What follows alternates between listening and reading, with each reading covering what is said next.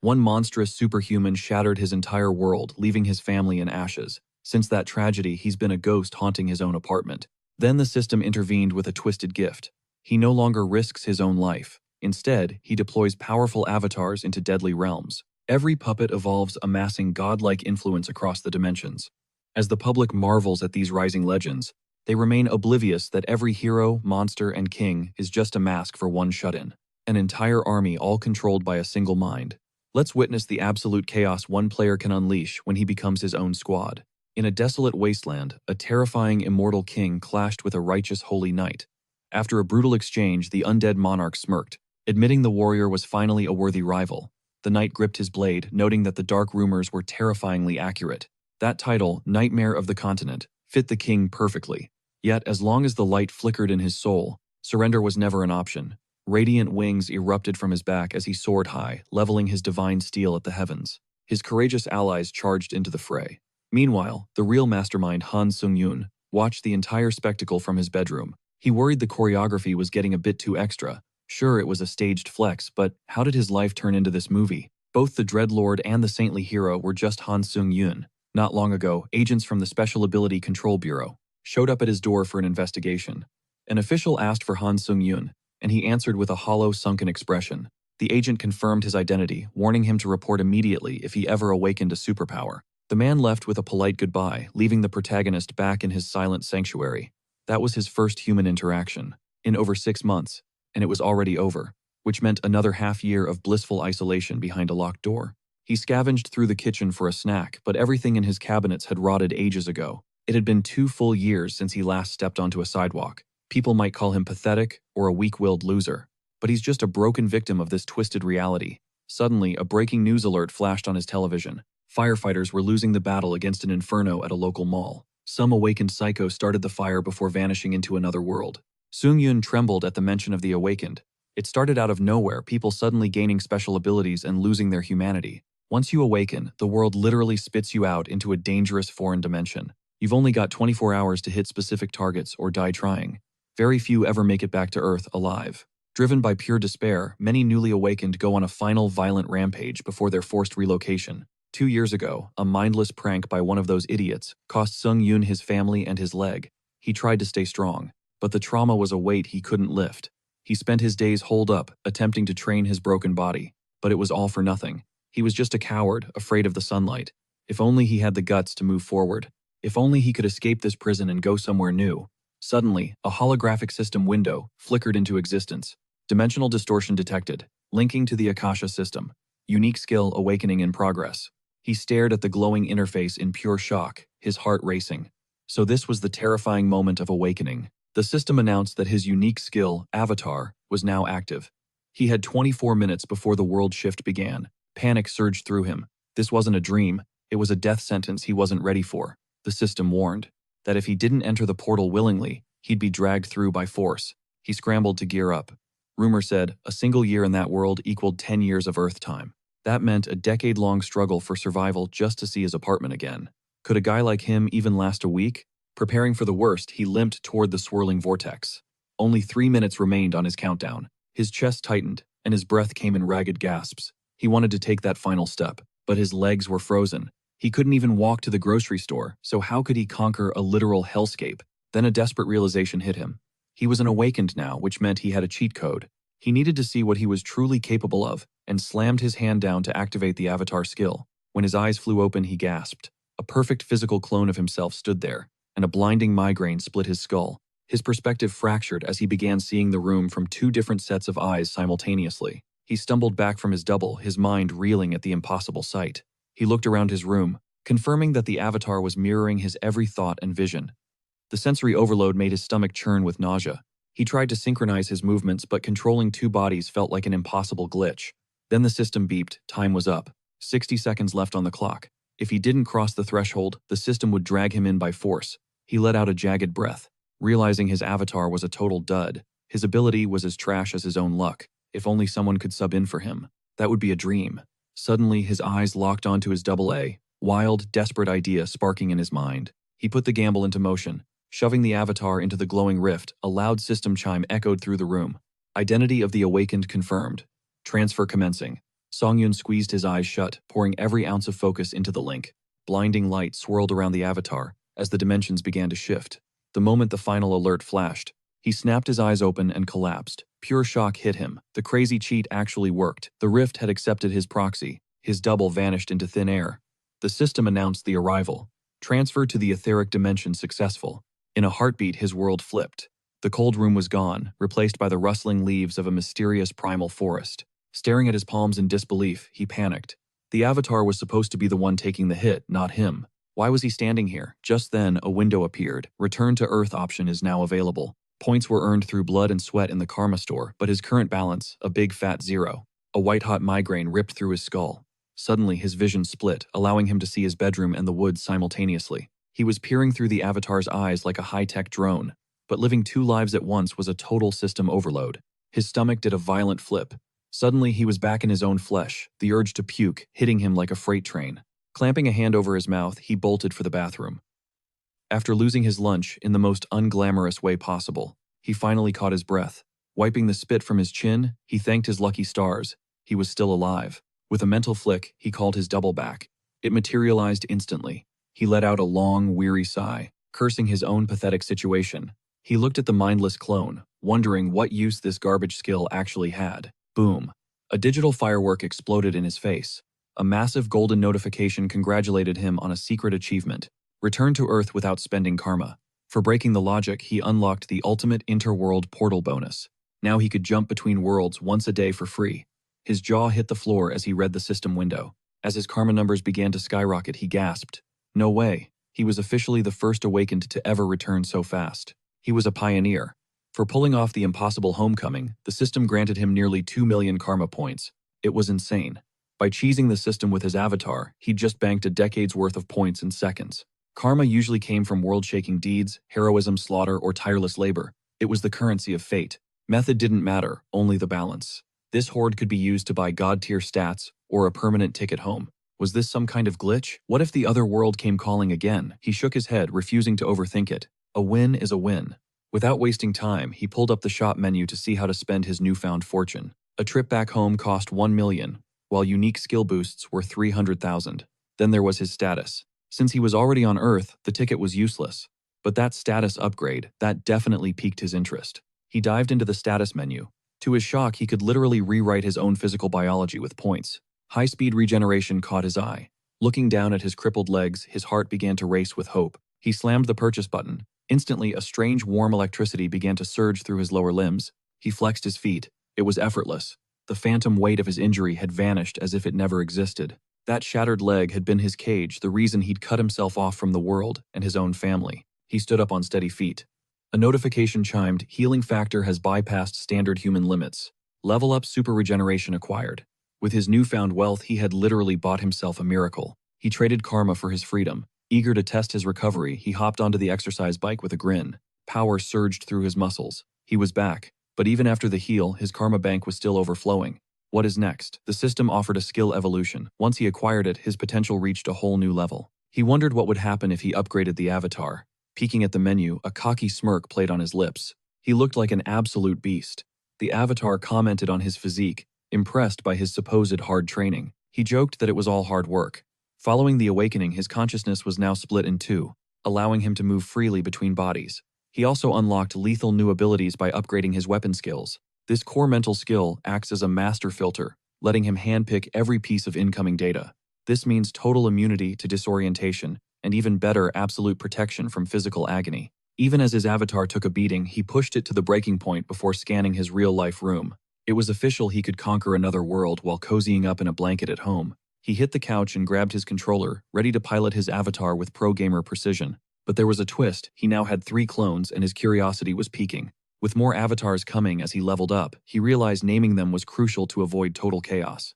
Calling them mere avatars felt basic, so the 3 of them began a high-stakes brainstorming session. Spotting a coffee cup and a ketchup packet, he dubbed his first pioneer, Hans, and the second, Heinz. Hans was a mana magnet, while Heinz was a vitality tank, leaving Hans vibing with his new name. Hans started striking cringe poses, making Songyun wince, but it was finally time for the main quest. The door to the other world awaited. Hans stepped into the unknown, while Heinz just took out the trash. While Hans warped away, Heinz paused at the door before finally stepping out of the apartment. Blinding sunlight hit his eyes for the first time in ages, making Song Yun freeze in his tracks. Zero anxiety, his mind center was working perfectly, and Hans was likely already deep in the other realm. He decided to switch perspectives, instantly warping into a dark, eerie forest under a midnight sky. He scanned the shadows, thinking the silent woods seemed strangely peaceful at first glance. Suddenly, the brush rustled, and a massive panther emerged, sending a jolt of pure terror through him. The beast lunged with razor-sharp claws, but he reacted instantly, flashing his steel in a defensive stance. He blocked the deadly fangs just in time, but the monster began drooling all over his blade. Disgust washed over him as he shoved the beast back, realizing he felt absolutely zero pain or fear. Channeling mana into his sword, he lunged forward and delivered a devastating fatal strike to the predator. As the panther collapsed, Song Yun looked at his weapon, wondering if things were getting too intense. Without proper leveling, staying in this monster-infested zone was a recipe for a quick disaster. He spotted a village flickering through the trees and was immediately met by an old man named Malcolm. The elder was stunned that a lone traveler would brave those deadly woods in the middle of the night. Song Yun just laughed it off, scratching his head awkwardly while downplaying the dangerous feat. When he asked for a place to stay, the old man agreed, claiming neighbors should always look out for each other. Song Yun breathed a sigh of relief, though the elder noted his strange clothes and exotic gear. He played it cool, claiming he was just a traveler from afar who had lost his way. Malcolm smiled, saying it had been forever since a fresh face had wandered into their little corner. He offered a celebratory beer at the tavern before leading him to a cozy room for the night. Flopping onto the bed with a grin, he felt a rare sense of peace settling over him. The kindness of these people was overwhelming, making him realize how much he missed real human connection. After a few drinks, a heavy yawn took over, and he drifted off, completely unaware of the looming danger. But these villagers were hiding a dark secret, even as the real Song Yun enjoyed a drink back home. After a quick shower and some fried chicken, he heard strange noises coming from the next room. He felt a bit bad for Heinz, who was currently grinding his vitality stats in the other room. As Heinz approached on trembling legs, Song Yun realized his master plan was actually working. Hard work was great, but he needed more intel on this mysterious new world to truly dominate. He was born to lead, but suddenly a chilling memory of his avatar going to sleep flashed by. The system suddenly screamed, a warning his avatar was dead, sending a shockwave through his mind. All progress and data were instantly wiped, leaving Song Yun reeling as he replayed the entire evening. Hans was gone, and it had to be the old man's doing. That drink must have been poisoned. Frustrated by his own naivety, he gripped his head before feeling the pull of a fresh reconnection. Two figures loom over him, a grumpy geezer and his lackey. The elder clicks his tongue, looking completely unimpressed. He grumbles that the boy is a total dud instead of a useful asset. His subordinate echoes the harsh assessment. Eyeing the pile of bones, the old man notes this failure somehow survived the deadly forest alone, a strange feat. He expected more, but labels him a generic elite skeleton. Once they leave, our hero tests his new body. Staring at his skeletal fingers, he's absolutely shook. A system ping confirms his race has officially swapped to the undead. He unlocks a passive skill, Decayed Heart. As he stares at the screen in disbelief, the system drops the bombshell. He's a walking corpse now, but his mind center keeps his consciousness intact. He quickly scans the room for intel. Trying to get his bearings, he spots a mountain of corpses. A wave of pure horror washes over him. No way. Did these monsters harvest the whole village? Suddenly, the door creaks open. He instantly plays dead, his mind racing. Who is this? He recognizes the face from the tavern. A chilling thought hits him. Are these guys dark mages? Jeffy trudges in with a heavy sigh, wondering how much longer he's stuck babysitting in this literal dump. He's exhausted. His gaze lingers on our hero, squinting suspiciously. Song Yun's non-existent heart skips a beat. Has he been made? Why is he staring? Did he realize a soul is piloting these bones? Luckily, the mage is just being annoying. Clicking his tongue, the mage barks about why he must double-check this specific batch of inventory again. He's pissed. After dealing with the others, he points at Song Yun, commanding him to line up with the rest of the fodder. Song Yun is low-key panicking. He might not have a pulse, but he's definitely having a mental heart attack right now. Without warning, his bones jerk into motion. He's forced to march toward the group, feeling an invisible grip pulling him. An external mana force is overriding his will. He could fight it if he focused, but decides to play along. As he settles into place, Jeffy continues whining about why the obsessive old man makes him babysit these creepy boneheads. The door slams shut, leaving silence. Song Yun realizes that weird controlling energy felt strangely familiar, like something he's used. It's the exact same vibration that reanimated his corpse. Could this all be tied to his mana attraction skill? The gears in his head start turning. If he can crack the code, he might hijack the entire undead army. A week flies by. Song Yun grinds his control skills, positioning a mindless skeleton right in front of him for practice. Channeling his mana, his sockets flare blue. Suddenly, the bones before him begin to rattle and twitch under his command. The puppet wobbles to its feet. He's finally done it. He can pilot others, though clumsy would be an understatement. The skeleton stumbles around like it's drunk. Song Yoon realizes his limit is currently one puppet. Multitasking is off. He expected more from an elite rank. Just as he's feeling frustrated, a sharp squeak echoes from the shadows. A bold rat is literally eating his heel. Song Yoon snaps into action, snatching the furry intruder before it escapes. Gotcha, you little thief. This pest has been treating his bones like a chew toy for the last 7 days. This thing is fast, but it gives him a brilliant idea. What if he tried his necromancy on a rodent? Testing his theory, a blue glow ignites at his fingertips. The rat senses impending doom and starts losing its mind. One final squeak later, Song Yoon ends the rat only to immediately pull its soul back with skeletal magic. He dubs his new undead minion Alfred and sends the tiny spy out on a high-stakes reconnaissance mission. Go Alfred. Thus begins Operation Nightwatch. With a literal rat on the inside, Song Yoon finally gets the intel he needs. Syncing with Alfred's vision, he gets a front-row seat outside, quickly spotting that lazy mage, Jeffy, still whining.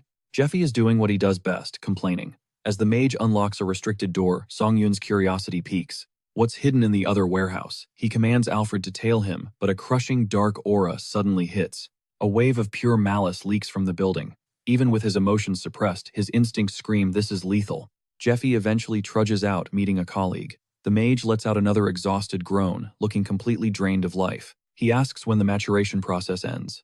Apparently, the fragment of the immortal king is sucking the life from him. Jeffy feels his soul being devoured every time he goes inside. His friend just shrugs, offering zero sympathy. The teacher is in there daily. Jeffy scoffs, questioning why they even need guards under such total lockdown. Death traps are set everywhere, not even a mouse could slip through. Ironically, Alfred is doing exactly that. Jackpot Song Yoon thanks the idiots for the free intel. That massive power source must be the immortal king's fragment. He scans for more clues, wondering where the old man went. Suddenly, a magical spike skewers Alfred, pinning him to the ground. The elder drew near, muttering that his suspicions were right, only to find a mere rodent scurrying through the shadows. Panic flared in Song Yoon's chest. Was his cover blown? Squinting at Alfred, the old man hissed, "Is this thing undead?" No traces of dark arts appeared, yet the creature reeked of murky mana. Yanking out the magic spike, he demanded answers. Did raw mana warp this beast into a zombie? Only one cursed location could leak such a foul, concentrated energy. Cornering the guards, he barked. Wasn't Jeffy handling warehouse duty today? Their faces went pale with sheer terror. Meanwhile, Song Yoon whispered a solemn apology to Alfred, vowing bloody retribution. Watch me from above, I'll make them pay. Hearing about the rodent, Jeffy slammed the basement door open with a violent kick, roaring at the top of his lungs. Who knew a damn rat would show up here? Why the drama over a pest? He vented his simmering rage onto the helpless undead. Leveling a finger at a corpse, he snarled. Why isn't this freak standing straight? He barked a command for the creature to snap to. Calling him a brainless monster, he delivered a bone-shattering punch to the face, screaming for the undead to hold its ground. The impact sent the creature crashing down. Inspecting the face, Jeffy chuckled darkly before hoisting the corpse up by its matted hair. Wait, aren't you that cocky brat who defied me? This loser once swore to kill Jeffy if he ever touched his family. He dared him to speak up, knowing full well he'd already ripped out the man's tongue. Releasing his grip, Jeffy let out an annoyed sigh. The novelty had worn off. It was way more entertaining when they were hunting down every fool in the village. As the undead twitched, he mocked the creatures, claiming this miserable bastard must be thrilled with his current state. After all, your wife is here. But where are the kids? Every family needs little failures, right? Suddenly, the undead lunged from the shadows, sinking its teeth into his neck. Jeffy shrieked in agony, spinning around in pure shock. What was going on? As the corpses closed in again, he frantically screamed for them to halt, over and over. His orders fell on deaf ears. Just as he prepped a dark spell, another zombie lunged forward, gagging him with rotting hands. Muffled groans escaped his throat as he watched the mob of undead tear into his flesh with savage hunger. Pure terror consumed him during their brutal payback. For Song Yoon, their vengeance was only getting started. Moments later, a new vessel named Haynes arrived. Song Yoon instantly shifted his consciousness into the body. He attempted to breach the village gates, but a guard blocked his path. Song Yoon quickly spun a lie.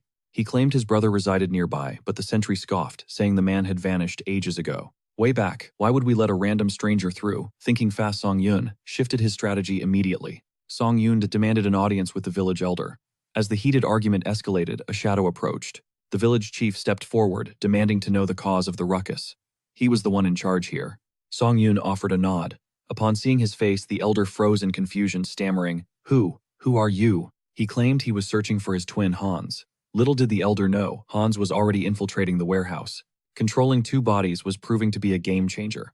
With Haynes keeping the elder busy, the path was clear. He snatched the fragment of the immortal king with ease. Staring at the gem, he felt its overwhelming ancient power. Was it drinking the dark essence of the nearby dead? The fragment seemed to be resonating hungrily, filling its own void. Surveying the undead, he realized these corpses were monstrously powerful. This dump was hiding a literal army of death. This warehouse was a graveyard. Grasping the crystal tightly, a wave of cold disgust washed over Song Yun's soul. These fools still treat us like trash. It's time they felt true despair. He crushed the crystal in his fist. A torrent of energy erupted. Simultaneously, Haynes kept the elder distracted with a deceptive, lingering conversation. "We're twins, we always sense each other's presence," he teased. The old man just let out a mocking cackle. He scoffed at the idea, but then his eyes nearly popped out. A massive surge of energy radiated from Haynes. "Something is wrong with the fragment," the elder shrieked, his face twisting in sudden absolute horror. Transforming into a spirit, he raced toward the warehouse, screaming for the guards to slaughter the intruder immediately. But the target vanished. Inside the warehouse, Song Yun struggled to keep his sanity within Hans's body. A tidal wave of pure agony flooded his mind. His mental core fought desperately to filter the chaotic data. The mental trauma hit like a freight train. Could any mortal survive this? His vessel greedily drank in the darkness. Energy swirled violently. Suddenly, a blinding flash erupted as the system confirmed the hidden evolution conditions were met. Behold the immortal Demolish Mage, empowered by the fragment, his rank ascended to a whole new legendary level. A shard of the immortal king, one of 3. Its dormant dark magic fused perfectly with his core. He unlocked the legendary skill, Magical Wisdom. This god-tier buff grants him total mastery over the dark arts. Meanwhile, Jeffy's lookout let out a frustrated sigh. He was sick of babysitting that incompetent, useless idiot. If Jeffy couldn't handle one zombie rat, he'd do it himself. Suddenly, Malcolm's raspy voice echoed inside his mind. He ordered him to check the fragment immediately. The boy hammered on the door, screaming for Jeffy to answer. When silence followed, he shouted again, his voice cracking. "Jeffy, you better not be sleeping in there." A sudden glimmer pierced the room's shadows. A figure approached. The boy barked, demanding to know why he was ignored. Realizing it wasn't Jeffy, but a walking corpse, horror struck. He stumbled back as the undead reached for him. He let out a terrified shriek. Song Yun simply stepped forward, casually mentioning how nice the weather felt today. This was impossible. How could a zombie speak? Before he could flee, a cold, rotting hand clamped his wrist. Panicking, he unleashed a bolt of dark energy, screaming at the monster to leave him alone. The blast shattered the door, letting a tidal wave of undead swarm him. Song Yun calmly stepped through the debris. He noted that ignoring people was the height of rudeness. Staring at the mana in his palm, he felt clarity. Whether it was magical wisdom or instinct, the secrets of dark magic now felt as natural as breathing. Then the warehouse erupted. A massive breach formed, releasing ravenous undead to terrorize the entire village. As the corpses fanned out, magical bursts lit the horizon. Suddenly, a shattered skeleton crashed at Song Yun's feet. He paused, spotting Old Man Malcolm, a high-ranking member of the notorious Oath of Disobedience. Malcolm stormed toward him, snarling in rage. He claimed Song Yun was supposed to be a mere skeleton puppet. "What did you do with the king's fragment?" he roared. Song Yun stood his ground, unfazed by his fury. "Long time no see," Song Yun replied. "Remember me, thanks to you, I lost my heart back then. So I found a replacement in the warehouse." Malcolm's eyes bulged with rage. "You dared to fuse with it. How could a lowly body contain the immortal king's essence?" Malcolm screamed, unleashing the lethal finger of death. A beam of darkness slammed into Song Yun's hand, scattering bone. Song Yun narrowed his eyes in pure annoyance. "Where are your manners? It's rude to attack while I'm talking." Malcolm just screamed at him to shut up. A whole year of resources were wasted. He was so close to gaining absolute world-shaking power. It wasn't supposed to end with a mere skeleton evolution. He wanted the power to rule the entire world. Obsidian spikes erupted from the earth at his command. But Song Yun's shimmering barrier blocked every single strike. Trying to crush a newbie with high-tier spells, Song Yun mocked. Malcolm spat back, claiming only he could rule. "You never had the strength to tame that fragment anyway," Malcolm growled, baffled by how the boy survived. "Fine, I'll just tear your body apart for my experiments." He launched another wave of destructive magic. Song Yun deflected it effortlessly. "Stop announcing your moves. It's annoying." Then he called Malcolm Alfred's killer. He promised him a swift death. Malcolm scoffed. "Who is this Alfred? Just another peasant fly. Did you really come here for revenge?" Suddenly, jagged blades of shadow materialized behind Song Yun's back. Song Yun spun around his barrier, shattering the ambush. None of this mattered. He had adapted to the power. Was it the fragment's influence? Regardless, he was done playing. He couldn't afford to waste any more time. Malcolm cast the Pact of Annihilation. Suddenly, the dark mages fighting the horde clutched their chests in agony. Their very souls were ripped from their bodies in a gruesome display of betrayal and dark magic. Those dissolved spirits coalesced into the crown of the broken. Malcolm placed the artifact on his head, laughing. It was a gateway to the abode of the dead. Song Yun watched in disgust. You sacrificed your men. The fallen mages rose as mindless husks charging Song Yun. Malcolm cackled, intoxicated by his stolen strength. With this power, you're nothing. You're going to die right here, you arrogant brat. He began chanting his ultimate spell, but a tiny concentrated bolt of mana suddenly pierced through his chest. The old man collapsed. Song Yun yawned. I almost fell asleep, waiting for you to finish that chant. He wanted to end this nightmare. He dove into the dark magic as Malcolm stared in shock at his end. As the villain lost consciousness, Song Yun glanced at the moon. Alfred. You saw that, right? It's over. He finally settled his blood debt to claim a moment of peace. Simultaneously, Saint Ristar offered desperate prayers within the holy temple. As the divine response echoed, anxiety clouded her gaze. She hurried from the oratory to find Bishop Martin immediately. Her expression hardened instantly as she urged him to summon the rest of the council. Ominous signs of the immortal king's rebirth surfaced in the west, sending a chill down his spine. He rushed to assemble the elders. She feared the return of the monster who once drenched the world in terror. Centuries of peace were ending. She vowed to stop history from repeating. Elsewhere, our protagonist paced through the carnage. Looking at the mountain of bones beneath him, he realized nothing remained but total ruin. Hundreds of undead lay shattered. However, in this game, losses are easily replaced, no room for pity. Necromancy's ultimate perk, turning corpses into loyal soldiers. He then looked down at his severed arm. Time for a quick fix. He scouted for a sturdy skeleton, ripped its arm off, and admired the fit. He slammed the limb against his shoulder, triggering super regeneration to fuse the bone instantly. A perfect fit. Now what next? His eyes locked onto a nearby pile of remains. Unleashing his dark mana, he commanded the corpse to serve. Forbidden whispers guided his every move. Empowered by the immortal king's shard, he worked to purge the lingering magic from his vessel. He tried erasing the dead's memories, but failed. The bones collapsed, leaving him staring in total confusion. A miscalculation. After some trial and error, a small legion of the damned finally stood before him. Practice makes perfect. He eyed the old man, debating whether to resurrect him as a sentient undead servant. He needed information, but the ritual hit a wall. Surprisingly, the old man's soul was completely missing. Ripping open the man's tunic, he discovered a mysterious magic circle, etched directly into his flesh. It seemed his soul was siphoned through this seal, a ruthless security measure to keep secrets buried. It made sense. With stakes this high, his enemies wouldn't overlook such a critical defensive detail. No matter. He just repurposed the corpse into a high-tier undead warrior with its own consciousness. Chanting his spells, he meticulously visualized the dark procedure required for the transformation. He corrupted the residual mana, binding the intellect and hardening the persona. Then the skin sloughed off. A skeleton death mage emerged, bowing low and awaiting commands. Even Song Yun was stunned by the result. Surprised by his success, he clapped the skeleton's shoulder and dubbed his new servant, Malcolm. Total loyalty was required. When the skeleton stayed silent, he delivered a sharp strike, demanding a response. Malcolm complied instantly. Song Yun mused that though the man's memories vanished, his sins remained eternal. He planned to enjoy this torment. As he spoke, Malcolm gripped his cane, trembling with nervous anticipation. Eyeing the weapon, he remarked on how stylish the cane looked. The old man shook violently with fear. Bound by duty, he handed over the artifact. Next, Song Yun moved toward a massive heap of bones. He spotted the zombie responsible for Jeffy's death. With a simple touch, he ignited the creature's head. He granted it eternal rest with its kin. Exhausted from the chaos, he finally returned to his physical form. After devouring a massive feast, he pulled up the latest gold market rates to check his profits. Since mages ran that village, the gold reserves were insane. He never expected such a massive haul.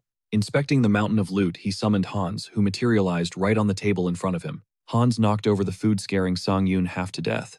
The servant's presence was purely terrifying. He panicked and unsummoned him instantly. Gasping for air, he felt like his heart almost stopped. Decisions. Before resummoning Hans, he checked the karma shop to buff his unique skills first. The payout was massive. His points had doubled from 400,000 to a whopping 800,000. He dropped 300,000 on an upgrade. The system confirmed his avatar capacity would now scale higher. His willpower shattered records, unlocking Serenity, a skill that shields his mind from all external psychological shocks. With his mental defenses up, summoning the terrifying Hans was no longer a nightmare. Hans started teleporting the village's riches into the apartment, while his avatar organized the gold piles. He realized that despite being near such a terrifying entity, his mind stayed perfectly calm. Serenity was truly powerful. It was a total mystery. Despite his internal chaos, fate always dropped the perfect skill right into his lap. Hauling heavy sacks of gold, he hit the jewelry shop to cash out. The staff's jaws hit the floor. The blinding shimmer of his loot nearly scorched their retinas. Song Yun secured his bank transfer and ghosted the scene. The employees practically bowed him out, praising his VIP status. He just gave a casual wave and a smirk. Taking no chances, he used dark arts to tuck Hans into his shadow. He even masked the summon for stealth. Maybe he was overthinking wrong. A thunderous blast ripped through the air as two awakened thugs burst from the shop. A hulking werewolf led the charge, howling about hitting the ultimate jackpot. Who could have predicted this massive haul? Finding a mountain of gold in this backwater town? Insane. His partner snapped at him to shut up and move. Time was ticking. They bolted into the distance as the frantic jewelry shop staff screamed for help. Villains, the cry rang out. As the duo charged toward Song Yun, he just stood there, paralyzed with disbelief. Villains use awakened gifts for chaos, while heroes clean up their mess. It's the classic battle of power and ego. The déjà vu hit like a freight train, freezing him. The werewolf slammed into him, snarling for him to move. Song Yun played the helpless bystander, assuming the authorities would eventually sniff out these low-life crooks. The beast chuckled. Everything was going perfectly. They had more than enough time to vanish into the night. Backup was 3 minutes out. His partner urged them to hustle toward the portal before the heat arrived. At the rendezvous, their comrade lay cold on the concrete. The werewolf scooped her up, panic leaking through his fur. He begged her to name her attacker. Suddenly, his partner caught a terrifying shadow looming behind them and started shaking. The werewolf whirled around, demanding to know if it was a guard. His partner hissed this freak was definitely no hero. Hans stepped out of the darkness, raising a nightmare army of undead. Pure, unadulterated panic gripped the villains' hearts. Song Yun might be playing the weakling, but Hans was an absolute force of nature. Meanwhile, the Association of the Returned swarmed the area. Their commander barked orders, desperate to catch the fleeing criminals. Would they let them slip away again? But arriving on site, they stopped dead. The scene was completely baffling. The heavy lifting was already finished. The commander stared at the incapacitated thugs. Someone had already served them justice. They couldn't be far. Secure the perimeter. Just then, a flicker of darkness danced across the commander's blind spot. Hans slipped out and reunited with Song Yun, stretching his limbs. A little warm-up was exactly what he needed. Nothing beats a bit of stress relief. Once home, Song Yun dispatched Hans back to the other world for total domination. Towering city walls finally loomed ahead. He'd made it. Malcolm's intel about this place was spot on for once. The promised city to the east was real. Stepping through the massive gates, Song Yun took his first breath inside. This was Hans's official Otherworld debut, but the vibe, it was nothing like the grand entrance he'd imagined. The streets were ghost town empty. No guards, no welcome party. It seemed newcomers weren't even worth their notice. Harsh shouting echoed from a dark alley. A man pointed a jagged finger at a girl, spitting out venomous warnings. She pleaded for mercy, begging for just a few more days. But the man wasn't interested in excuses. 2 silver coins. That was the price. He gave her 3 days to pay up, or suffer the dire consequences. Same old cliché. Thugs harassing a girl. Song Yun rolled his eyes and prepared to walk away from the drama. Suddenly, the girl bolted from the alley and slammed right into him. She scrambled to apologize, looking absolutely terrified. "Do you know this city?" he asked. She stared up, confused, but then he flashed 2 silver coins with a smirk. "Consider me your new boss. Time to talk business." Desperation met opportunity. She was definitely in for the gig. She started the tour, immediately leading him to a local inn that supposedly offered the best rest in town. Diane, that was her name. She was scraping by, struggling to keep her sick brother alive in this harsh city. Orphaned and broke, the local taxes were crushing her. Acting as his guide was her only lifeline for survival. 2 silver coins a day. He handed over the first payment, telling her to report back at dawn, sharp. He checked into the dusty inn, crashing onto a stiff bed. Maybe this counts as a good deed, he wondered. Even if she planned to rob him, sleep came fast. But dawn arrived far too soon after a brutal night. That bed was a nightmare. He barely caught any sleep.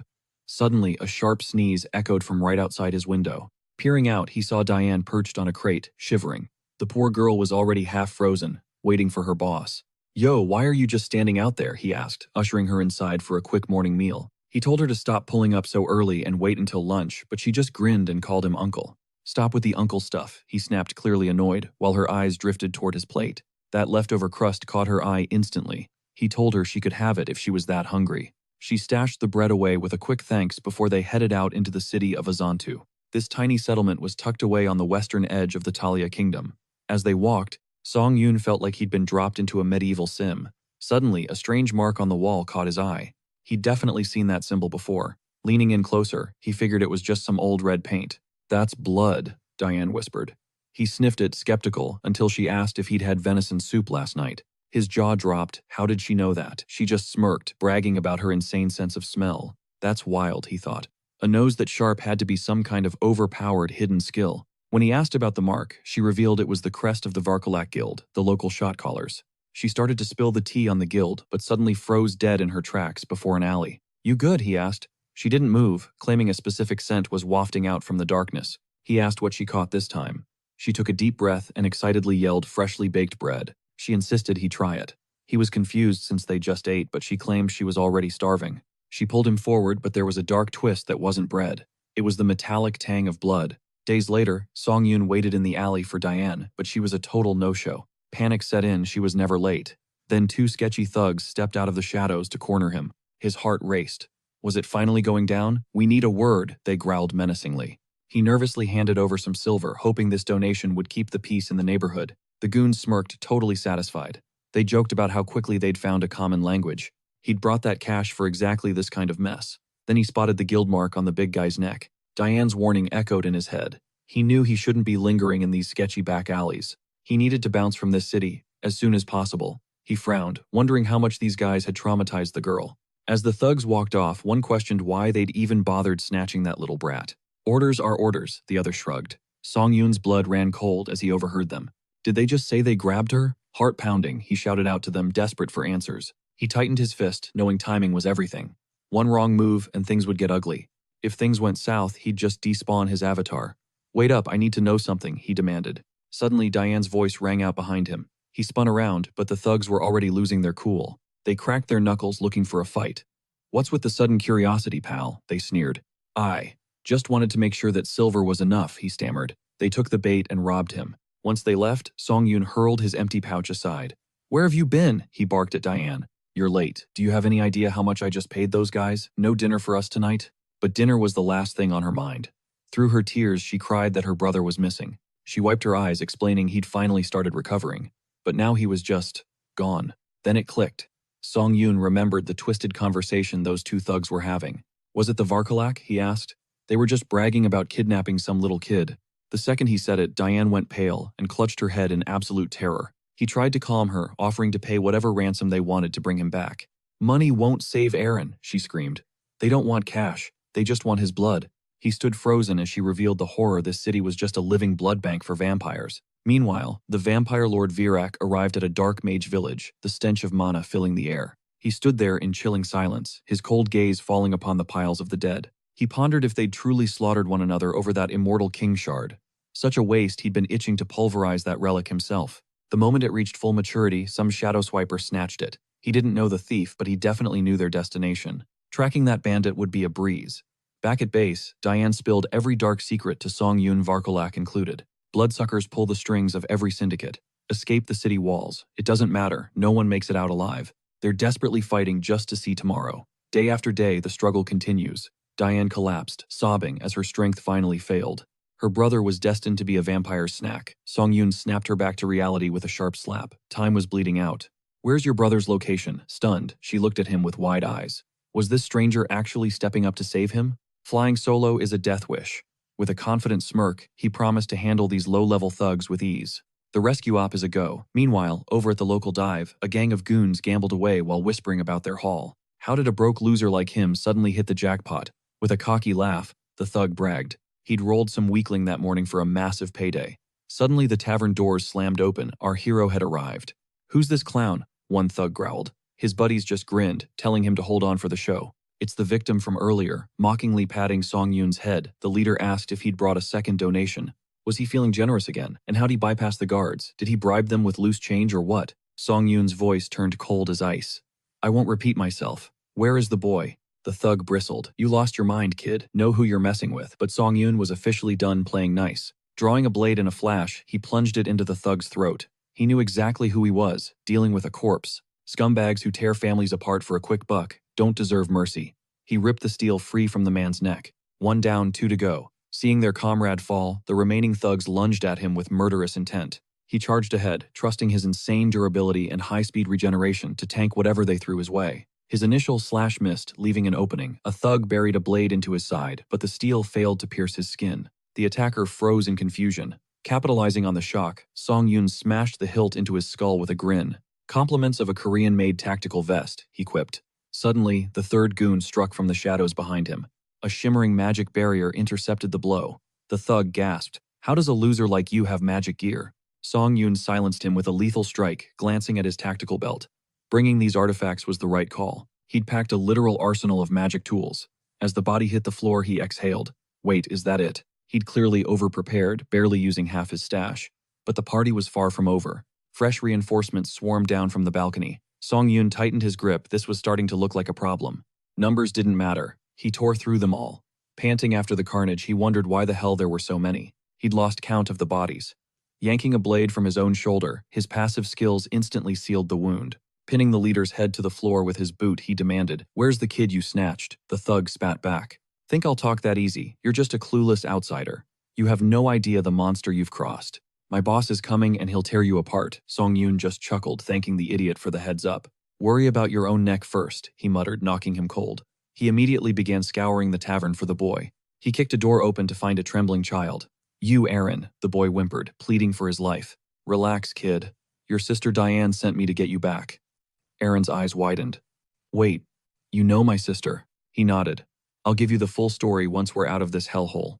Let's move." Suddenly, a bat screeched through the air, shifting into a man before their eyes. "Who the hell are you? How dare you touch my dinner while I'm out?" As Song Yoon turned, the vampire's eyes burned with hunger. "Are you with the Oath Rebels, or just a foolish brother? You know the price of defiance, don't you?" Shielding Aaron, Song Yoon retorted, "I'm just a traveler your trash tried to rob. Bad mistake on their part. Rescuing him was just a bonus." The vampire smirked. "Boring. I prefer fresh meat, so you're both dead." Crimson blood magic erupted, putting Song Yoon on high alert. "Run now," he yelled, shielding the kid once more. A violent torrent of blood smashed through the floorboards, sending them both plummeting into the dark cellar below. Wine barrels shattered upon impact, soaking the floor. Song Yoon scrambled to his feet, ready for round two. Grimacing at the stench of booze, he checks on the boy and urges him to flee. The vampire drops down, noting the slick dodge. A decent warm-up before lunch, he muses. Claws out the monster charges with a smirk. Our hero shoves Aaron away, yelling for him to never look back. His sword clashes against the vampire's claws, but his heart sinks as they pierce his chest. The blades tear through his tactical vest. The vampire is impressed by his sturdy build and insane healing factor. Tongvan grits his teeth, realizing the power gap is massive. The bloodsucker just licks his lips. He calls him an unexpected delicacy. The main character knows he'd be dead if the monster wasn't playing with his food. He can't just take this lying down. He clenches his fists, ready for a final stand. Sensing the counterattack, the vampire instantly shuts him down with overwhelming speed. "Maybe I should shave your bones before eating," he mocks, hoisting the boy off the floor. "Your pathetic resistance ends here," he sneers, reaching for the hero's throat to end it all. If the gap is this huge, they're both going down. He bites the hidden ring in his mouth. His body erupts into a localized inferno. The vampire recoils, screaming about a fire element magic tool. Tongvan had noticed the spilled alcohol everywhere the moment he was thrown down. Seizing the chance, he lunges forward, tackling the monster into the booze-soaked floor. The vampire panics, calling him a suicidal madman. He's not looking to die in a blaze of glory. If the sparks hit the floor, it's game over. He tears off the hero's lower half to escape. He mocks the boy as flimsy meat, but our protagonist isn't done fighting yet. His upper torso crashes onto the vampire, delivering a brutal headbutt that sends the monster reeling. "Since you praised my sturdy build and healing, expect this meal to be a bit chewy." Terror fills the vampire's eyes as he begs for a second. Then the whole building explodes. Watching the wreckage burn, Tongvan is shocked he actually survived such a devastating blast. Getting stronger is a nightmare. He closes his eyes, satisfied that the rescue mission was a success. Outside, Diane and her brother wait in agony, her voice trembling as she calls his name. System report: Avatar Haynes is dead. Respawn in 7 days. Time skips forward after the incident. Diane is back at her daily grind, shining shoes for noblemen. A customer pays and heads out. She offers a tired smile before wiping the heavy sweat from her brow. A voice asks for help. She looks up, offering a professional smile to the new customer. She offers him a seat, but seeing his face, she freezes before lunging into a tearful hug. "You're alive," she sobs. He gently pats her head, promising her that he's perfectly fine. "Do I look like the type to die easily?" In reality, the original Haynes died a week ago. Fearing her grief, he rushed a new avatar, Haynes II, specializing in extreme speed. As she clings to him, he hopes she won't notice the sudden change in his stats. To her, the soul is the same. He returns the embrace, feeling the weight of her relief. She warns him to stay hidden from the vampires. He just smiles and tells her not to worry. He's made his move. With the undead king on his side, those bloodsuckers are no longer a threat. Back at the inn, he's too busy with his system windows to notice he's being watched. Suddenly, a bat shatters the window and transforms into a man right before his eyes. Vampire Lord Virok slams him against the wall, demanding to know if he's the culprit. The trail from the forest led straight to this room. The hero realizes he's facing a high-tier monster. Have they already figured out his secret? Virok wonders if this mysterious outsider was working for the vampire who was recently slain. Tong Van gasps, unable to break the grip.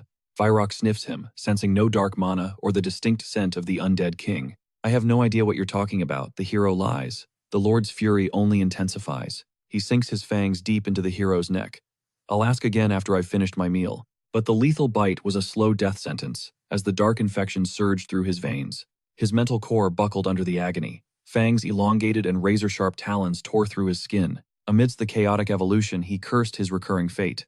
Suddenly, a cold system notification flashed. His race had shifted to vampire. He had unlocked a legendary hidden skill legacy, Lesser Blood. His god-tier healing was nerfed to standard regeneration. Virok pressed him for answers once more. Was he truly tied to the oath of disobedience? Song Yun felt a crushing aura weigh him down. His very DNA shrieked, demanding he bow to the apex predator standing before him. He played the humble traveler, using his mental sanctuary to filter out the overwhelming pressure. He severed the biological urge to submit. Sensing no lie, Virok clicked his tongue in annoyance.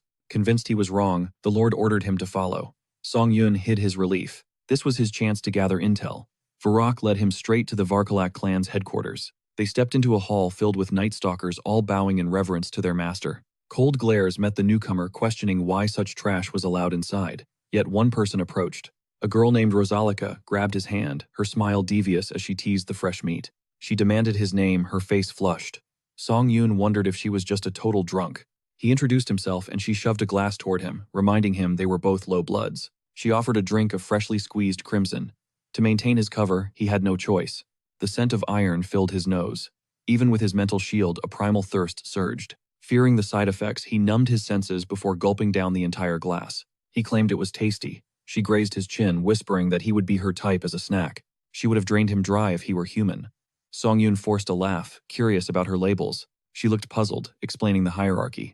In their world, a low blood was just a common soldier. Pure bloods were the nobility like Virok. But true bloods, they were the absolute kings. Above them all was the sacred blood, a godlike prophet they all worshipped, an entity demanding total obedience. Suddenly, a sharp chime echoed from the balcony above. Virok silenced the room with a glass tap, announcing that the meeting was officially in session. Time for business. Flanking him were two lethal purebloods, Parita and Tiapo. He revealed that the immortal king's fragments were stolen. They were traced back to this very city. Then they vanished. There was a chilling chance the relics were already among them. The immortal king's fragments, Song Yun whispered. Rosalika shot him a sharp look. She explained that dark mages had been farming these artifacts nearby. Song Yun froze in realization. Was she referring to the Oath of Disobedience cult? Virok barked out a new order. Every vampire was to sweep their sectors and report any anomalies instantly. Vigilance was mandatory. Later, Song Yun patrolled with a sulking Rosalika huddled under her parasol. She complained about the blistering sun. Song Yun donned his hood, feeling the daylight sap his strength. Even the high-ranking Parita was searching. They could not afford to slack off now.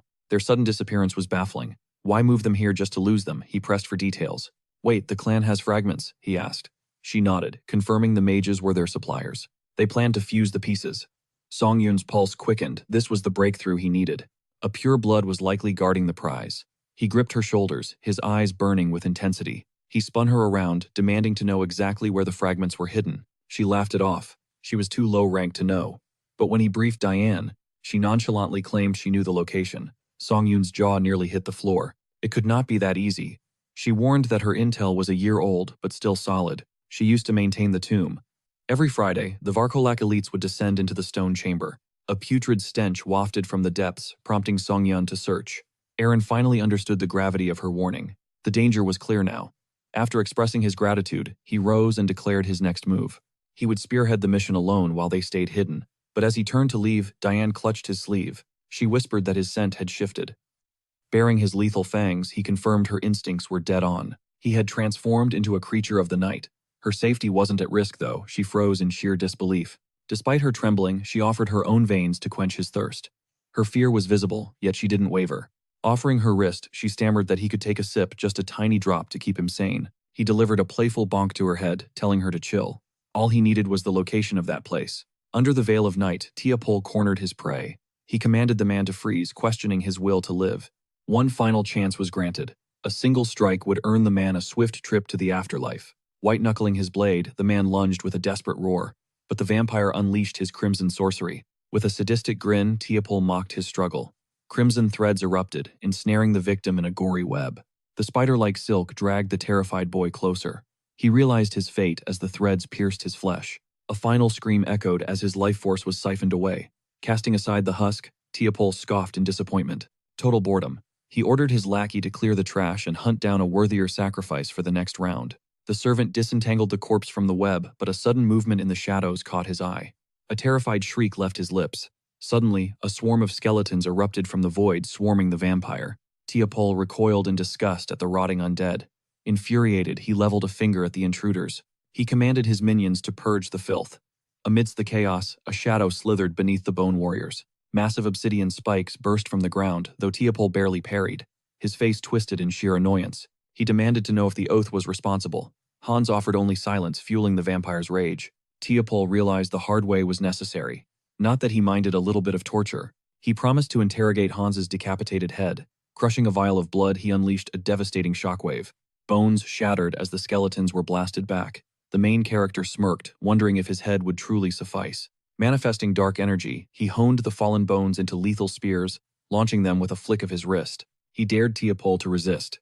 As the spears soared, skeletal hands clawed from the earth, pinning the vampire. Tiapol froze. The trap was too swift, the execution perfect. Just then, Sanya lunged into the fray. Sanya dove in, shielding Tiapol from the bone barrage. The vampire gasped, hoping for backup. Perfect timing. Sanya claimed they had caught wind of the ambush and rushed to his side. Lord Virak's army was closing in. Tiapol rallied, demanding Sanya assist in crushing this demon. They just needed to stall. But suddenly, a warm spray of blood coated Tiapol's face. He stood paralyzed as reality set in. His supposed ally was sinking his fangs deep into his shoulder. He shrieked in betrayal. Utilizing his avatar, the main character locked the vampire down with crushing dark magic. Tiapol stammered, realizing the treachery. He begged for mercy as his world crumbled into panic. His body shriveled like a prune. He screamed, horrified that a fellow vampire would commit such a sin. Cannibalizing one's own kind was madness, but Hans did not stop until every drop was siphoned. Tiapol collapsed into dust. Hans wiped his lips, immune to the madness. Then the system chimed. A new notification appeared, blood magic acquired. He instantly manipulated the energy to shatter the seal. With seconds to spare, he chose brute force. He blasted the sarcophagus with a surge of crimson power. The ceiling groaned as the tomb exploded. Peering into the rubble, they found the immortal king's fragment. Hans grasped for the relic, but a violent shockwave erupted, hurling them across the room. Songyan braced himself. Even with his mental defenses, the sheer malice from the shard was suffocating. It was a tidal wave of darkness.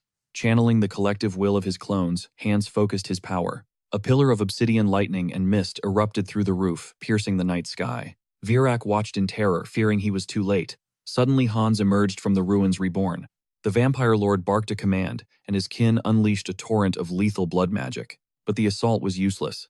With a casual flick of his wrist, Hans sent the vampires flying. Lord Virak squinted at the skeleton, a cold chill of dread crawling up his spine. The system flashed, regeneration had evolved into immortality. Forbidden knowledge was now his to command. Hans had transcended his demolich form, becoming a legendary archlich. The paladin stared in utter disbelief. "Holy heavens, is that an inferno?" he gasped. "It's coming straight from Azantu." He choked on the air as Tuscan caught a floating ember, instantly ordering the horses to retreat. They had to reach the cathedral. This wasn't just soot, it was a dire omen for the saint. The immortal king was rising again. Virak shielded his eyes, peering into the chaotic horizon. Hans felt an explosive surge. He was 10 times more powerful now. A true archlich had awakened. Armed with 2 out of 3 fragments of the immortal king, his rank skyrocketed. Dark mana pulsed through him. As long as his source remained, death was merely an inconvenience. He channeled the void in his palm as the system confirmed his new traits, evil wisdom, and forbidden knowledge. Every dark secret of the universe unveiled itself, granting him absolute mastery over the forbidden arts. He lunged his staff forward, unleashing a tidal wave of shadows that swallowed everything in its path. "Smoke, is this a diversion?" Virak hissed, just as Louis screamed for them to fall back. They needed to regroup, but before Louis could move, Hans's hand clamped around his throat. Screams echoed as Hans dragged him into the abyss. "Damn it," Virak roared in frustration. In a flash, jagged shards of dark mana impaled his flesh, forcing a guttural shriek from his lungs. Hans loomed over him. Tougher than the average pure blood, he mocked, but still just a walking blood bag. Virak winced, stunned by the sheer pressure of the magical aura radiating from the lich. He absorbed the fragment entirely, he howled.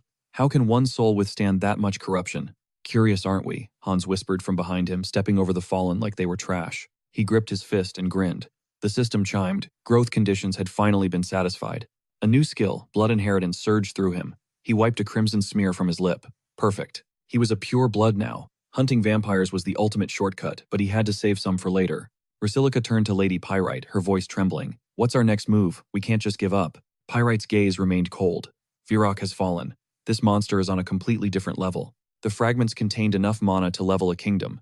Their enemy was becoming a literal god. She watched the drifting ash as the first light of dawn broke. The sun is up. We retreat to headquarters immediately. We're going to need every soldier we have. Deep in the city, a man scrambled through the alleys, gasping for air as he cursed his luck. He leaned against a cold stone wall, praying those monsters wouldn't hunt him to the bitter end. Arrogant bloodsuckers, he spat. They talked a big game only to get wiped out in seconds. Trusting them was a death sentence. Suddenly, Hans emerged from the shadows, crushing his arms as he screamed. Hans stayed to clean up the Varkalak mess, while Heinz blended into a merchant caravan to escape. Traveling with Diane and her brother, Heinz sizzled meat over a fire, the aroma filling the air. A little pepper, and voila, chef's special steak is served, he joked, passing out the steaming plates. The kids stared in awe before diving in. Oh man, this is the best thing I've ever tasted. They beamed with gratitude. Heinz just smiled, telling them to eat until they were full. Seeing their bright smiles, he realized the shadow of death had finally lifted from their hearts. He asked Diane about her uncle's shop in Laplas. She nodded shyly, hoping they'd actually be welcome. Leave the worrying to me, he assured her, silently deciding to leave them a fortune if things went south. The thought of saying goodbye stung. When had he become so attached he wasn't the same man anymore? Are you okay? Diane asked, looking concerned. Do you need blood? Heinz clutched his stomach and burst out laughing. Satisfied with his meal, he wondered if he should just drain every remaining vampire in the village all at once. Hans was busy raising a new undead army. He herded the transformed vampires into the portal, ordering them to finish up and move out. This subspace is absolutely broken. It's literally infinite. He crossed his arms, lost in thought about its potential. Forbidden lore and dark wisdom are the ultimate combo. Maybe he could even manifest a subspace back on Earth. Suddenly, a shockwave of crimson energy slammed into Hans's chest. Over sneered, asking if he was still playing tourist in their city. Was he seriously underestimating them this much? Besides, was this guy even a real member of the Oath of Disobedience? Hans barely blinked as he reached for the arrow lodged in his ribs.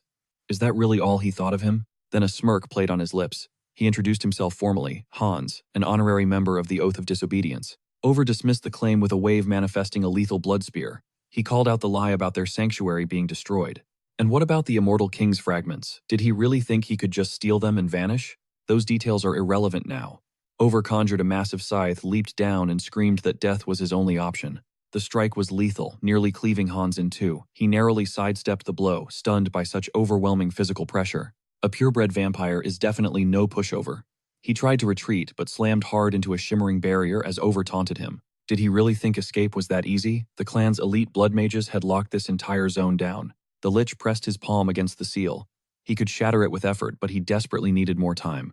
The vampire vowed to crush his skull and rip the fragment out himself. Giant spectral hands made of blood began to manifest.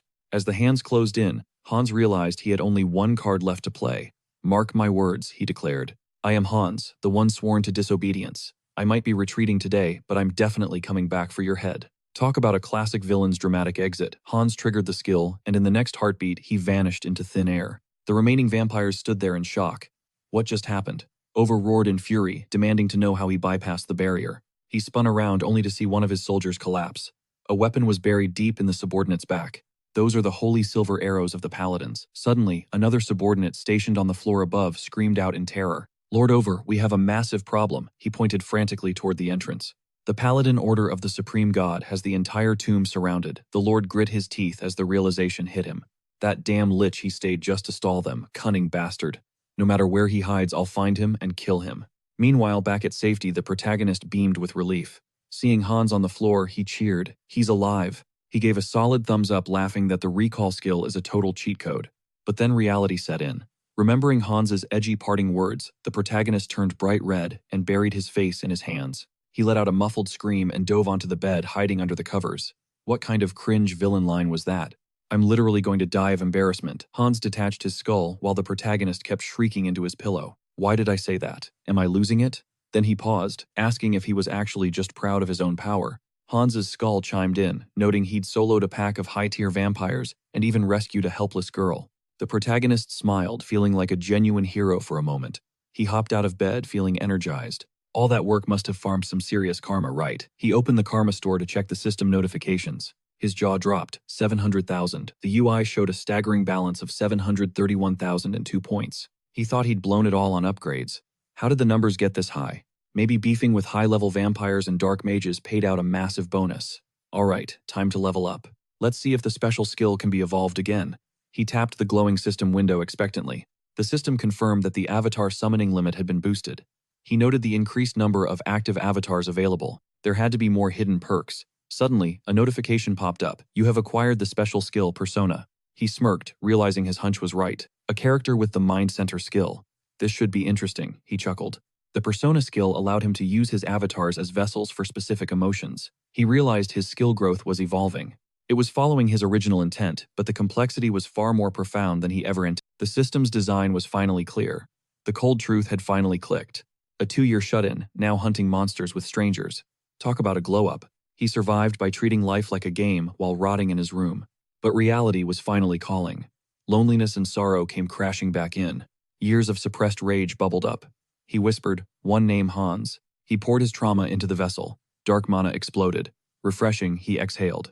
The pain wasn't gone, just folded away. He turned his mind racing. How did Hans feel? Agony and despair are my only friends, he replied. Hans didn't flinch. Our hero froze in shock. Those were his exact words. But Hans had evolved. Touching his skull, the avatar gained a soul. He possessed a personality now. Wait, he snapped his head toward a noise. Boom, an explosion. Is there another villain terrorizing my city? He barked. The city was falling apart. He shook it off. Let the official heroes handle it. It wasn't his problem, not yet. Then Hans asked a chilling question. Do we need a reason to kill trash? Everything finally felt clear. He was a coward who made excuses to avoid his true duty. Courage was his missing piece. Hans grabbed a mask. The world order is dead. Scum are everywhere now.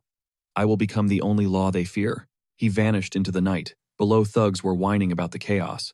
They stared at the ruins. These idiots are causing way too much heat. Where is the backup? One barked. High above, Hans was already hunting. A villain alliance. Too bad their clock just ran out of time. I need a souvenir. He summoned spectral eyes in his bloody palms. These would be his scouts in the dark. Meanwhile, the sinners played. A thug flicked his cigarette. Hey, I need a damn ashtray. Now. A victim was shoved forward. Here is a human one for you, his buddy laughed. The bully grinned, grabbing the kid's face. The perfect spot for my ash. Please stop, the boy sobbed. A girl shielded a child, screaming in terror. Nowhere to run, a man roared, belt swinging. A window shattered nearby. A thief raided the till, chuckling. All right, time to cash out, he smirked. Hans had seen enough. These weren't people, they were just garbage. Your sentence is eternal trauma, he lunged, crushing the thief's throat. He seized the abuser next. Their nightmare was only just beginning. He crushed the bully's wrist, injecting pure terror, seeds of evil. Remember this fear. When evil sprouts, the darkness will be there. Power surged through his veins. I need more, much more. Eyes swarmed. A citywide cleansing was coming.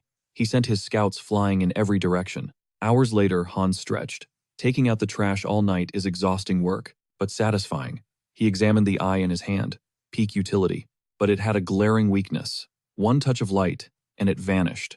He needed a better radar. How do I track the undead? What is the move? Splat. A pigeon hit him. You little winged rats, he barked, fuming. I will kill you all. Then he paused. Flying invisible scouts. Bingo enslavement magic, the ultimate dark mage trick for animal spies. He summoned the birds. Why isn't this working? He eyed a caged cat. He envisioned a curse that appeared harmless but spread like a lethal wildfire. But lowering the mana for a stealthier look meant sacrificing its infectious potency. Pumping shadows into the cage, he finally understood the developer's nightmare of endless debugging. Testing the viral enslavement hex final revision version 3. Did it take? Suddenly, the cage disintegrated as a warped feline lunged out with a piercing shriek. Hans turned away. 3 weeks of grueling research and still nothing to show for it. The final subject. Everything rides on this. He lunged for the dove, damn it. It needed a second of true death. Calibrating his mana, he unleashed a wave of abyss. Viral enslavement hex. Viral enslavement hex. Definitely the final revision, version 3. With a heavy sigh, he let go. The dove bolted, vanishing into the horizon. Wait, what? He blinked. They looked ordinary now to see if the plague actually spreads. The bird landed among its flock, and suddenly a dozen pairs of eyes ignited crimson. Total success. Every infected creature was now his remote sensor. All right, move out. Find my enemies. Miles away, Laddie knelt as divine visions flooded his mind. Hans reminded himself of his path, an oath of defiance. He was death incarnate. Sir Tuscan arrived with a report. After a brutal interrogation, the survivors were contained. It appeared the vampires weren't exactly allies with the Undying King's bloodline. We need hard evidence. While we waste time, the Undying King is regaining his throne. Suddenly his crucifix began to vibrate wildly. He grabbed the relic, shouting, "Yes." Your Eminence high-ranking officials scrambled toward the glowing statue of the goddess. The stone pulsated with radiant light. "We found him, Archbishop Laddie," they whispered. The Undying King's presence was live hiding in a cavern deep within the northwest peaks. Lottie vowed to meet their expectations. Meanwhile, deep in the cave, Hans remained oblivious. Resting on the dirt, Hans waited for his familiars to ping any monster encounters. He just needed to verify the data stream, when a strange sensation hit him. His scouts were acting haywire. Were they fleeing? If it were monsters, they'd report it. They should have signaled by now. Wait. Unless it is humans. Humans in this wasteland, an ambush impossible. How could a massive army stay hidden? They'd masked their auras perfectly. An arrow skewered his dove as a paladin appeared. Face your oath of defiance. Your pathetic tricks are useless against the saint's mark. No escape. Tuscan leveled his heavy blade. Surrender and face the heaven's justice. Hans stared at the cross. Holy Knights. That emblem. He remembered his training. It was a flashback to Brokeslack. Holy Mana, the ultimate hard counter to his darkness. How did the church track me? Before he finished, Tuscan's blade forced him down. Silence. You have no right to speak. Your silver tongue won't save you here. Total zealot. Hans realized he'd have to fake an opening and make a run. He lunged with shadow energy, but Tuscan dodged effortlessly. You can't trick a saint. Pathetic. Charging his blade with light, the paladin drove steel straight through Hans. Is punishing villains a crime now? The lich hissed. Shut your mouth, Tuscan roared. Wielding that forbidden filth makes you a monster. Tuscan swung a fist as Hans braced. Where is the logic? Hans tried to counter, but his mana had completely vanished. Wait, what? Something was suppressing his core. His magic was stone dead. Tuscan's fist connected, sending Hans flying as knights swarmed the high ground. The target is out. Start the ritual. Their holy hymn began making Hans's skull throb. The chant was draining his soul. He could end them, but he wouldn't kill innocents. Sinners, Tuscan roared, burying his holy blade deep into Hans's spine. This is our opening, he barked. Amidst the chaos, Hans heard a faint whisper. Stay calm, Hans, he hissed internally. Damn it all. As the minister's chants reached a fever pitch, glowing spectral chains snared the lich. I let my guard down, he cursed his own arrogance. Dangling helplessly in midair, panic flared. He was completely paralyzed, his mana pool locked tight by the holy binding. There was no breaking these shackles. He looked up, meeting Tuscan's cold, triumphant gaze. Checkmate, Tuscan sneered. Justice is absolute. No monster has ever slipped through my fingers. The struggle is over, Tuscan declared. But instead of begging, Hans just started, laughing. Tuscan stared, baffled by the lich's sudden amusement. Realizing words were useless, Hans ignited his core. Sorry, pal, he grinned. This is where I get off. Catch me if you can, you church puppet. In a flash, Tuscan's palm surged with blinding holy light. I don't care what you're plotting, Tuscan growled. Did you really think I'd just let you walk away? He launched a searing bolt of energy. Hans didn't even flinch. Holy chains or not, he thought, I'm already gone. Space warped and Hans vanished, leaving the arrow to strike empty air. He escaped, Tuscan gasped. That's impossible. Just what kind of monster is he? Tuscan wondered. Miles away, our hero stirred in his bed, letting out a heavy, tired sigh. This is getting out of hand, he muttered. His list of enemies was growing way too fast. Was he really a walking disaster magnet? First the Shadow faction, then the Oath, the Varkalax, and now the heavy hitters, the Paladin Order themselves. Hold on, he realized, bolting upright. Karma Shop. A blue holographic screen flickered to life in front of him. Was there a method to this madness? Was all this karma piling up just because he was a magnet for every villain in the world? He squeezed his fist shut. Questions for later, he thought. Stick to the script. Elsewhere, Hans was crouched in a dark alleyway. He watched a group of strays circling a bowl of food. Finally, it was time to harvest the results of his dark experiments. One of the cats, tainted by his corruption, stepped forward as wisps of black smoke drifted from its fur. The logic is flawless, Hans mused. The infection spreads through the host. My surveillance network will be absolute. Monitoring all of Seoul would be child's play. Suddenly, he snapped his head to the side. A signal was pinging from his network. Are they here already? He wondered. Right then, a blood-curdling scream pierced the air from a barred window nearby. Please have mercy, a girl sobbed, cowering in a corner as she held her hands up in a desperate, shaking plea. She begged to do anything just for her freedom. Then, through the bars, she spotted a lone figure walking by in the distance. Scrambling to the bars, she shrieked at the top of her lungs. Help you with the glasses. Please save me. I've been taken. Don't leave, she cried, but her plea was cut short as her captor violently seized her hair. Yanking her back into the shadows, he sneered. It's no use. He pressed a cold blade against her throat with a twisted chuckle. Scream all you want, sweetheart, he whispered. No one's coming. In here, we're invisible to the world. His sick power ensured her agony stayed private. He jerked her head back again, shouting, Come on, give me more. Louder. Your voice is music to my ears. He licked his lips, brandishing the knife like a maniac as he roared with excitement. You're definitely going in my top 3, he boasted. Suddenly, boom, the ceiling disintegrated into a hail of debris. Hans drifted down through the dust. What the killer yelped. Soundproofing and stealth, the Lich noted coldly. Cute tricks, but they don't work on me. Your killing spree ends now. The man tightened his grip on the girl. Who the hell are you? A guardian. How did you find me? He panicked. Back off or I'll open her throat right now. Dark mist swirled around Hans's fingers. Is that so? He hummed. Suddenly the girl was yanked right out of the killer's reach. You little rat, the killer screamed, enraged. Stealing my prize, I'll gut both of you. He lunged with the blade, but shadowy tendrils slammed his hand into place. Judging by that mouth, Hans said, You've done this before. Hans pressed a finger to the man's temple, activating a dark spell, the wail of the departed. The echoes of past victims filled his mind pure terror. He'd seen enough. This monster was beyond saving. Driving his finger deep into the man's skull, Hans's voice turned icy. Execution starts now. The killer's scream was silenced by surging dark mana. Death, Hans whispered, is actually far too kind for you. Still, a necromancer always needs fresh thralls. Why let a perfectly good body go to waste? He began the ritual, draining every drop of life from the corpse. Time for a little body modification. A bit sooner than planned, but behold, aghast, the monstrosity hissed, flicking its unnaturally long tongue. With a snap of skeletal fingers, the Lich tore open a void. Step inside, he commanded. You'll be a useful pawn. He glanced at the girl trembling on the floor. Should I dispose of the trash before we leave? He asked coldly. Soon the crime scene crawled with police. Park Hansel, the ace of the Special Bureau, descended into the grim basement. His partner held up a camera face pale. Leader, the footage is locked. You won't believe who this victim is. It was the legendary serial killer, the ghost they could never catch. Finally dead, but the mystery was just beginning. A returnee did this, Hansel muttered, scanning the room. The body was gone, vanished into thin air without a trace. The air was thick with residual dark mana. Only a few bloodstains remained to tell the tale of the slaughter. A monster killed a monster. What a nightmare, the leader sighed, pointing to a jagged mark etched into the wall. Playing the hero, that's the most dangerous vibe of all. This vigilante was a wild card the city wasn't ready for. Who is this masked executioner? Hansel growled. High above, Hans watched the chaos, a stray cat nestled in his arms. Later at the Soul Returnee Association, the vibe was pure chaos. Manager, we've got a massive problem, a subordinate yelled. She burst into the office, apologizing for the intrusion. Ji-un needed to wake up, and she needed to now. Ji-un, get it together, she urged, shaking her hand. The Bureau is practically begging us for a joint investigation. Ji-un scanned the files, her eyes narrowing. The jewelry heist and this massacre. Are they actually linked, she wondered. A dark magician in a trench coat and mask, a literal phantom. She leaned back, feeling the weight of the crisis. Security is collapsing, and we're short on manpower, she sighed. I almost considered handing this to that guy.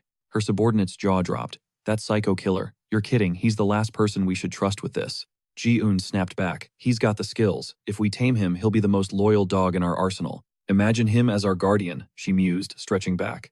Her subordinate just groaned. Stop talking nonsense and start working. Ji-un exploded, scattering documents like confetti. I just want to tear these damn villains into bloody pieces, she screamed. Meanwhile, the MC flexed his power by the window. There's a twisted pleasure in this much destruction, he whispered.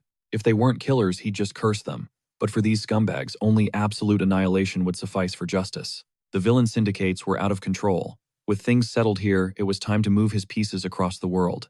In the slums, an uncle wept while hugging Diane and Aaron. You've been through hell. I'm so sorry, kids. We're okay, Uncle Diane whispered. Watching them, Haynes felt a rare sense of relief. At least the man wasn't sus. If he'd acted shady, Haynes would have used force. Instead, the man bowed low, his face soaked with tears of gratitude. Don't mention it, he replied coolly. I just did what was necessary. But Diane wasn't finished with him yet. She lunged forward, hugging him tight with a sob. Thank you so much, mister. The cold protagonist actually softened. Stay healthy, okay, he said, patting her head. I'll be back to check on you. This isn't a final goodbye. Diane looked up, her eyes, searching his. Mister, you're changing. I can feel it.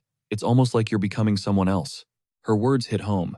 Was his dark ego taking over? He craved recognition, a hunger for power that was hard to ignore. His mind was a web of lies and intrigue, yet he remained strangely stable. He was evolving into something legendary. Next stop, the Kingdom of Talaria, a holy pilgrimage for a man who walked the path of shadows. Talaria held the world's largest temple, the heart of the goddess's church, the perfect place to hide his next move.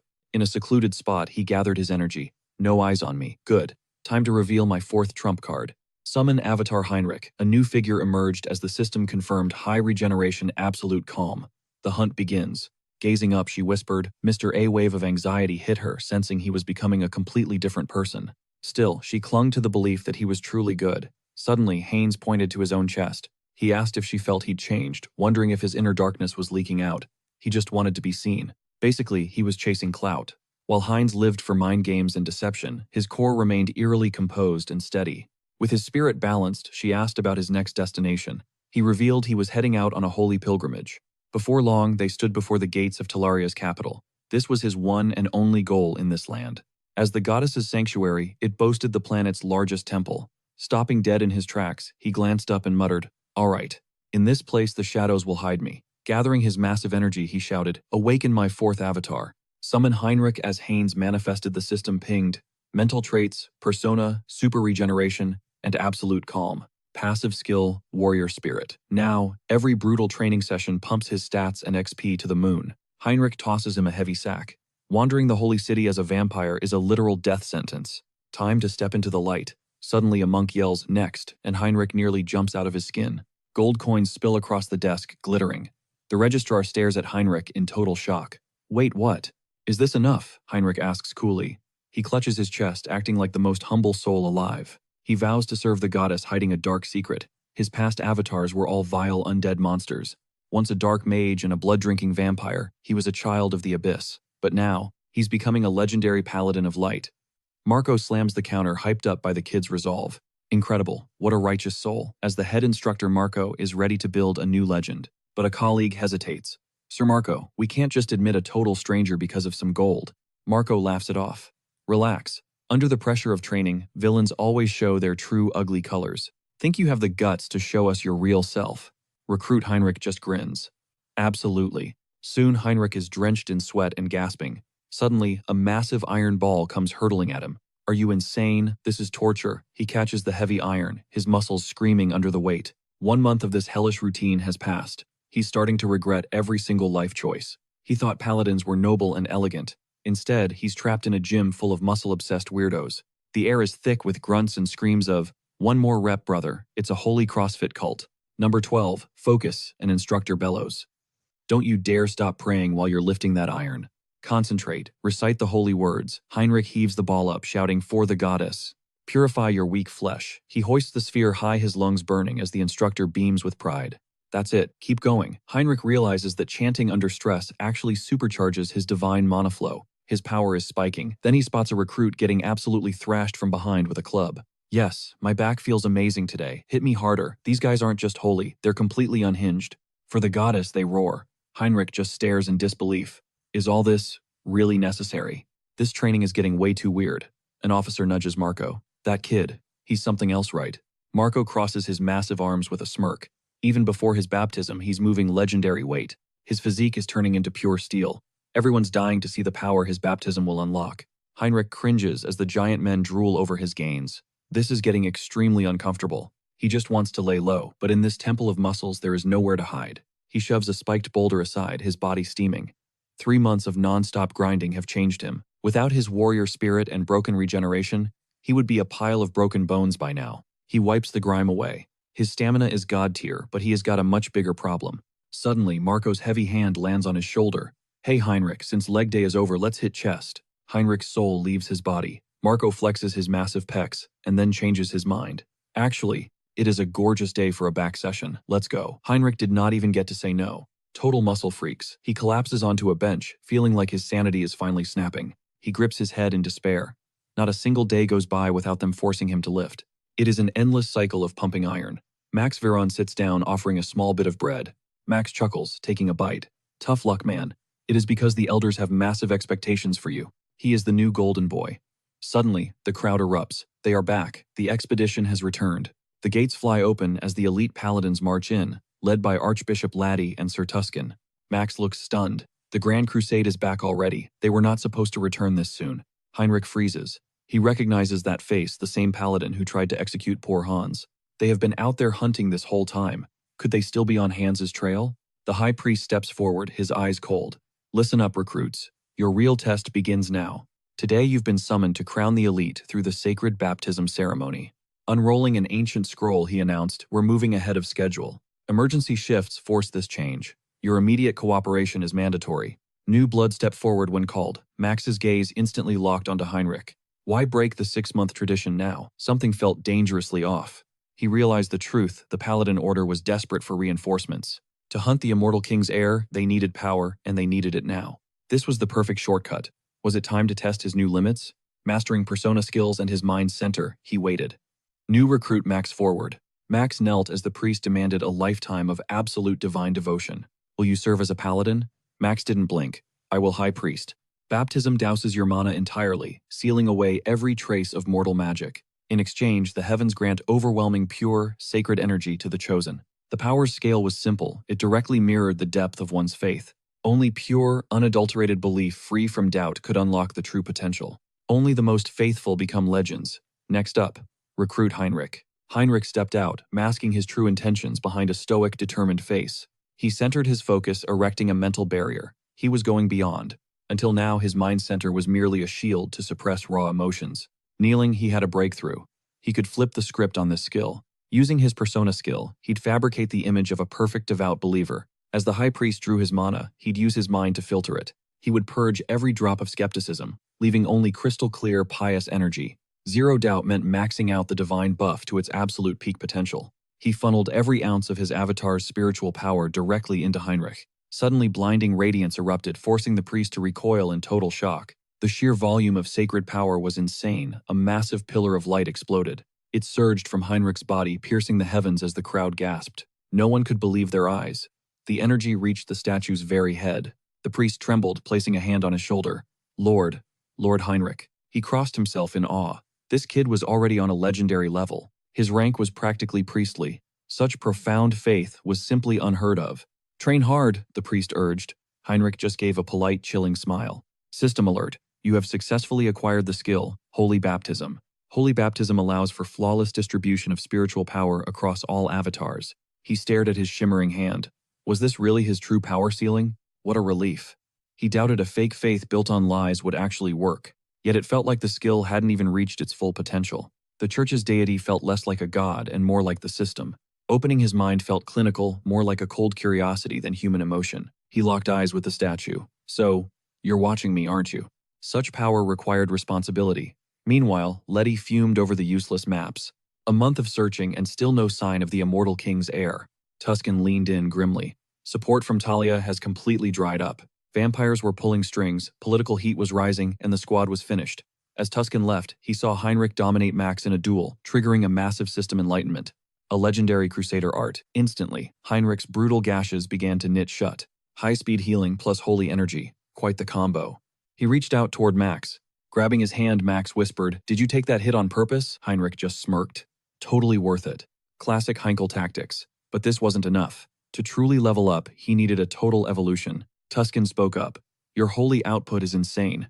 You're already at an instructor's level. High-tier paladin vibes for sure. Yet he still lacks the raw experience to officially join the ranks. Heinrich's eyes went wide. Wait. Paladin Tuscan. The warrior stepped closer with a heavy gaze. Tuscan saw potential the others missed. I'll make you a god-tier warrior. He reached out. Will you follow me to the Rasilia? Temple Heinrich froze.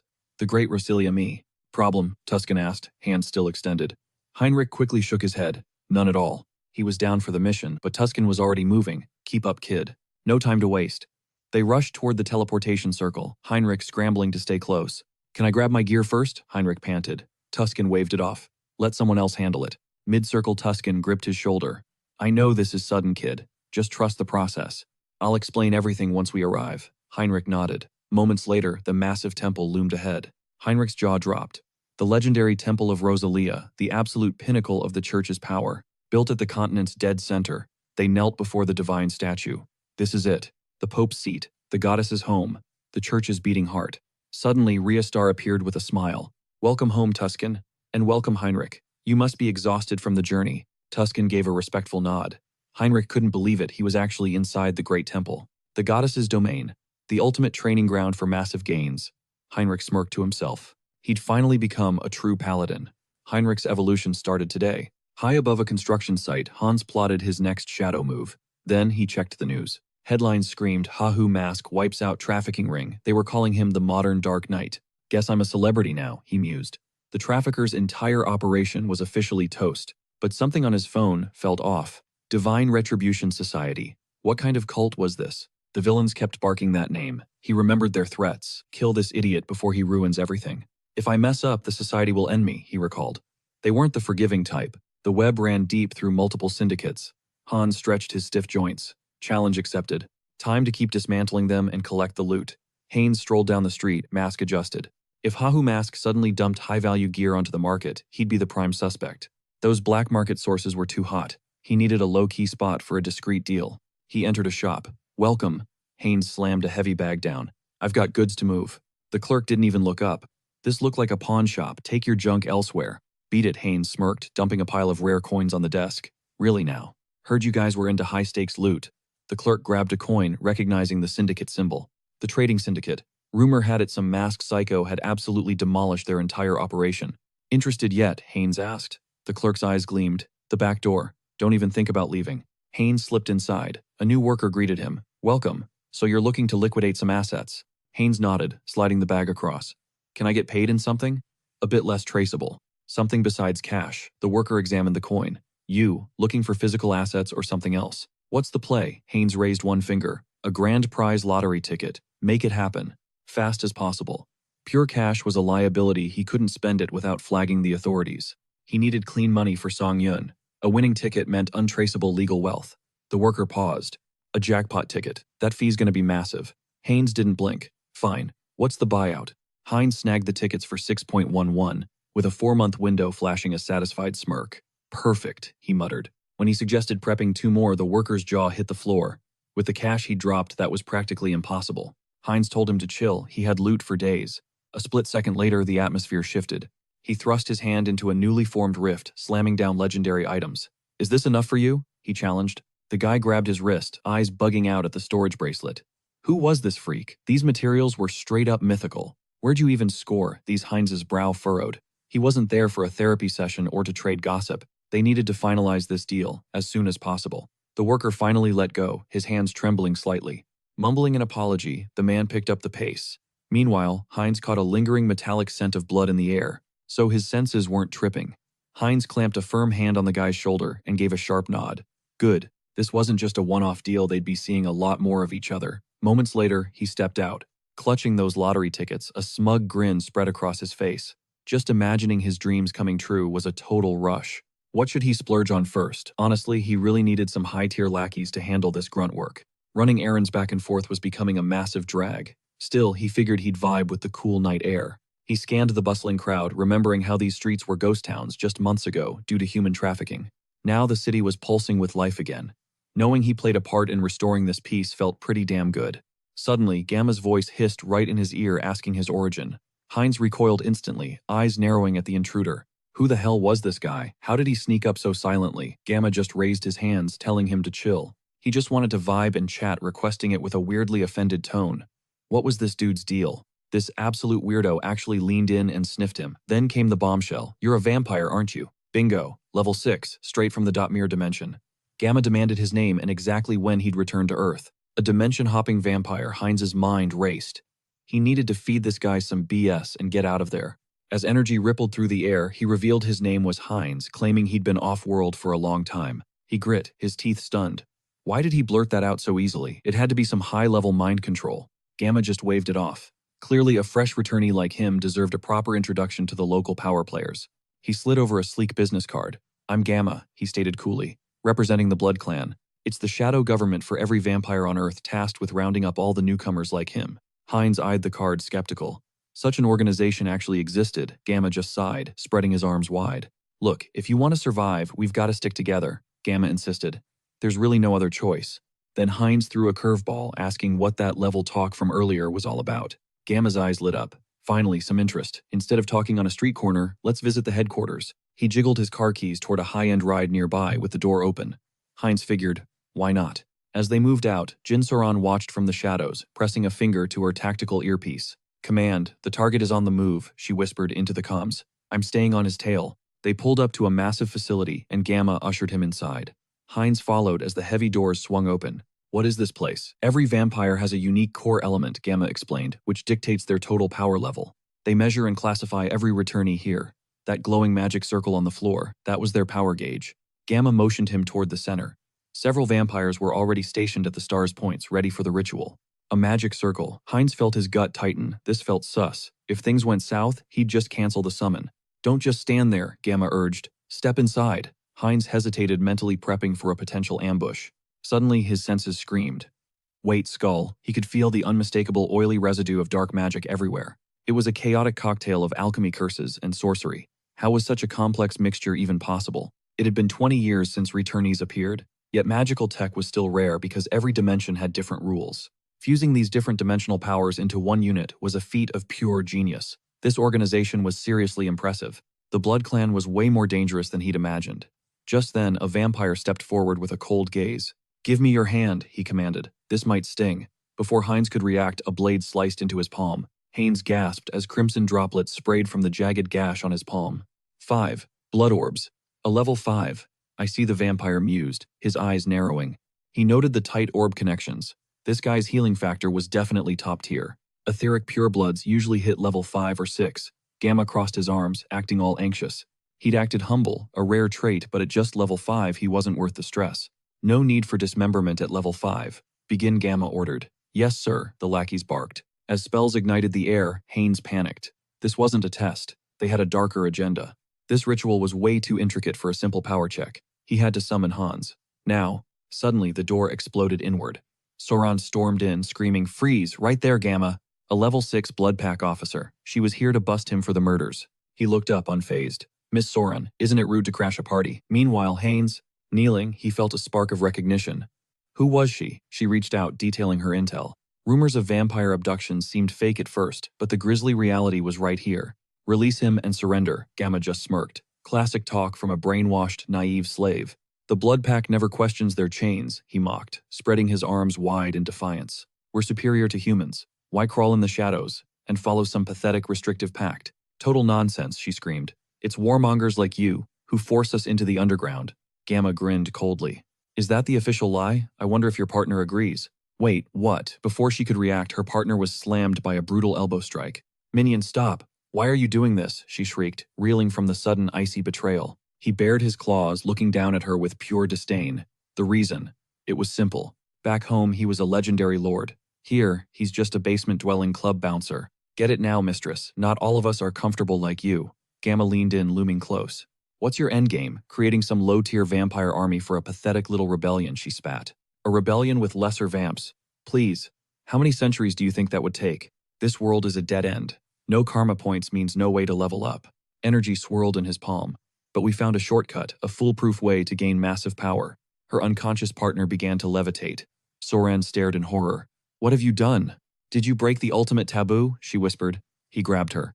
Where are the missing vampires? Don't tell me you're making mad vampires again. Have you forgotten the cost? She screamed. Why we're hunted. Haynes's jaw tightened. Mad vampires. She means the forbidden cannibals. This isn't human cannibalism. It's what happens when a vampire consumes one from another dimension.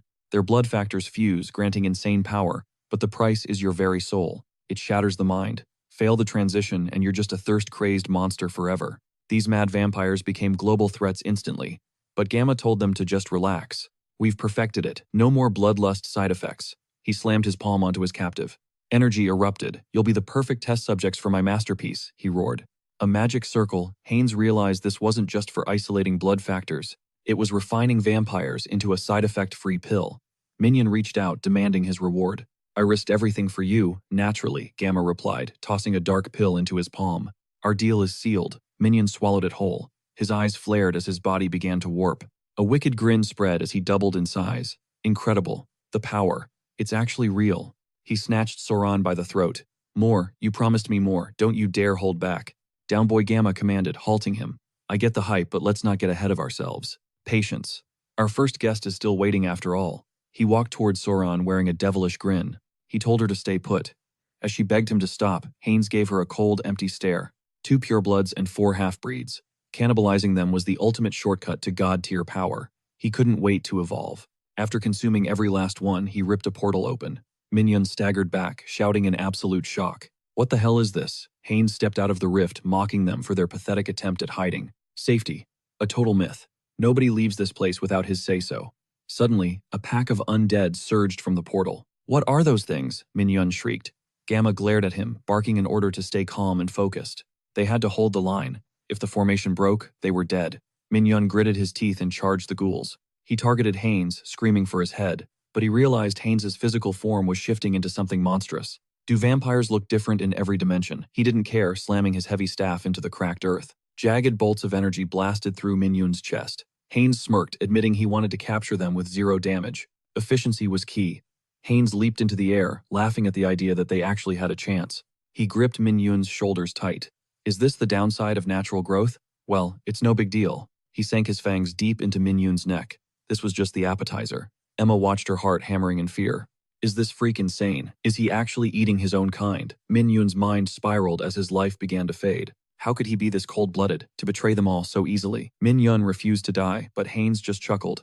Madness is much more fun, Haynes whispered. He spat out broken teeth as the foreign vampire genes began to mutate. A system alert flashed, special ability unlocked hybrid evolution. The ultimate cheat code was finally active. Every time he absorbs a new bloodline, his physical stats explode. He literally steals the power of his prey. He grinned at the screen. With this kind of broken strength, a blood-fueled frenzy would make him a god. Bone spikes erupted from his skin. He looked at Gamma, stating he needed a loyal crew to follow his lead. What about the blood pack? Anyone who dares to stand against me just becomes the next course on the menu. Or a puppet in my undead legion. He drained the next vampire dry as the system windows pinged again. A new trait acquired. Thanks to hybrid evolution, he had just unlocked a high-level passive skill, Insight. Insight allowed him to scan an opponent's health and raw stats. Haynes licked his lips, his hunger intensifying. Insight is just a basic tool, he mused. Real vampires possessed a heritage, a hidden supernatural power worth stealing.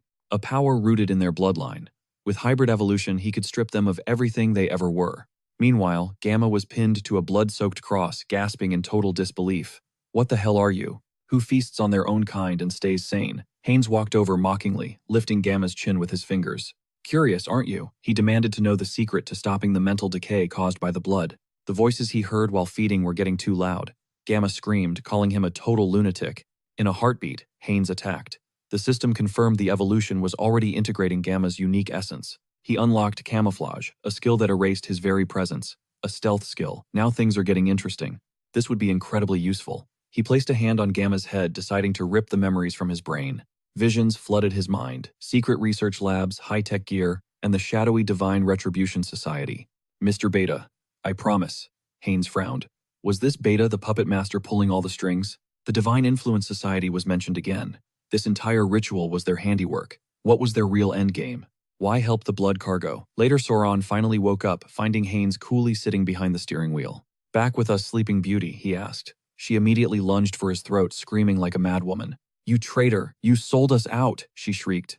Haynes yelled back, telling her to look at the situation clearly. They tried to take me too. Seeing his fake wounds, she let go, her face flooding with instant guilt. Please tell me what happened, she begged. He lied, saying the masked vigilante helped them escape the slaughter.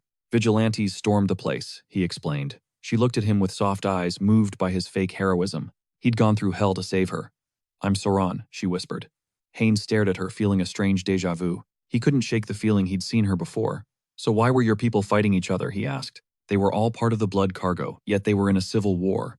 She stared out the window, sighing. A brutal rift split the blood pack between the radical faction and the moderates. Hard proof surfaced, the radicals snatched a teammate. Driven by fury, she mobilized her crew immediately. That was a death-defying escape, but survival was sweet. Plus, they finally unmasked those fools' schemes. Reporting to HQ was priority 1 to crush this. Yet Haynes wondered, was she really that naive? Clearly the radical high command pulled the strings. Then she pivoted, who exactly was his main contact? The Savior, he smirked at the title. Whatever floats your boat, he shrugged, nonchalantly. Can I call you Appa? She teased. Having just returned to Earth, he remained a total lone wolf. Curiosity about the blood pack drew him to Gamma. Sensing his interest, she invited him to join. It is the vampire norm. Moderates keep things clean with a consistent ethical supply of blood packs. Solid deals with blood banks keep them fed. Can I check it out, he asked. She nodded. She promised the grand tour. Soon they reached a house where Naki sprinted out screaming Saran's name. A crushing hug followed. I heard the chaos, he whispered. Are you actually all right? Embracing the girl, she checked in on little Naki before introducing Haynes as their new guest. Meet Mr. Haynes, our newest blood pack member, she announced. The girl gave a shy greeting. Ruffling her hair, Soran smiled. Stay in place, sweetie. I am taking Mr. Haynes to his quarters. Hurry back, Naki called. As they ascended the stairs, Haynes gestured back. What is with that kid? She looks tiny. Is it an illusion? Soran glanced back. Actually, Naki is not a returnee like us. Stunned, he asked, aren't all vampires returnees? She gazed at a family portrait, shaking her head. Naki is an Earthborn native, with a foreign father. He is the one who turned her. It was a desperate move to cure her terminal illness. Suddenly, the puzzle pieces clicked for Haynes. The state demanded total control over vampires. To them, we are basically just walking sentient infectious diseases. Turning someone manually is rare, she explained. It takes massive effort compared to the standard awakening process. Her father sacrificed everything so she could walk under the sun. At the door, she announced, we're here. Call me if you need anything, she smiled warmly. It is late. Get some rest, okay? She gave a playful wave and vanished. Haynes froze, a sudden realization hitting him like a truck. That signature voice and sign-off. Wait, he blurted out, pointing. Are you actually Streamer Orchid? She shrieked, face turning beet red. Clutching her burning cheeks, she looked absolutely mortified. My stream outro is just stuck on loop, she stammered. You are not a sub, right? He gave a nervous grin. Nah, the algorithm just pushed your clips onto my feed a few times. Oh, thank God, she sighed. I was an idle trainee before quitting. It was pretty rough. So she turned to streaming. A trainee? How old are you? 22, and she awakened at 18. What about you, Appa? When did you awaken?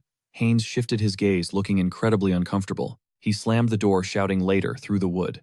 Soren stood there, blinking in total shock. Did I mess up? She wondered. Inside, Haynes sighed. He had totally assumed she was the younger one. He had been using informal speech this whole time, yet she was actually his senior. Talk about awkward. She definitely felt familiar. If she is a famous streamer, a quick search should confirm his suspicions. He pulled up her profile. A recent announcement read, Hey fam, got some major news for you.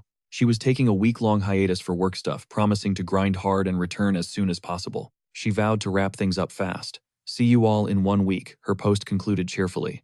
Did she hit that crime scene right after posting? Without his intervention, that would have been her end.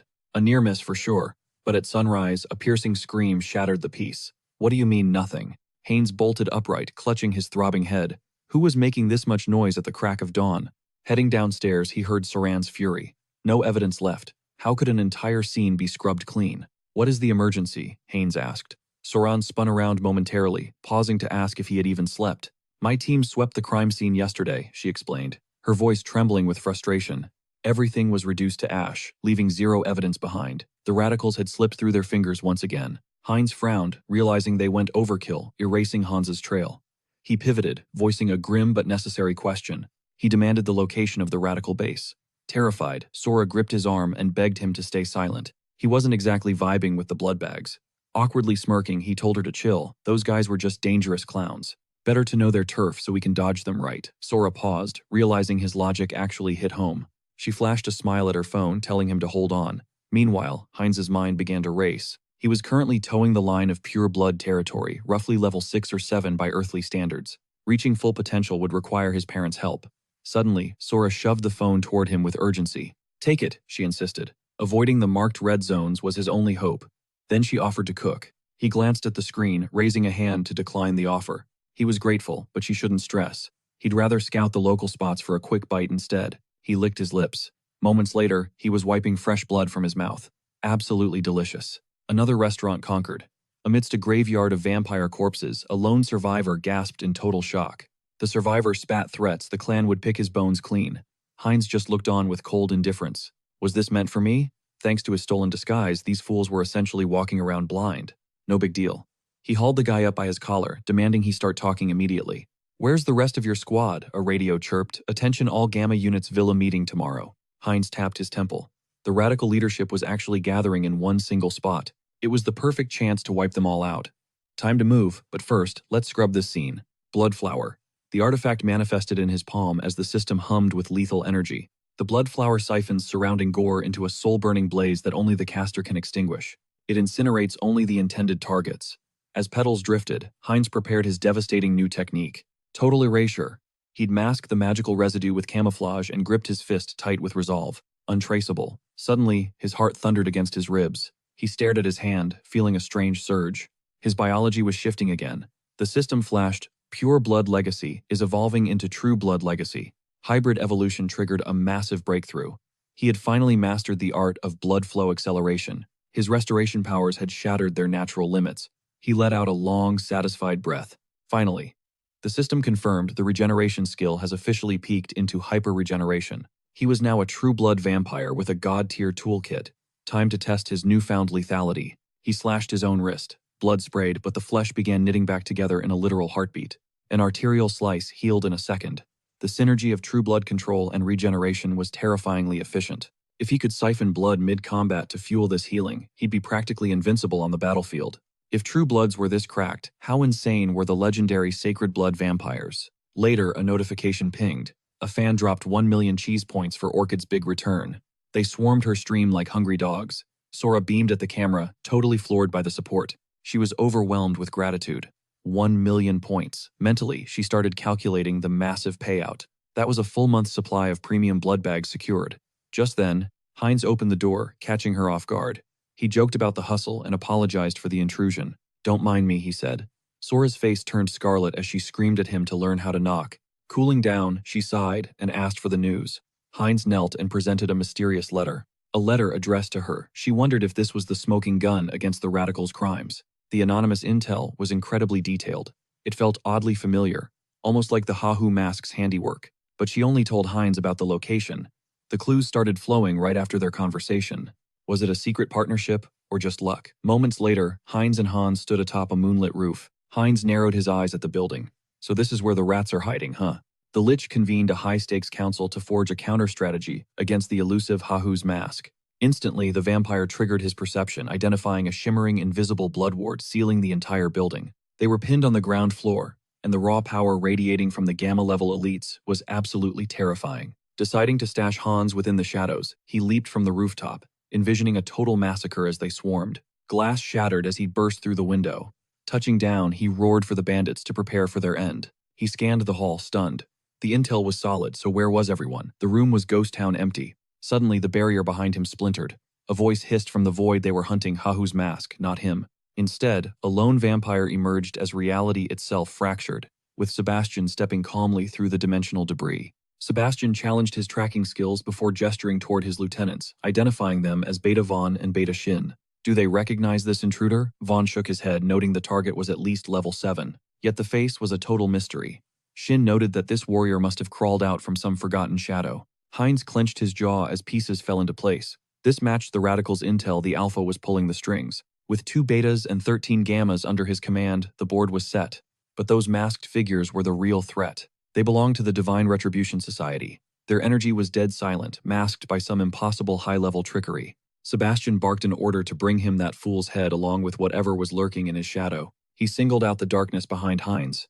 Heinz realized his trump card was blown, but he didn't flinch. No warning, just straight to business.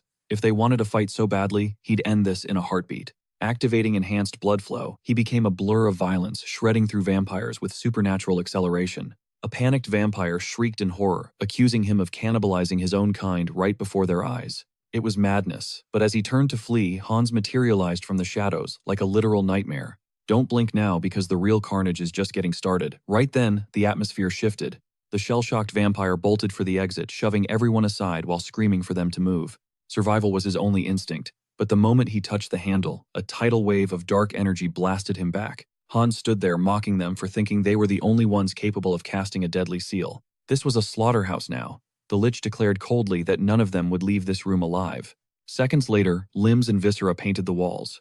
Vaughn watched in horror as a severed head bounced past him. Trembling Vaughn realized this wasn't some mid-tier level 7 threat. This guy was a total monster. Something was dead wrong. As he charged, Heinz unsheathed his claws and Vaughn realized he was outmatched. Just as the claws reached for his eye, Vaughn triggered skin reinforcement, encasing his flesh in biological armor. Heinz smirked. A block. Cute. He'd just have to hit harder. He pulled back a devastating fist.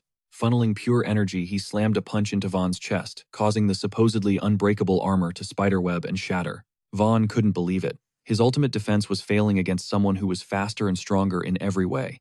He collapsed, and as his subordinates scrambled to help, he screamed for them to bring the monster down. They had to save Beta Vaughn, but Hines simply leveled his palms at the crowd with a chilling smile. "You think you can stop me? You're delusional."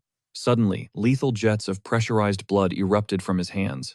The blood spears impaled the front line instantly. Fuming, Vaughn realized he was dealing with a literal psychopath. He was wiping out squads with zero effort. Vaughn lunged, hoping to strike while the intruder's hands were occupied. "Die," he roared successfully, severing Hines's hand. But Hines just laughed, calling the desperate move utterly futile. By consuming the spilled blood, his regeneration went into overdrive, and his hand reattached in a gruesome instant. On top of that, he'd unlocked a new broken ability, invisibility. He vanished from sight like a phantom. "Where did he go?" Vaughn gasped. But before he could blink, Hines materialized like a ghost right behind him. He plunged his hand through Vaughn's spine, hoisting the beta's broken body into the air. "Checkmate," he whispered. The system chimed, announcing the acquisition of a new vampirism factor. His basic blood magic was evolving. It transformed into the legendary blood mystery, consuming his previous skills to forge something far more sinister. Power now responded to his very whim. He felt the blood dancing to his will faster and deadlier than ever. Shin's knuckles turned white as she glared. "You freak," she roared. "Feeding on your own kind is disgusting. A literal blood-starved leech. No wonder his powers are so twisted." "Wait, what?" he scoffed, sounding confused. He sneered, "Gonna keep whining or join your fallen squad in hell, or are you just a coward?" He lunged with a scream. Instantly, Haynes triggered his blood sacrament, sending lethal spikes bursting through the floor. The spikes liquefied into crimson threads, binding her trembling frame. "Cheap parlor tricks," she spat, remaining totally unfazed. Haynes closed in with a sadistic grin. "Cheap, how rude." He gripped her shoulder, whispering a dark secret. "Checkmate," he hissed, clean severing her head. Sebastian watched the carnage, muttering, "That guy is a total demon." Who knew Hahu Mask had such a terrifying right-hand man? Sebastian glanced back. If only that core was ready. "He's gotta die." Behind him, a subordinate raised the core, as radiant energy whips lashed outward with power. Hans blocked the path, yawning. "Flashy move," he mocked, "but completely and utterly useless against me, little fly." He swatted the light whips away easily. He is a god, a soldier realized. This mission is a total failure. He bolted for the exit, desperate to survive. Suddenly, Sebastian intercepted him with a blow. Leaving so soon, coward. Sebastian delivered a bone-shattering kick. "You have served the society well. Until now," he growled with pure malice. "Now go, die for freedom." Shaken, the man panicked. "I need to run. Spatial manipulation activate right now." A self-destruct curse, Hans wondered, instantly retreating. Talk about a toxic boss abandoning his own loyal crew. He figured it was a bluff to force a withdrawal. Too bad for him, fate had other plans today. A shadow claw burst from the earth, pinning him down. "This curse is child's play," he gritted out, unfazed. He located the dual-core energy source. Yanking it out, he tossed the corpse. "I am the Lord of Death. Think you can outrun the Reaper?" As Sebastian landed, the entire atmosphere turned heavy with impending absolute doom. "This barrier's pressure is insane. I can barely breathe. At least I am still alive. That is a win." Before he could strategize, Hans flickered into existence behind him, seizing his collar with terrifying godlike speed. "Found you, little rat," he smirked. "I wanted a game, but you just keep running away from me." Leaning in close, he whispered, "Find my way then." A finger touched his brow. "Stop. No, please stop." The lunatic was diving straight into his psyche, pillaging his secrets. Hans urged, "Don't be shy, show me. Empty your mind, show me the society's secrets." Suddenly, he hit a mental firewall, a security lock. Interesting. Anti-interrogation tech. Before he could process it, the scene shifted violently to a strange, void-like mental dimension. "The inner mindscape," Hans gasped. A voice boomed. "Impressive. You have breached the deepest layers, Hahu Mask." "Nice work, Hahu Mask," Hans countered. "You have been lurking in his head like a parasite this whole time. So you are the big boss of the society." The entity's grin widened. "Guilty as charged, young man. Why not join us, Hahu Mask?" Hans hummed. "Tempting proposition. But first I have a few vital questions. What is your endgame?" The reply came instantly. "Total liberation. We are breaking the chains of the returnees. A world for our kind." Hans scoffed. "Big talk for a group that just popped up recently, don't you think? How long have you been lurking?" "They have been fighting this shadow war for a very long time." "So you are just a bunch of terrorists then," Hans snapped, losing his patience. "Start giving me real answers." System alert. Mental core stabilizing emotions. The entity leaned back, completely unfazed by the protagonist's sudden angry outburst. It smirked. "Does the past even matter? I suggest you make a very wise choice right now, Hans." Hans slammed his palm down, breaking the tension. "Well," the creature prompted, "what is your final decision, boy? In this realm, willpower beats magic every time. You are powerless against me in here, unfortunately for you." Hans chuckled. So soul strength is the meta here. He realized he was in deep trouble against these monsters. Elsewhere, Heinrich hoisted a massive chained statue. 1,021,000, he grunted, sweat pouring down his face. 1,022,000. He dropped the weight. Ding system confirmed. Hidden evolution requirements have finally been met. Skill unlocked. Blessing of the Iron Physique. You have obtained the legendary sacred art known as Aetherica. True power through pure grit. He admired his glowing fist. I am finally getting closer to divine power. He was reaching high priestess levels. I actually broke my limits just by hitting the gym. That is insane. Seriously, who knew maxing out his stats through raw physical training could actually work this well in the end? Regardless, he checks every box for a paladin. Is it time for phase 2? Just then, a sudden noise caught his attention. A low hum. He glanced over, realizing the saint had arrived. Even for a holy woman of her status. Representing the great divine order, she looked like any ordinary girl at first. Catching his eye, she beamed and offered a warm greeting. He smiled back, noticing her radiant aura shimmering with pure divine energy. He quickly returned the polite gesture. When he asked why she was wandering alone, she pointed toward the meadow, mesmerized by a tiny ladybug on a flower. Watching it spin around was so adorable she'd completely lost track of time. He realized she wasn't admiring the blossoms but the tiny creature. She spoke up. Sir Heinrich, you've finally been blessed. My sincerest congratulations. He stared at her thinking, she really is a saint. She had sensed his transformation instantly. Her smile widened as she continued. A blessing that strengthens the body is a path you walk alone. You should be incredibly proud of your progress. He thanked her with a grin, but her attention shifted to the bell tower. It was time for the daily service. Stepping forward, she gestured toward the path. Shall we head to the church together, Sir Heinrich? Of course, he replied. Following her, he recalled the history lessons that explained her strange obsession with Hans. Ages ago, the first immortal king unleashed a plague of death that swallowed half the continent. Even though every nation united against him, a dark sorcerer, his most loyal ally, managed to revive his heart. He re-emerged alongside the second immortal king, crushing a massive Western empire and nearly losing his heart again. But that heart shattered into 3 fragments scattered across the world.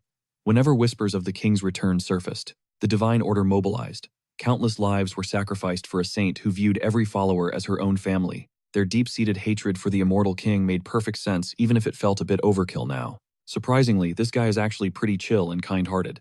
Well, time to focus his spiritual energy back on Hans. Meanwhile, Philip hacked up a thick glob of blood.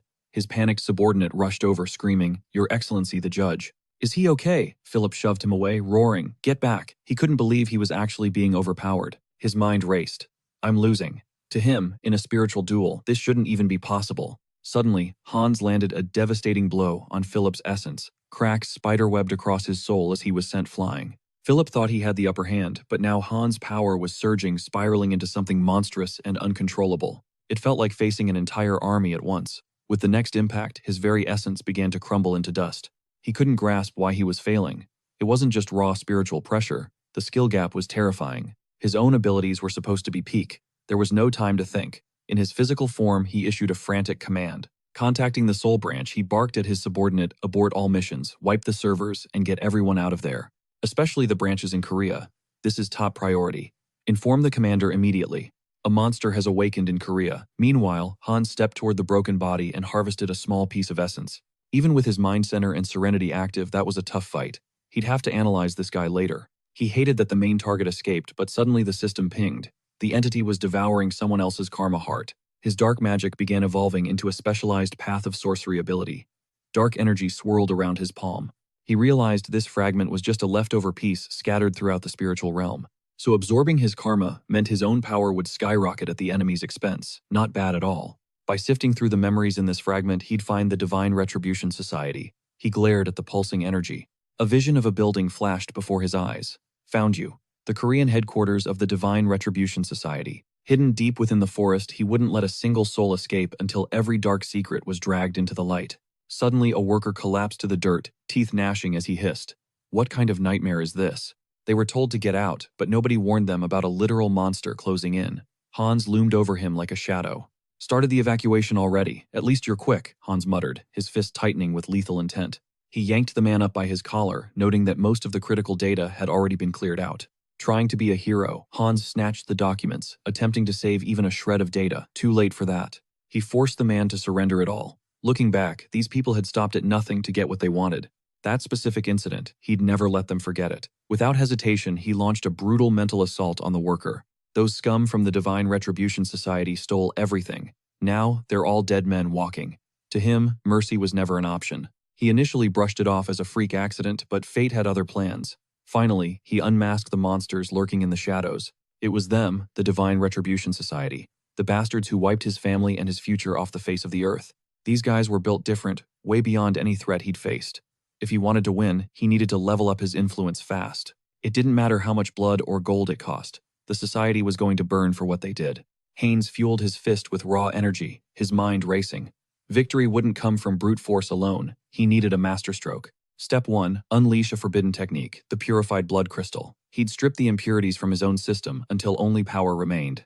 By transfusing this essence into other vampires, he could hyper-evolve their genes. But this god-tier buff came with a dark catch. The ritual would forge an unbreakable blood bond, essentially total loyalty. Those who bowed would be reborn as his elite. Anyone else, they'd just be deleted. Sora could only stare in pure disbelief as the weight of his words sank in. "Wait, you actually wiped out the radicals," she stammered. Haynes ignored the shock, demanding an audience with the moderate faction's boss. Folding his arms, he confirmed the massacre. Aside from a few pesky alphas, he'd already cleaned house and left no survivors. He had terms for their leader. Sora just scratched her head, her brain absolutely fried by the bombshell news. Holding up a trembling hand, she begged for a timeout. This was way too much intel. She had to report this immediately. She needed to verify the facts first. He narrowed his eyes. "Verify," he challenged. He unleashed a crushing wave of aura that shook the room. "Is this enough proof for you?" Sora froze, her heart stopping. She knew he was a beast, but this was next level. This man was easily a level 7 monster, maybe even higher. Stuttering, she promised to call it in immediately. Cut to a high-stakes office a few moments later. Lenora leaned back stunned. To think he'd soloed the entire radical wing, and now intended to feast on their remains. "That's a wild move," her subordinate noted, visibly shaken. Lenora swirled a dark liquid into the glass, her voice a chilling warning of the unease to come. Hines sat unfazed. No tyrannical demands here. His goal was total order and the absolute extinction of every Divine Retribution Society member. A mocking smirk danced on Lenora's lips. "Order and annihilation. Don't those two paths clash, darling," she teased. "Perspective is everything," he countered coldly, realizing this woman wouldn't be swayed by mere words or empty promises. If logic failed, force would reign. As his aura flared with lethal intent, Lenora's defiance instantly crumbled. "Fine," she whispered. What fueled her sudden compliance? Simple, she possessed an unshakable, almost arrogant faith in her own survival instincts. She'd help him purge the radicals. Pointing toward Saran, she issued a command. "Take her. She's your new shadow." "Wait me," Saran shrieked in disbelief. Hines merely folded his hands, his silent gaze sealing the girl's fate. It was strictly business. Seeing no room for argument, Lenora gave her subordinate the final nod of approval. The real work began, now dismantling the radical remnants and birthing a powerhouse faction to rule the middle ground. Hines raised his glass, his vision crystal clear, swallow the old guard and reign supreme as the new leader. This was his first move to dominate the blood pack. "Don't move," he warned. "One flinch means a world of pain." Soran stiffened, accepting the inevitable. The ritual was set to begin as she braced for the coming transformation. With her arms tightly crossed, she waited. Suddenly, he drove a shimmering crystal straight into her spine. Fire erupted in her veins. The purified blood crystal surged through her, forcing her heart into a violent, rhythmic thrum. Muscles hardened and bones reinforced as she underwent a brutal rebirth. This new body felt completely alien and incredibly powerful. A massive 30% power spike, enough to change the game. She turned to Hines. "What's our move, Lord?" Lord Hines repeated, his eyebrows shooting up in genuine surprise at her sudden total submission.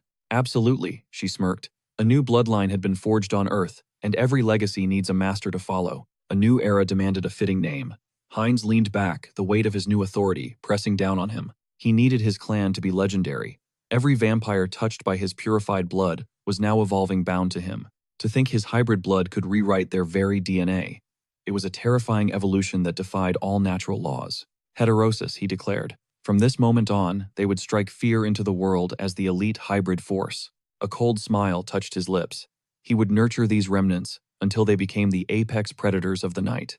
Consider it done. Song Yoon stretched in his chair, satisfied that the Hines situation was finally under his thumb. But the monitor told a darker story. This wasn't nearly enough to wipe the Divine Retribution Society off the map. They were a global plague, not just a local cult. To erase them, he needed a move that was truly devastating. Influence in another world was the key. He needed to harvest karma, even if it meant fueling the fires of war. He stood abruptly, teeth gritted in frustration. Was he really prepared to let innocents suffer for his grand design? There had to be a cleaner way to spark an incident, a path to power. without the stains of collateral damage. His eyes fell on an old book. Maybe the solution wasn't written in blood, but in the pages of fiction. The plot was perfect, the villainous King Hans versus the righteous hero Heinrich, a staged play for ultimate power. While Hans gathered the corrupt scum, Heinrich would rise to crush them. A self-sustaining cycle of legendary heroism. Flipping through the pages, he grinned, erasing villains while farming massive karma. It was the ultimate winning strategy. One calculated step at a time.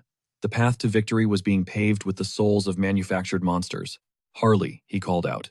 It was time. Behind him, his next avatar was already pushing past human limits. The system flashed Harley. Essence trait. Adaptation. He could survive and thrive in the most hellish conditions imaginable. It was time for a massive power-up. Song Yoon intended to shatter Harley's limits and forge a true monster. He needed to refine that adaptation skill. There had to be a catalyst to force an evolution this extreme. Bingo Han whispered. The Divine Retribution Society had left behind a secret treasure in their underground laboratory. He moved through the lab, passing horrific creatures suspended in glass. These were the failures of a mad science. They were grafting demons into humans, but he sought the ultimate prize, the legendary forbidden dragon's blood. It was the pinnacle of evolution, a substance that absorbed only the strongest traits to create the perfect predator. If Harley could survive the procedure, he'd transform into the most terrifying biological weapon the world had ever seen. As the rain began to pour, the saint stepped outside her eyes, searching the horizon for the coming storm. Despair clouded her eyes as a heavy sigh escaped her lips, only for Heinrich to suddenly loom over her. What burdens your soul, Saintess? He asked softly. Spinning around, she found him shielding her with an umbrella. When he questioned her presence in the downpour, she masked her turmoil, insisting everything was fine. She blamed the suffocating gloom of the storm. The gray skies felt like a physical weight crushing her spirit and tightening around her chest. The cold will claim you here, he warned, urging her back to safety. With a hollow look, she simply gave her consent. Meanwhile, Hans watched from the shadows impressed. Even within these warded mountains, the Saintess's divine intuition was sharp enough to pierce their double barriers. She had sensed their hidden sanctum. Heinrich stood nearby, exhaling in relief that she hadn't yet grasped the full terrifying truth of the refuge. Hans obsessed over the glowing test tube in his grip. The experiment was ready. Dragon blood is the ultimate adaptive weapon, he hissed, eyes gleaming with madness. It evolves by devouring its prey. Forbidden archives from the Divine Influence Society confirm this dark metamorphosis is the peak of ancient knowledge. With a predatory grin, he approached Harley's paralyzed form. The boy lay wired into a twisted labyrinth of arcane machinery and life support devices. The perfect lab rat, Hans roared, his laughter echoing. Let the transcendence begin. Hours later, Razar's voice boomed toward Lord Heinrich. You are the blade and bulwark of righteousness, the voice declared. Do you vow to serve as a paladin and shield the innocent? Heinrich dropped to one knee, his oath ringing true. The Saintess leaned forward, extending a holy crucifix toward him with divine authority. Then I ordain you a paladin of the Great Order, she proclaimed. As he took the cross, the system flared with blinding light. Conditions met. Enlightenment achieved. A legendary power surged through his soul as he received the special blessing known as the Leap. The priest gasped, shielding his eyes from the holy radiance. True enlightenment, he shouted, his voice trembling with awe. Receiving a blessing during initiation was a divine omen. Suddenly, a heavy hand gripped Heinrich's shoulder, sending a jolt of recognition through him. It was happening again. That staggering celestial presence he felt during his baptism was back, tethering his soul to the heavens once more. A deity was watching him. But why? Was it because he was an outworlder? This gaze felt far deeper than mere human curiosity. He smirked and glanced back, wondering if he should test this new gift immediately. But then he paused. Wait, the system's description was insane. Leap allowed him to transcend space itself. Space-time traversal, he muttered in disbelief. Was this pure teleportation? With zero restrictions listed, he had just scored one of the most broken abilities in existence. The gods were playing favorites. Handing out such world-shaking power so casually was almost terrifying. He threw his hands up, shouting a dramatic prayer of gratitude. He had to play the part of the devoted hero perfectly. The onlookers were moved to tears by his piety. Heinrich suppressed a grin. Everything was going exactly according to his script. Now came the real choice. Which order would he join? Soon, a young officer approached Heinrich with a respectful salute. Congratulations, Paladin, the man beamed. You'll be rotating through the different orders soon. He pointed toward the elite representatives waiting nearby. Each faction utilized unique weapons and secret combat arts. He needed to choose his path with absolute precision. A spearman stepped forward, his weapon gleaming with lethal intent. He was the first to make his pitch for the recruit. Join the Heavenly Shield, he invited. We are the city's ultimate wall, specializing in long-range spear techniques and ironclad defense. Another warrior interrupted, representing the Sunwolves. We're the vanguard. We crush the enemy with devastating two-handed greatsword strikes. A veteran from the Thunderclaws stepped up next, shield raised, and sword held with perfect, lethal poise. We handle internal security, he explained. Our style is the pinnacle of balance, mastering the art of sword and shield combat. They surrounded him, eyes full of anticipation. So, kid, which path will you walk? Heinrich didn't even blink. I'll train with everyone, he announced, thumping his chest. The legendary warriors froze, their jaws dropping in absolute shock. With his warrior spirit and accelerated growth, Perk's specialization was a waste. He was going to master every single style. He would absorb every technique they possessed. Then his eyes locked onto a silent figure standing apart from the others. What about him? Heinrich asked, pointing a finger. Why is he so quiet? The guide chuckled, a strange glint in his eyes. That's simple, the representative finally spoke. Our order doesn't recruit. We only accept the absolute monsters of the battlefield. Crossing his arms, he sized Heinrich up. Still, your divine energy is impressive. You might actually survive our entrance exam. Heinrich felt the man's overwhelming pressure. This guy's power eclipsed even the high priests. Just what kind of monsters were they? Follow me, the man commanded. Heinrich trailed behind, curious about the extreme standards of this mysterious elite faction. As they navigated the temple's depths, the man explained they guarded the fortress's most vital and soul-shaking secrets.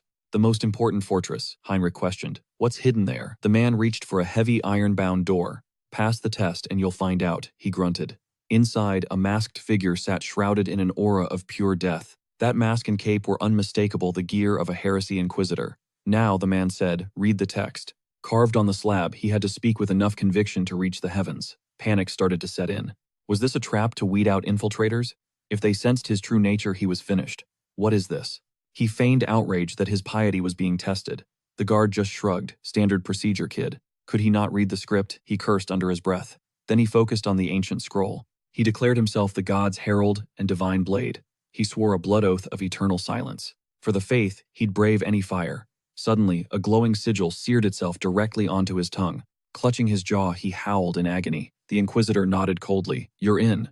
Welcome to the Order. Back in the hallway, a trembling Heinrich pointed to his mouth. A gag. Did you lock my voice? No, it's a blessing.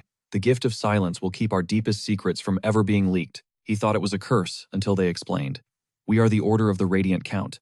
Our life's work is guarding the great temple's abyss. This is the only time you'll see it. Burn this image into your mind. This is what we protect. Suddenly, the knights engaged the locks. As the steel clicked into place, Heinrich realized the secret was far bigger than he ever imagined. The reason for this massive military presence, the layers of seals and divine wards, it all made sense. In the darkest depths of this holy sanctuary, something ancient and forbidden was being kept hidden. The final remains of the immortal king. He couldn't believe it was stashed right under Rosalia's nose. The Divine Order was a continental superpower. No way they hadn't found a fragment in 100 years. He wanted to steal it immediately, but the security was suffocating. Every corner was crawling with knights. 4 legendary knightly orders stood guard. Even a monster like Hans couldn't just walk in and take it. He needed a flawless plan. Just then, a high-ranking official approached him with a cold stare. The mark on your tongue ensures your loyalty. You physically cannot betray us now. Technically, he could still talk. He just couldn't speak of the seal. He gave a sharp nod. Don't sweat it. I promise I'll be the only one who knows the truth. The final piece at last. But Harley's vitals were flashing red. The avatar was failing. Hans stared at the twitching body. Theoretically, the experiment should have been a masterpiece. Harley gasped, feeling his insides turn into molten lead. Hans checked the frantic heart rate monitors. The dragon blood was bonding, but the surge was too violent. He had to adjust the output. He slammed the lever down. Harley arched off the table, his screams echoing through the lab. Did we break his regeneration? If he dies, years of research vanish. It's time for a gamble. He injected the final vial of dragon blood. Harley's eyes snapped open, glowing with a demonic crimson.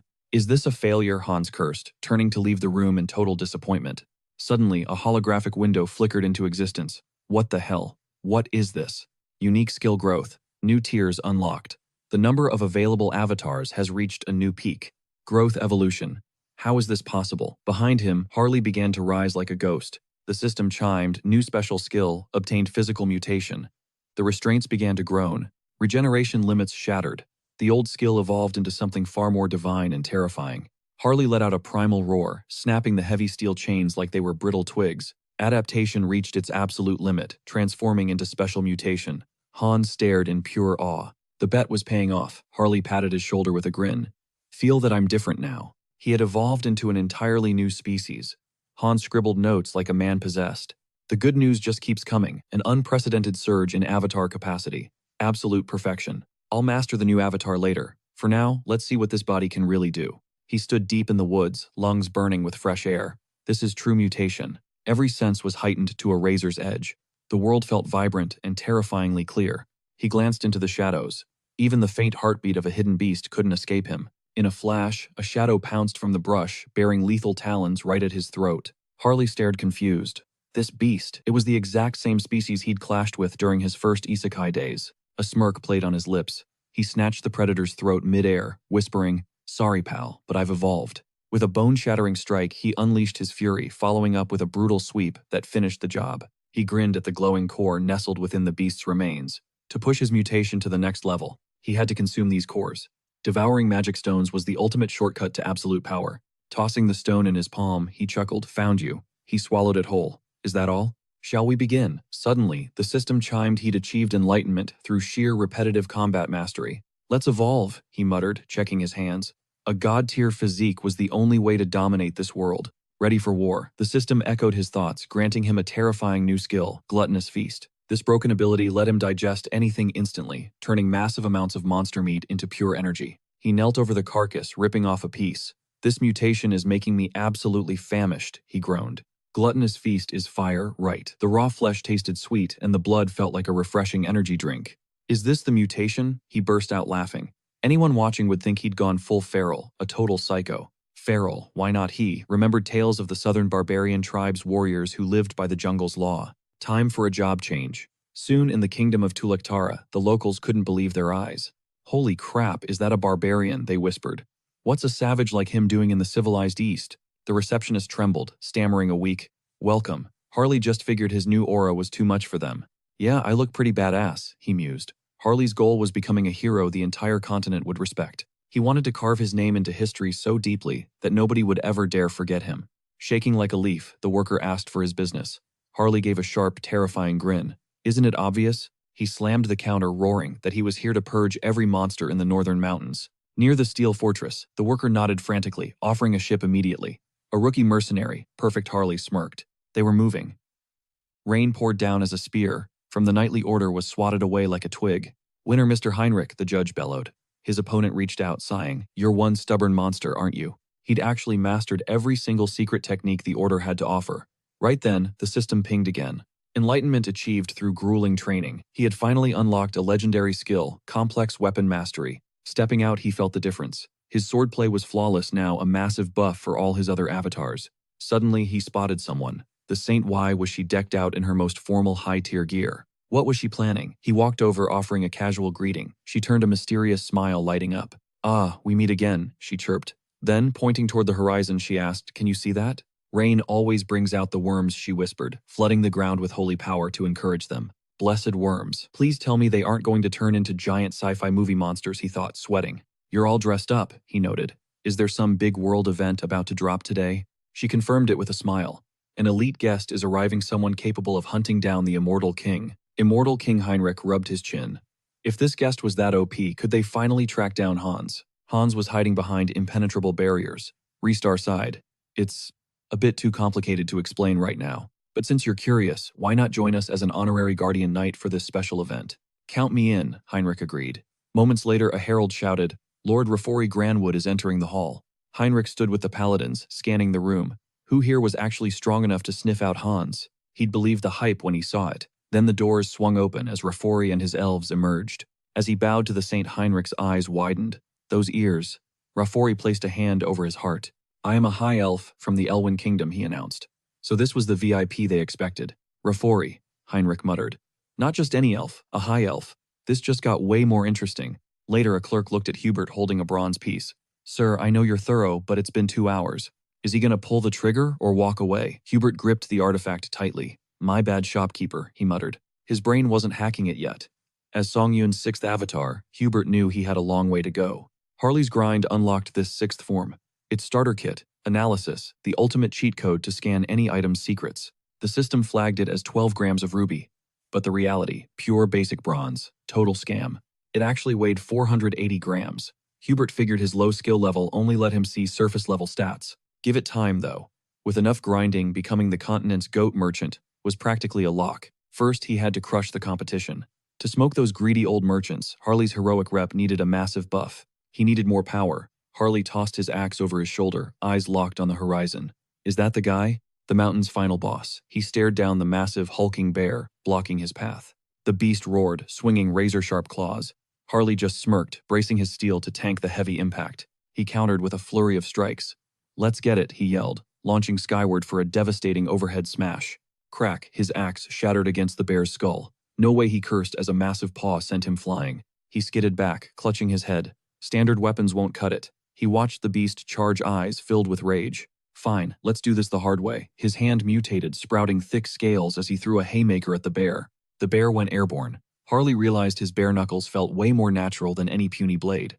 But looking like a monster wouldn't earn him hero points. He needed to tap into that beastly energy differently. Could he channel the life force without the ugly transformation? Let's find out, he growled, tightening his grip. He focused purely on the raw energy, rejecting the physical mutation. Suddenly, a system alert flashed before his eyes. Requirements met. Enlightenment achieved. A legendary new skill manifested the power of aura. Hell yeah, it worked, he cheered. This felt way more like a hero. Then a massive shadow loomed over him. A giant foot came crashing down. Man, these mountains are wild. First a bear, now an actual ogre. His eyes sparkled with hype. He pooled the new energy into his fist, ready to see what this aura could do. Time for a field test. The ogre let out a mocking chuckle as it stepped closer. Harley's expression turned cold. He caught the ogre's kick mid-air. "You think this is a joke? I'll show you something hilarious. Eat this." He launched off the ground like a rocket, screaming "Sleeping Forest Ogre" as he dove in. He delivered a barrage of explosive strikes. "Yeah," he smirked, "this is how you make a name for yourself." Suddenly, a foul, dark energy hit him. The scent was weirdly familiar but totally gross, pure corruption. "Smells like a dirty belly button," he gagged, following the stench to its source. Then his eyes widened. "A vow of rebellion," he muttered. He began stretching his legs, sensing some shady business was going down. Finding this in the middle of nowhere, super suspicious. His face hardened as he realized the danger. "I'm gonna rip these rotten losers out by the roots," he roared. Meanwhile, Rafori was calmly sipping his tea. "This tea is incredible," he noted, setting his cup down. He thanked the saint for her top-tier hospitality. She sat across from him, smiling gracefully. "I'm thrilled you enjoy it. But more importantly, the Divine Church is honored by your visit." Beside her, Heinrich realized the church just scored a massive ally. Elves, and not just any elves, high-tier nobility from the kingdom of Elwen on the continent of Animal. They revere the legendary World Tree. Despite serving different deities, the Divine Church and Elwen remained close. They formed a solid pact, constantly trading resources and knowledge. It was a rare mutual respect. Faith is personal, but politics are power. And High Elves, they were the absolute peak of Elven society. Was he here to track Hans using the World Tree's magic? Heinrich's curiosity piqued. This was getting spicy. His eyes literally looked like glowing stars. Rafori noticed the stare and smiled, sensing his fascination. Heinrich panicked, wondering if he'd been staring like a creep.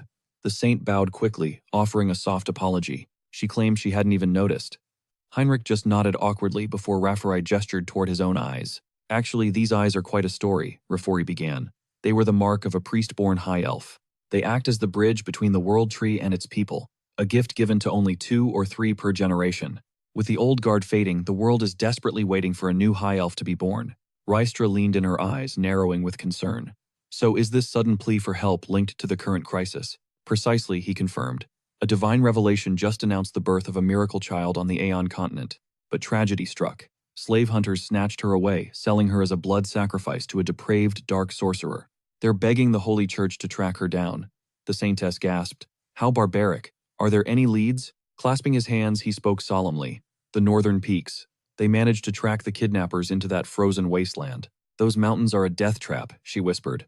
"What does she look like?" Meanwhile, deep within a dark cavern, Harley stood alert, scanning the shadows. Rafori noted that since her powers hadn't awakened, she appeared like a typical elf. She looked like a normal teenager, with pale green hair and vibrant orange eyes. Heinrich froze. "Wait, it can't be. Is it really her?" Harley stepped toward the girl. "Hey kid, what's your name?" She looked up softly. "I'm Cecily." She clutched her chest tightly before Harley hoisted her onto his back. A mage blocked the exit, screaming, "Damn it! Keep them away from the vault." His partner trembled with fear. "Easier said than done. How do we stop a monster?" Harley didn't even slow down, barreling through the mages like a juggernaut and clearing the path with raw strength. He kicked the door open and scanned the room. "Is this the warehouse you mentioned?" Cecily nodded. "This is it." "Stay put," he said, setting her down. She pointed urgently. "We can't leave yet. There's something we have to take." She gestured toward a glowing relic. Look right there, it's a fragment of the legendary world tree. Harley's jaw dropped. No way, this tiny thing. He handed it to her. Hold on for dear life, kid. She thanked him, clutching the branch. Time to bounce, Harley grunted, but she tugged his sleeve. Wait, one more thing. Please go easy on me. But Harley was already a blur of motion, charging forward with absolute fiery determination. Back at the hall, Heinrich signaled for attention. I have a proposal regarding the girl Cecily. Rafori turned to listen. I think I've found her. Rafori sipped his tea, his eyes sharp.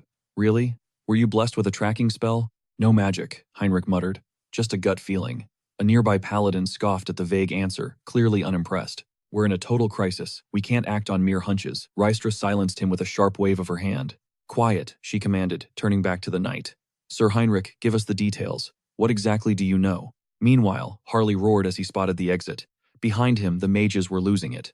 The brat stealing the sacrifice. Call it forth now. A shrill whistle pierced the air. Harley skidded to a halt, his eyes widening in total shock. Is that a giant earthworm? A colossal beast erupted from the ground. Harley's legs flared with intense flickering flames. No more running. We're breaking through by force. He lunged forward, leaping directly onto the monstrosity's massive head. Move it ugly, mid-jump, he caught a glimpse of a glowing magical seal hidden deep inside the creature's mouth.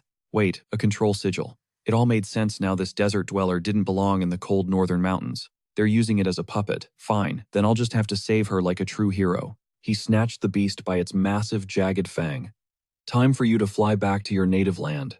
With a mighty heave, he hurled the worm into the distance. Live a long life, and don't let me see you again.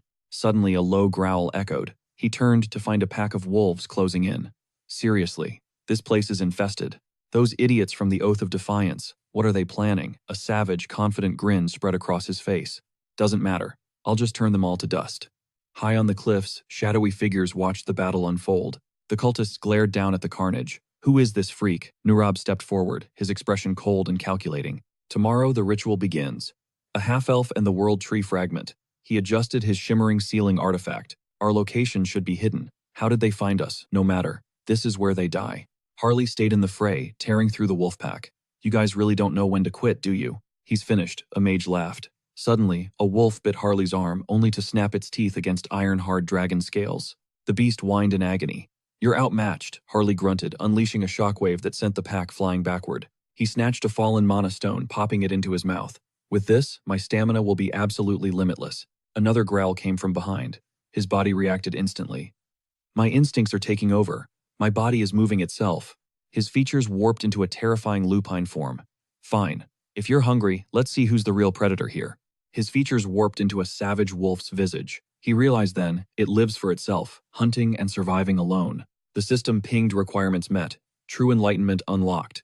Wild instinct skill acquired. A watcher on the cliff gasped. No way, that's a literal monster. What now? Elder Nurab, the line is collapsing. Nurab barked to fire up every summoning circle. Startled, he pivoted with a grim look. Too early for their grand debut, but options were zero. Time to unleash those two legends. Harley stared down the trembling wolf, letting out a low, chilling chuckle. This feral style suits me, he smirked. Time to wrap this up. Suddenly, a jagged crystal arrow shredded his palm. What the crystal? He spun around, eyes narrowed. Before him stood a crystalline freak. A gem man. Really, a crushing wave of telekinetic force hit him. Gravity warped around that jewel. Cecily screamed. Mister, look out, as a demon lunged from the sky. You're frozen half-breed, the demon roared, pinning him down with pure malice. Harley blocked the blow, scoffing devils too. Cute. But this raw power, it won't save you. Another arrow skewered his chest while the demon's fist smashed into his jaw. Just quit, half-breed scum. Mr. Cecily shrieked. The demon hoisted a killing blow, howling. It's over for you. Harley's bloody grin widened. You're right, it is over. Guess even devils tell the truth. The demon froze. What? Suddenly, a blinding radiance engulfed the field. The Oath of Defiance cultists recoiled in terror. Where's this divine pressure coming from? They shrieked. Harley just exhaled, right on cue. Paladin Heinrich appeared casually, shouldering his massive blade. Not long ago, he'd been skeptical, questioning. Relying on mere intuition for a mission this big, he'd scoffed. She fired back. How could you doubt it? They trusted Heinrich, yet he lacked the divine vision. Clutching her heart, she insisted. The gods themselves watch him. He'll get his sign. Right then, Rafori stood up with authority. Slamming his hands down, he barked, vision or not, if it finds that kid, I'm in. Heinrich was chosen. Back in the fray, the paladin charged the demon like a holy juggernaut. Divine fire surged through his blade as he unleashed a devastating strike. The demon shook. Incredible strength. Holy mana and god-tier swordsmanship impossible. Meanwhile, Harley locked eyes with the crystal freak. What are you staring at? Harley lunged. Instantly, sharp crystal tendrils erupted from the creature's torso. Spikes lashed out, but Harley snatched the monster's head first. Impressive speed, right? He ripped a gem-eye straight out. I'll take this as a tax. Then he crushed the skull. The crystalline head exploded into a million shimmering shards. It was over. Then, yanking the arrow from his own socket, he cursed. Gazing at the stolen gem, he smirked. Fair trade. Without hesitation, he jammed the crystal into his empty socket. The system immediately pinged. Transplant successful. New skills, Diamond Eye, and Pyrokinesis. Harley let out a dark laugh. Finally, some range, he grinned. Up on the cliff, the Oath Elder was losing his mind. Impossible. Even those two fell, he gasped. Behind him a goon trembled. Who is that paladin? Stay calm, it's just one man and a brat, the Elder snarled. Unleash everything. Then we bail. His men looked horrified. Elder, wait, suddenly a heavy shadow loomed over them. A spiked morning star pulverized a cultist's skull. A mounted paladin roared. Prepare for judgment. Heretic trash. The order had arrived. The cultists huddled back-to-back panicking. Damn it all. Elder Nurab, do we teleport? Give the word. Just then, Nurab's expression turned sinister. The elder grabbed his subordinate's arm. Nobody is going home. The man gasped. What? Nurab began ripping the life force from his own men. Your souls are the fuel for the archdevil. A cursed sigil blazed above. Descend now, avatar of greed. Consume them all, Nurab screamed. Burn them to ash. But as he yelled, a blinding holy flare erupted. This divine pressure, a pillar of pure light, shattered the summoning circle, skewering the demon before it could even manifest. Sorry, Pops, a voice rang out. The only one burning today is you. Nurab trembled in terror. A massive shockwave rocked the cliffside. Heinrich watched as the summit went up in flames. Guess that wraps things up, Harley muttered, his eyes drifting toward Cecily, trembling behind a massive trunk. Hey kiddo, it's safe now, he called out. She was shivering violently, knuckles white against a wooden branch. She confessed through tears how the suffocating pressure felt like her soul was being ripped to shreds. Harley chuckled at her survival. Meanwhile, Tuscan hailed Heinrich, praising him for the absolutely perfect timing. Praising the perfect timing, Tuscan credited Heinrich for the success. Heinrich noticed the gaze as Tuscan approached him. Gripping his shoulder, Tuscan nodded in agreement before questioning how he could have possibly foreseen this outcome. Just a gut feeling, he shrugged. Suddenly, Rafori noticed the shimmering light and cried, Lady Cecily. He dropped to one knee, hand over his heart, introducing himself as Rafori of the Elven Realm. Harley stared mesmerized. So this was the ethereal beauty and majesty of a true high elf in the flesh. Breaking into a roar of laughter, he congratulated the girl on finally reuniting with her long-lost family. It was an absolute privilege, Lady Cecily. Rafori bowed deeply, offering his eternal thanks and a reward. Harley waved it off with a smirk, claiming no payment was necessary. Rafori beamed, calling him a noble soul. However, the elf insisted gratitude must be paid. Harley's eyes widened as the vibes in the air shifted. He'd accept the prize. Cecily smiled warmly, asking if the brave Mr. Harley would care to sit. He dropped to one knee. She approached him, leaving a feather-light kiss on his brow, whispering a blessing. A glowing jade mark ignited on his forehead. He felt the overwhelming divine presence of the world tree. Rafori smiled, hand on his heart. This rare nature's blessing is a gift only the elven elite can bestow. It is a high-tier charm of the wild, possessing incredible power, but limited to only a few uses. Cecily giggled, mentioning it was faint since she hadn't awakened. Rafori then gestured for Harley's hand. He slid a mystical bracelet onto Harley's wrist, declaring it their sacred sign of an unbreakable elven vow. If you ever need us, we'll answer, they promised. Harley laughed, telling them not to go overboard. Cecily then pressed a hallowed branch into his palms. Tuscan watched, marveling at Harley's insane physical potential. Tuscan's gaze sharpened. This guy's physical prowess is insane, he muttered, crossing his massive arms. He's just like him, isn't he? Heinrich clarified. They were strangers despite the uncanny similarities in their strength. But I think they'll be fast friends, Heinrich added. Tuscan nodded. His instincts were never wrong. The order owed him too. Heinrich realized that with elven and divine backing, Harley's future was limitless. Backed by the elves and the divine order, Harley was destined to become the realm's most powerful merchant. Rafori stepped toward Lord Tuscan, thanking him for the swift resolution and offering the elves full cooperation. Tuscan smirked. This was the leverage he needed. Your support gives us the confidence to face the coming storm. We have one mission for world peace, Tuscan declared. Locate the immortal king at any cost. Heinrich's eyes narrowed. So that was the endgame. Elven contact was the key all along. The World Tree acts as a global network, allowing elves to track energy through any living root. Rafori raised a finger, interrupting the silence. By the way, we're going to need some serious backup. The elf explained he required specific details regarding the mana signature belonging to the immortal king. Excellent. Follow me, Tuscan replied. Before long, the group had returned to the sprawling Great Temple. Heinrich followed in silence, never imagining he'd set foot in this sacred place again so quickly. The massive holy barrier loomed ahead, a feat of divine architecture that defied all logic and human comprehension. The complex layout was a literal labyrinth specifically designed to baffle and confuse any uninvited intruders. Even a master of stealth like Hans would be trapped for ages. We've arrived, the Inquisitor declared. Heinrich stood before the threshold, knowing that the slightest breach would summon an army of paladins instantly. The massive doors groaned open. Rafori stepped forward, eyes locking onto the legendary fragment with intense focus. As the elf began channeling, Heinrich realized the trap was set. Hans was now the most wanted man. All the realm's elite forces were being mobilized against him, but Heinrich saw a different opportunity. He reached out, his fingers brushing the cursed remains. Was there a secret way out of this mess? Today the final fragment would be his.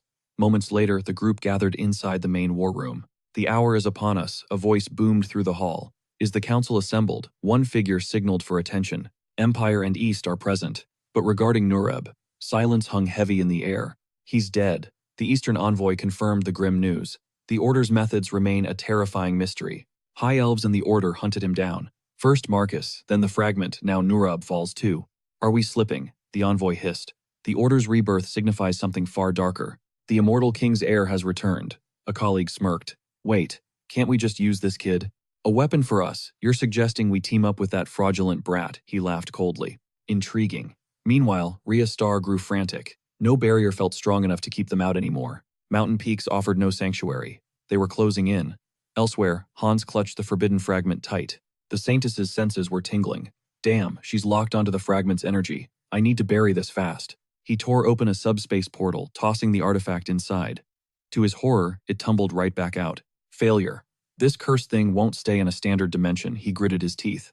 He'd crossed worlds with it before. Suddenly a wild idea struck, storing it within his own soul. One with the power. He plunged the artifact directly into his chest fusion, searing through his veins. Success. His mana vanished instantly. The fragment's might was now his to command, and his presence was untraceable. Time to scrub the evidence. With a sharp snap, he prepared to turn this entire place to ash. Flames roared, devouring everything in his wake.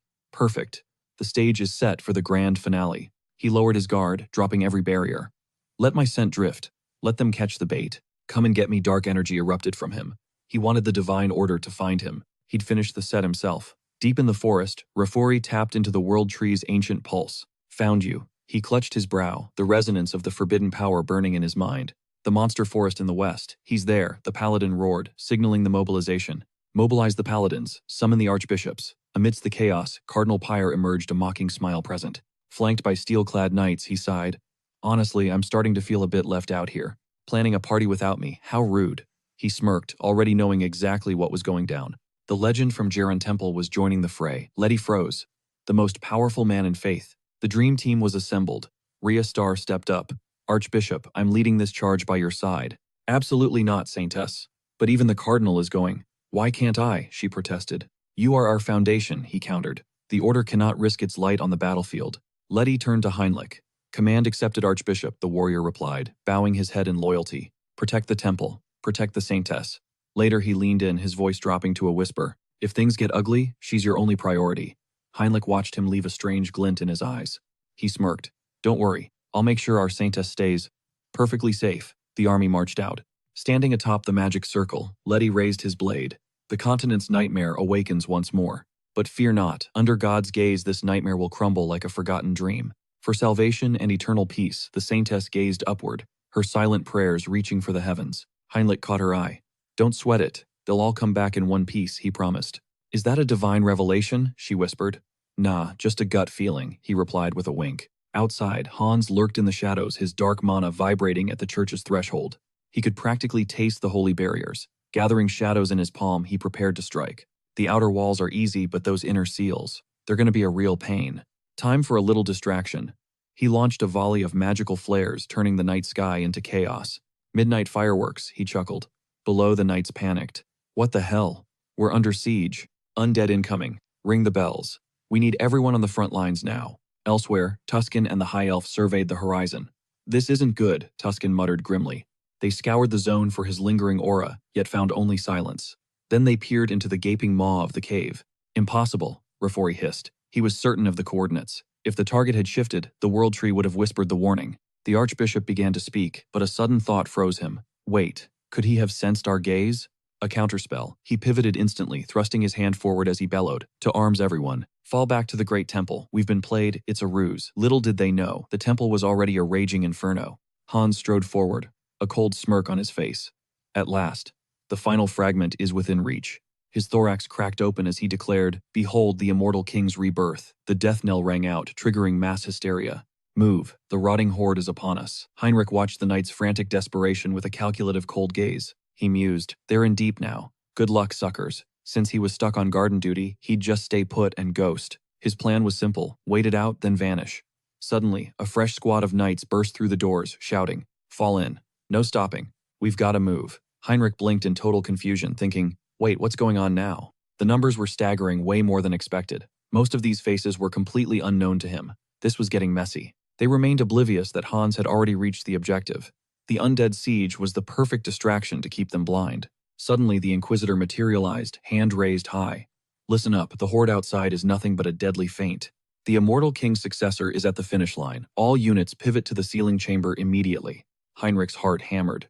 The Inquisitor, how did they see through the plan this fast? He bolted after them, cursing under his breath.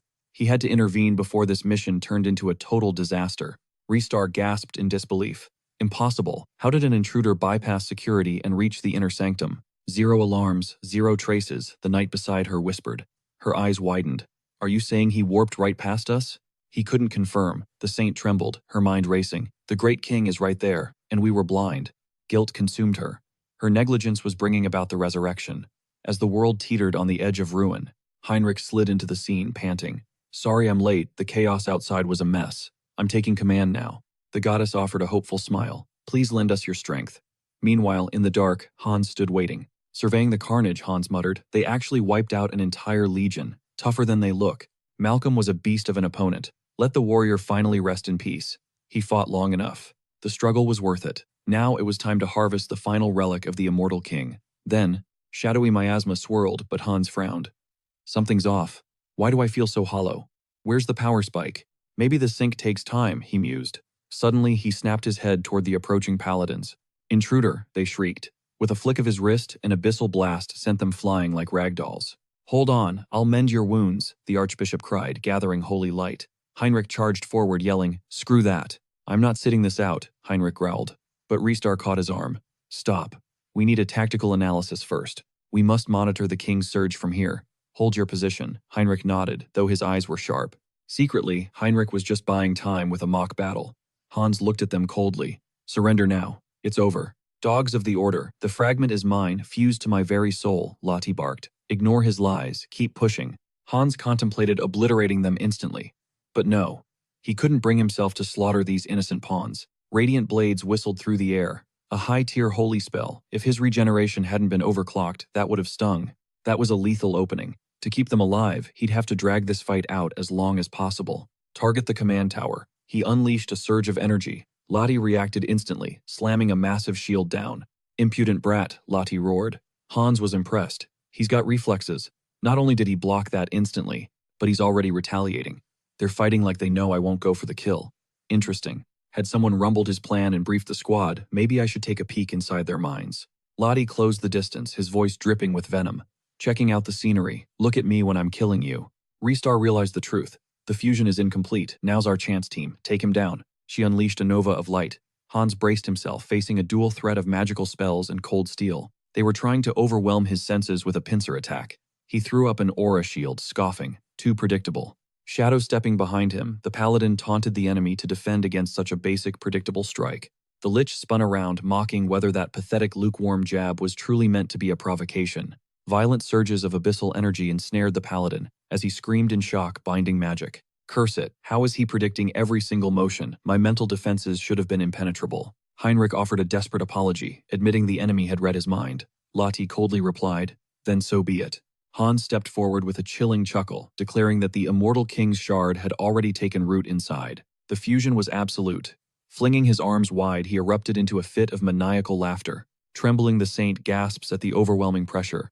Tears fall as she masks her terror, thinking in silence. The immortal king has returned, the lich sneered, watching the order's lapdogs shiver in pure, unadulterated dread. System alert. User has surpassed death. Achievement unlocked. He declared his return as the interface flashed with updates. The outer dimension's calamity was the immortal king himself. Hurry, the knights yelled, rushing toward the high chamber. They had to reach the saint, but a sudden terrifying presence above made them freeze in total shock. Was that him? The king materialized in the air, descending like a nightmare as they shrieked in terror. Realizing they were out of time, Pion roared, "No, this holy sanctuary is failing. The seal is weakening." They braced for a suicide mission against the demon, while Rosalia screamed his name. He ordered a relentless charge as the immortal king's dark laughter echoed, mocking their desperate struggle for survival. Do you truly think you can win? Without access to his status windows, they were fighting a ghost. Blindly misled the system, pinged hidden achievement unlocked. Reward granted permanent immunity to all instant death effects. Skill evolved immortality has become the immortal heart. With the decomposed heart active, his invincibility was now absolute. As waves of knights charged, he calmly analyzed their pathetic formations, predicting their every desperate strike and movement. Time to witness a god's wrath. He shielded his eyes as the system announced the activation of a forbidden art. The Eye of Darkness opened. Paralyzed by its overwhelming aura, the knight stumbled back in a state of pure panic. Dominating the demons with sheer terror, his form distorted as grotesque parasitic worms began crawling from his very flesh. Chaos erupted as the crowd fled. Pion's voice cracked. That's the legendary Eye of Darkness. Avoid its gaze at all costs. Keep your eyes shut. The king then announced his move, calling for his eternal legion to rise and conquer. With a single raised hand, the army of the dead stirred. Rick glanced forward, his brow furrowing in confusion. Decaying remains and shattered bones spiraled toward the beast. Watch out, something massive is being forged from the dead. A monstrous corpse golem stood tall, a nightmare stitched together from 1,000 screaming skulls and broken skeletons. Retreat, it's too dangerous. But it was too late. A single blow sent knights soaring through the air, howling in agony. The king smirked, offering a mock apology before deciding to end their lives. Rosalia clutched her heart in desperation. Gazing upward, she steeled her resolve. One moment of hesitation would mean the end for the church and the world. The fate of the entire continent rested on her shoulders. Turning to Song Yun, he inquired about her final wish. What is your command? Rosalia handed over her sacred cross, entrusting him with the holy relic for safekeeping. Escape now. Grow powerful enough to slay the immortal king, she pleaded, pressing the symbol of faith into his hands.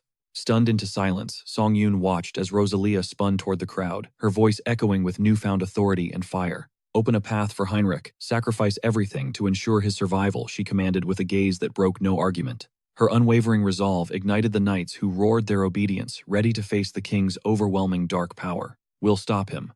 With those words, they charged once more, throwing their lives against the king's dark might. The king scoffed at the flies swarming him, boasting he could erase them all with a single casual strike. Rick attempted a backstab, but the king sensed the shift. He spun around, smirking at the foolishness of his errors. A brutal blow landed, drowning Rick in a sea of dark mana. Snarling in fury, Rick gritted his teeth hard. We've already won, Rick laughed. The king froze his eyes, widening as he demanded to hear those words again.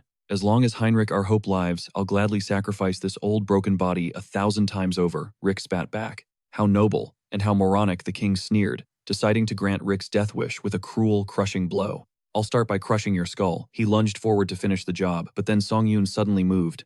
Out of nowhere, he buried a fist into the king's jaw, sending him spiraling. Song Yun weighed the risks of his next divine move. Teleporting behind his foe, he watched the king scramble to his feet, eyes darting in panic right until Song Yun blinked to the flank, his blade whistling through the air. The king wiped blood away, praising his opponent's slick speed. Too blunt to draw blood, the king sneered. It's over for you. With a sinister grin, he unleashed his darkest arcana. The magical blast surged toward Song Yun, who stood paralyzed, gasping for air as the sheer pressure crushed his lungs. He braced for death, but realized the impact only rattled his shell. The king's magical shards had merely grazed his outer plate, the jagged energy embedded into his gear, barely missing flesh. Finally, the true climax of this duel was about to begin. Suddenly, a blinding radiance consumed the field, and the knights' desperate roars for Heinrich echoed through the chaos. Sobbing in pure terror, Rosalia shrieked. Why? She had placed every ounce of their future in his hands. Why stay and die? She wailed. Song Yun lowered his gaze, his voice steady as he finally spoke. He donned the robes only for survival, but he knew a coward who abandons his brothers can never truly lead. How could he protect the world if he ran? Pure righteous fury ignited as he crushed the holy cross in his grip. Blinding pillars of sanctified light exploded across the chamber. Pivoting, he fixed his gaze on the immortal king with lethal intent. You called my blade dull, he challenged. Even if this steel shatters, I'll still drag you to hell with my bare hands. A system chime rang out, conditions cleared, enlightenment achieved. Song Yun had unlocked a forbidden legendary skill, Blessing of the Radiant Blade. He grinned, realizing his weapon had reached its third evolution. This was going to be epic. Everything was finally aligning. With a primal war cry, he lunged his body, becoming a blur of pure violent motion. He drove his glowing steel directly through the immortal king's chest. A flawless execution, a masterpiece of divine destruction. The drama was peak. Now it was time for the final touches, before the curtain closed on this legendary stage. Wailing in agony from the soul-piercing strike, the king hissed priest. Who? What is your name? Standing tall, he declared his name Heinrich. He let the name echo, making sure the king would never forget it. How dare a worm scar me, the king roared, but a system notification flashed, instant death immunity triggered. Mortally wounded, the immortal king seared Heinrich's name into his soul, before dissolving into a cloud of dark, shadowy mist. Watching his prey vanish, Song Yun's blood boiled. He actually bailed. Are you kidding me right now? As he spat out curses, Rick rushed over, gripping his shoulder tight. Heinrich, you actually did it. You pierced his heart. Rick braced him, refusing to let him collapse. Witnessing this was like seeing the rebirth of a true legend. Adrenaline fading, Heinrich slumped toward the dirt. It was a scene straight out of an epic myth, and the crowd erupted in thunderous applause. It finally clicked. Hans had returned as the immortal king, and it was Heinrich's destiny to put him down for good. With holy powers in play, this was the ultimate hero versus demon king showdown. Now, time to secure the bag. Ready to cash in, Song Yun summoned the system interface. A notification dinged. Welcome to the Karma Shop. Checking his balance, he saw the unique skill upgrade cost 800,000 karma points. Wait, for real? Nearly 1,000,000 points already, he gasped. No matter, he wasn't hesitating. It was time to level up his unique abilities instantly. He smashed the confirm button. Skill evolution initialized. A new notification popped up. New special ability unlocked customization. Customization, he questioned. As the Immortal King's model flickered on screen, the true nature of this game finally hit him. His new toy offered two game-changing options: full avatar creation or advanced avatar modification. Modification was insane. It meant he could overhaul looks, stats, and hidden traits of any avatar he already owned. Creation was a one-shot deal to build a character from scratch. But here was the absolute kicker. He could finally choose his gender. Male or female, the choice was his. Song Yun's jaw dropped in pure excitement. He wasn't being weird about it, okay? He was just scientifically curious about the alternate perspective. He hovered over the female option and clicked. He just had to see how the gameplay mechanics shifted. Error. The system flashed red. Option. Locked. Wait, what? Why is it grayed out? Denied, but why? The system cold dropped a bombshell. This is part of a biological cultivation process. Create my own race, he stammered. The system prompted him for a catalyst item to begin the evolution. Designing an entire species felt wild. Then he remembered Cecily's gift, the World Tree Branch. Could that be the key? He'd been using it as a glorified air freshener, but desperate times called for epic measures. He grabbed the glowing plant. He realized that to birth an elf, a specific catalyst was non-negotiable. Arcane circles flared in his palms as the system flagged a World Tree Branch. Commencing the synthesis, mystical flora erupted in the void, their petals spiraling and rapidly cocooning his physical form. It was a total success. Right before his eyes, a perfect elven clone emerged from the shimmering light. Since customization was unlocked, he sculpted a face of divine beauty, though he gave him freakishly long arms like a fantasy Slender Man. Given that elves are ethereal spirits, he dumped every stat point into nature affinity to maximize his elemental connection. He dubbed him Kyros, race elf, unique trait, scion of the World Tree. This wasn't a standard summon. He was pure arboreal essence. Thanks to that World Tree Child buff, his growth velocity, unique skills, and natural harmony were boosted to legendary levels. The final result, an absolute masterpiece with a god-tier physique and a face that could literally charm the heavens. Suddenly, Karis uttered something deeply unsettling. The protagonist froze, sensing a dark shift in the atmosphere that shouldn't be happening. It looked like dark mana was physically warping Karis's body. Song Yun's rage flared. This corruption was definitely not part of the plan. He tried to abort the Immortal King's summoning, fearing his mental core was fried. Was his intense link to nature causing this glitch? After nearly losing his new avatar, he spotted a shelf of ancient tomes. Maybe it's time to write the Mercenary King's legend instead. Moments later, he threw a wolf pelt onto his head, grinning wildly. He actually lived for this kind of chaotic, shocking energy. His maid just giggled softly, clearly vibing with her master's erratic new fashion statement. Without warning, he bid her farewell and vanished. Hubert had secured the perfect loot, so he headed straight for the Artisan City. Song Yun heard rumors that local thugs were harassing Hubert lately. It was time to go catch some hands and teach them respect. Passers-by couldn't stop staring, gossiping about his raggedy fit, and wondering why he looked like he crawled out of a dumpster. They trashed his weird tattoos, mocking Southerners as a den of unwashed savages who didn't know the first thing about civilization. He was making everyone visibly uncomfortable. Harley scanned the crowd until the awkward silence became heavy and hardened to crush a man. He cornered one guy who immediately turned beet red. Then Harley snapped. "Who gave you losers permission to disrespect Southern warriors?" They snarled back, calling him the real freak. One meathead stepped up, swearing to knock some sense into the weirdo. But the moment the club swung, the protagonist pulverized it. The thug could only stutter. What an absolute monster. He'd shattered a steel-bound weapon with his bare palms. Harley watched them, doubting these clowns were actual Southern warriors. He figured if he befriended a few real ones, he'd eventually ascend to become a legendary hero of the South. With loyal comrades backing his every move, he would finally earn his reputation as a true elite Southern warrior. Suddenly, a guy slapped his shoulder, telling him to ditch the rags and wear normal clothes like a civilized person. Harley was stunned. Wait, is this fashion outdated? That was the final straw for the local, who challenged him to a duel. A traditional Southern scrap, strictly bare knuckles. It seemed this was how they handled their beef in this savage city. Bet, Harley replied, but with one condition. He wanted to take on every single one of them at once. The guys were shook. A 3-on-1. You trying to low-key insult our entire clan's honor right now. Harley just smirked. Nah. 2 of you can attack and the 3rd can pick up the pieces once I'm finished. Before they could react, he lunged. Their jaws dropped in pure terror as they felt the overwhelming pressure of his strike. A second later, a massive boom rocked the city, punctuated by the sounds of dudes screaming in absolute agony. The crowd lost it. No way a Southerner had those cheat code skills, especially since he didn't have a single warrior's mark. Harley panicked inwardly.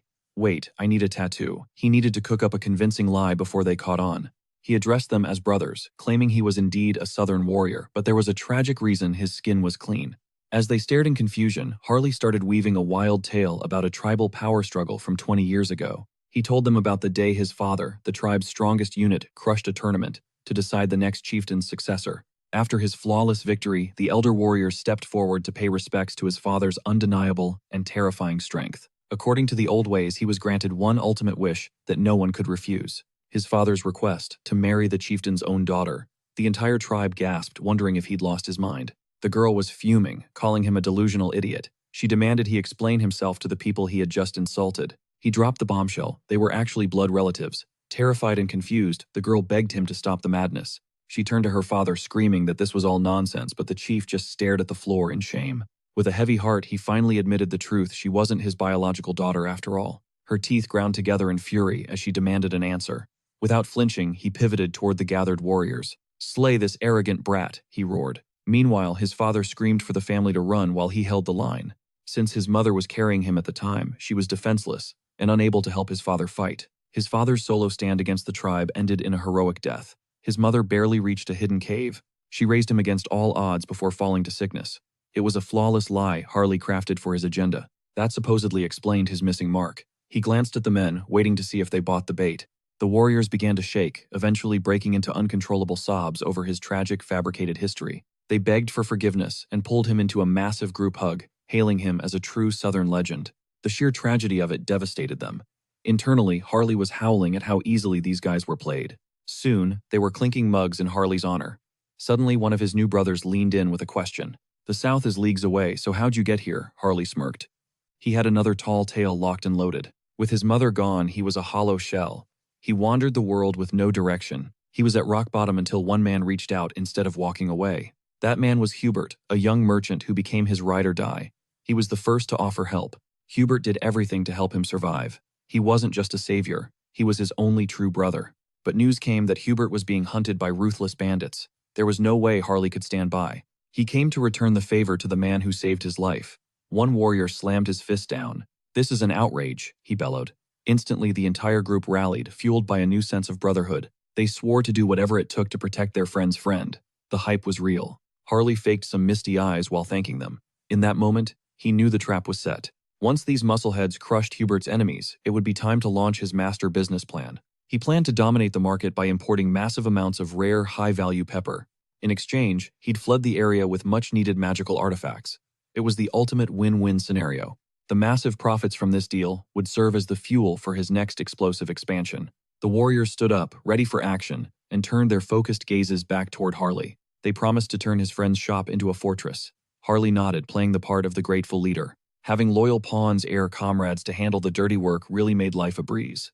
With Hubert's safety secured, it was finally time for Harley to make his grand debut as an elf. He shifted his form and approached the palace gates. Posing as Kyrus, he addressed the guards. "Greetings. This is Roselia's Great Temple, correct? I'm Kyrus, a veteran mercenary and a close associate of Harley." He mentioned Harley's prestigious ties to the Holy Knights, to ensure they were listening closely. He requested an audience with the elven envoy, presenting a formal letter of introduction to prove his status. The guards opened the scroll only to find a sketch of a smirking Harley vouching for the elf's identity. The message asked for a favor to let his buddy in. The guards immediately recognized the chaotic handwriting. "Yep, this is definitely Harley's work." One guard laughed, waving him through the massive gates. He was escorted deep into the palace toward the envoy's private wing. The guard announced his arrival. After getting the green light from Lord Rafori, Kyrus stepped inside with a polite, practiced apology. Rafori welcomed him warmly, introducing himself as a high elf of the Great Kingdom. He offered a seat, curious if this traveler was indeed the mercenary mentioned in the letter. Kyrus sat down, struggling to keep a straight face while pretending these familiar people were total strangers. Seeing them through the perspective of a high elf actually made things way more interesting. Their eyes possessed an ethereal glow that felt like it was pulling his very soul inward. It was almost hypnotic, making him feel like he was drifting into a dream. Then Rafori spoke. "So you're quite close with Sir Harley." He noticed Kyrus wearing a very specific familiar bracelet. The evidence was clear. Kyrus panicked slightly, clutching the jewelry and stammering out a quick explanation. Kyrus offered the gift tentatively, fearing his kin's gesture might offend. Rafori quickly dismissed the worry with a warm smile. Instead, he felt honored, seeing his fellow elf truly appreciate it. But then things got serious. Rafori sensed a hidden question. Kyrus admitted he simply wanted to master a secret ancient skill. He aimed to command nature's essence and forge spirit pacts, having lived as a solitary wanderer. Isolated, his magical growth had stalled. Rafori nodded slowly, contemplating the strange circumstances of their meeting. This elf possessed legit talent, no doubt. "Fancy a walk outside for some fresh air," Rafori suggested. Kyrus jumped up, eager for the chance. Rafori then dropped a bombshell about those legendary powers. Sadly, time was short as departure loomed. "Why not journey with me to the Elven Kingdom instead?" Kyrus froze in shock. The legendary elven homeland was finally within his reach, sparking pure excitement. Enamel's Heart, the hub of high elven elite education. "It would be an absolute honor," Kyrus breathed. "Don't I need elite skills?" he asked. Rafori noted only high elf lineage usually grants entry. "There is one loophole." Rafori stepped closer, his piercing gaze radiating an intense, suffocating pressure that paralyzed Kyrus. "What exception?" Kyrus gasped. "Only those wielding high elven mastery are granted this rare bypass." "You felt it too, didn't you?" Rafori whispered. Terrified, Kyrus instinctively recoiled from the overwhelming aura. That familiar eerie tug returned a cosmic vacuum, pulling him in. He glanced frantically at his glowing bracelet. He scanned his surreal surroundings, confused. Had he been transported into a mental subspace or something? Was this like the Divine Retribution battlefield? No, the mana here felt infinitely cleaner and more ancient. He spun around, denying reality. Gazing upward, a massive, shimmering emerald leaf dominated his entire vision. As he reached out, a celestial maiden materialized from thin air. It was her, the elven goddess. Looming behind her stood the majestic world tree. She drifted down from its branches with divine grace. She glided effortlessly. "What is happening?" Kyrus stammered, his mind racing to process this impossible encounter. Without warning, she seized his head. Panic surged through him. Why was a deity being so aggressive? Terror and confusion clouded his mind. Then the goddess spoke in a melodic ancient tongue he couldn't grasp. "The boy must return to the kingdom," she decreed. Song Yun pointed up, mesmerized by the world tree's foliage. Her words were a mystery. "Stop," he yelled, frustrated by the cryptic visions and total lack of answers. The goddess evaporated instantly. Kyrus blinked, finding himself anchored back in Rafori's familiar study. "Is it over?" "What was that?" Rafori's eyes widened. He'd felt the world tree's immense presence pulsing nearby. Kyrus mentioned the divine girl. "Was that actually the world tree?" he asked. Rafori then explained. The goddess chose a tree's vessel, greeting him through a vision his soul could actually comprehend. This proved the world tree had personally acknowledged him. Kyrus was baffled. What does that even imply? First, the goddess, now the sacred tree destiny, was hunting him. Soon after, the scene shifted drastically. We cut to Hubert cornered by aggressive thugs. They were revisiting a chat from last week's visit. Their demands were clear during their last raid. One goon leaned in, invading his space. With a murderous glint, he barked, "I told you to shut down and vanish. Why are you still here?" Hubert stayed calm. "Pardon the intrusion, but this week's tea is exquisite. Care for a cup, gentlemen?" The thug slapped the cup away, snarling. "You are clearly not getting the memo, old man. This was not a social call." He needed to pack his bags and flee before things got bloody. "Do you have a death wish?" Hubert just smiled. "Not a tea fan. Your friends seem to love it. What crap are you spewing?" Before he could finish, Harley's fist connected squarely with his jaw. The goon crumbled, howling in agony. His shocked crew scrambled. Who are these guys? Where did they spawn from? Harley and his squad crashed the party to back Hubert up. Soon, the chaos subsided as night deepened. Harley slapped Hubert's back, grinning. You are safe now, Pops. Drinks are on me tonight. Let's celebrate.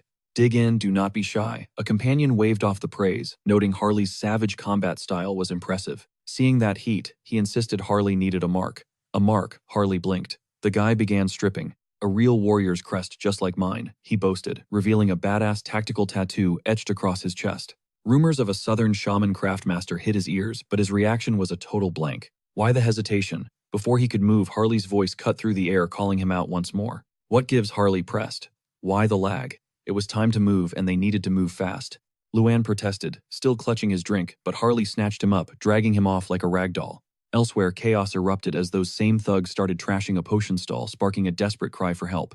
Is she going deaf? He specifically demanded the cash be ready by today without any excuses. She pleaded, arguing the sum was impossible. Where was she supposed to conjure that much gold from? He lunged, gripping her collar and dragging her close. Did she honestly not realize the danger she was in? He gestured to his mangled face. His day was already trash, and now she was playing the no-money card. He didn't care where she dug it up.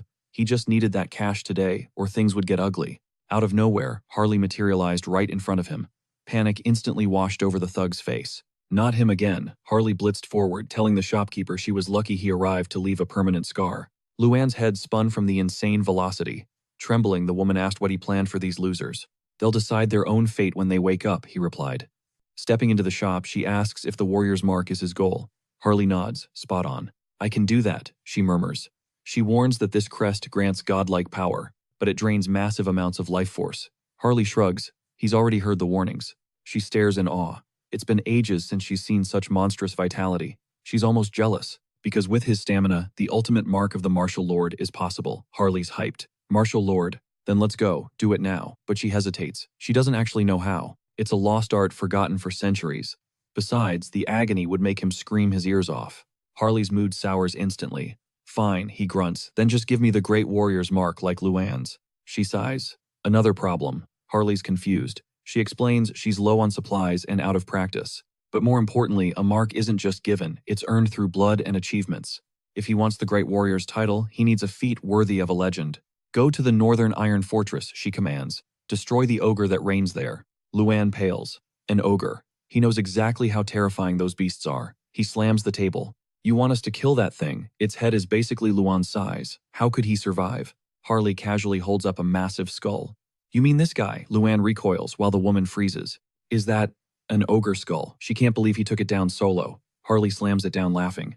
Damn right I did. An ogre is light work for me. The woman clutches her head. He's clearly a beast, but she tells him to come back in a few days anyway. She's drained and feeling weak. She needs stamina to craft the mark, but she's totally parched. Need food and a drink, Harley asks. Leave it to me. Restoring energy is my specialty. She turns to clarify. What do you mean? But when she spins back around, he's already vanished. She prays he stays out of trouble, but soon screams echo through the streets. Harley finds his friends again and delivers another beatdown. We really keep bumping into each other, huh? The thug clutches his shattered head, trembling. Who are you? Why are you doing this? Harley smiles. You messed with the wrong people. You touched our shaman. The thug's eyes go wide.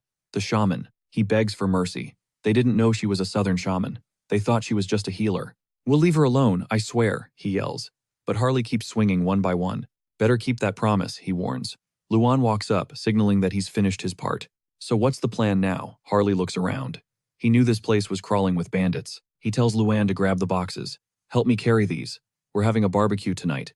Later, as she's sweeping her shop, the protagonist arrives. We're back. She's speechless. What is all this? Harley gestures to the booze and meat. Your recovery kit.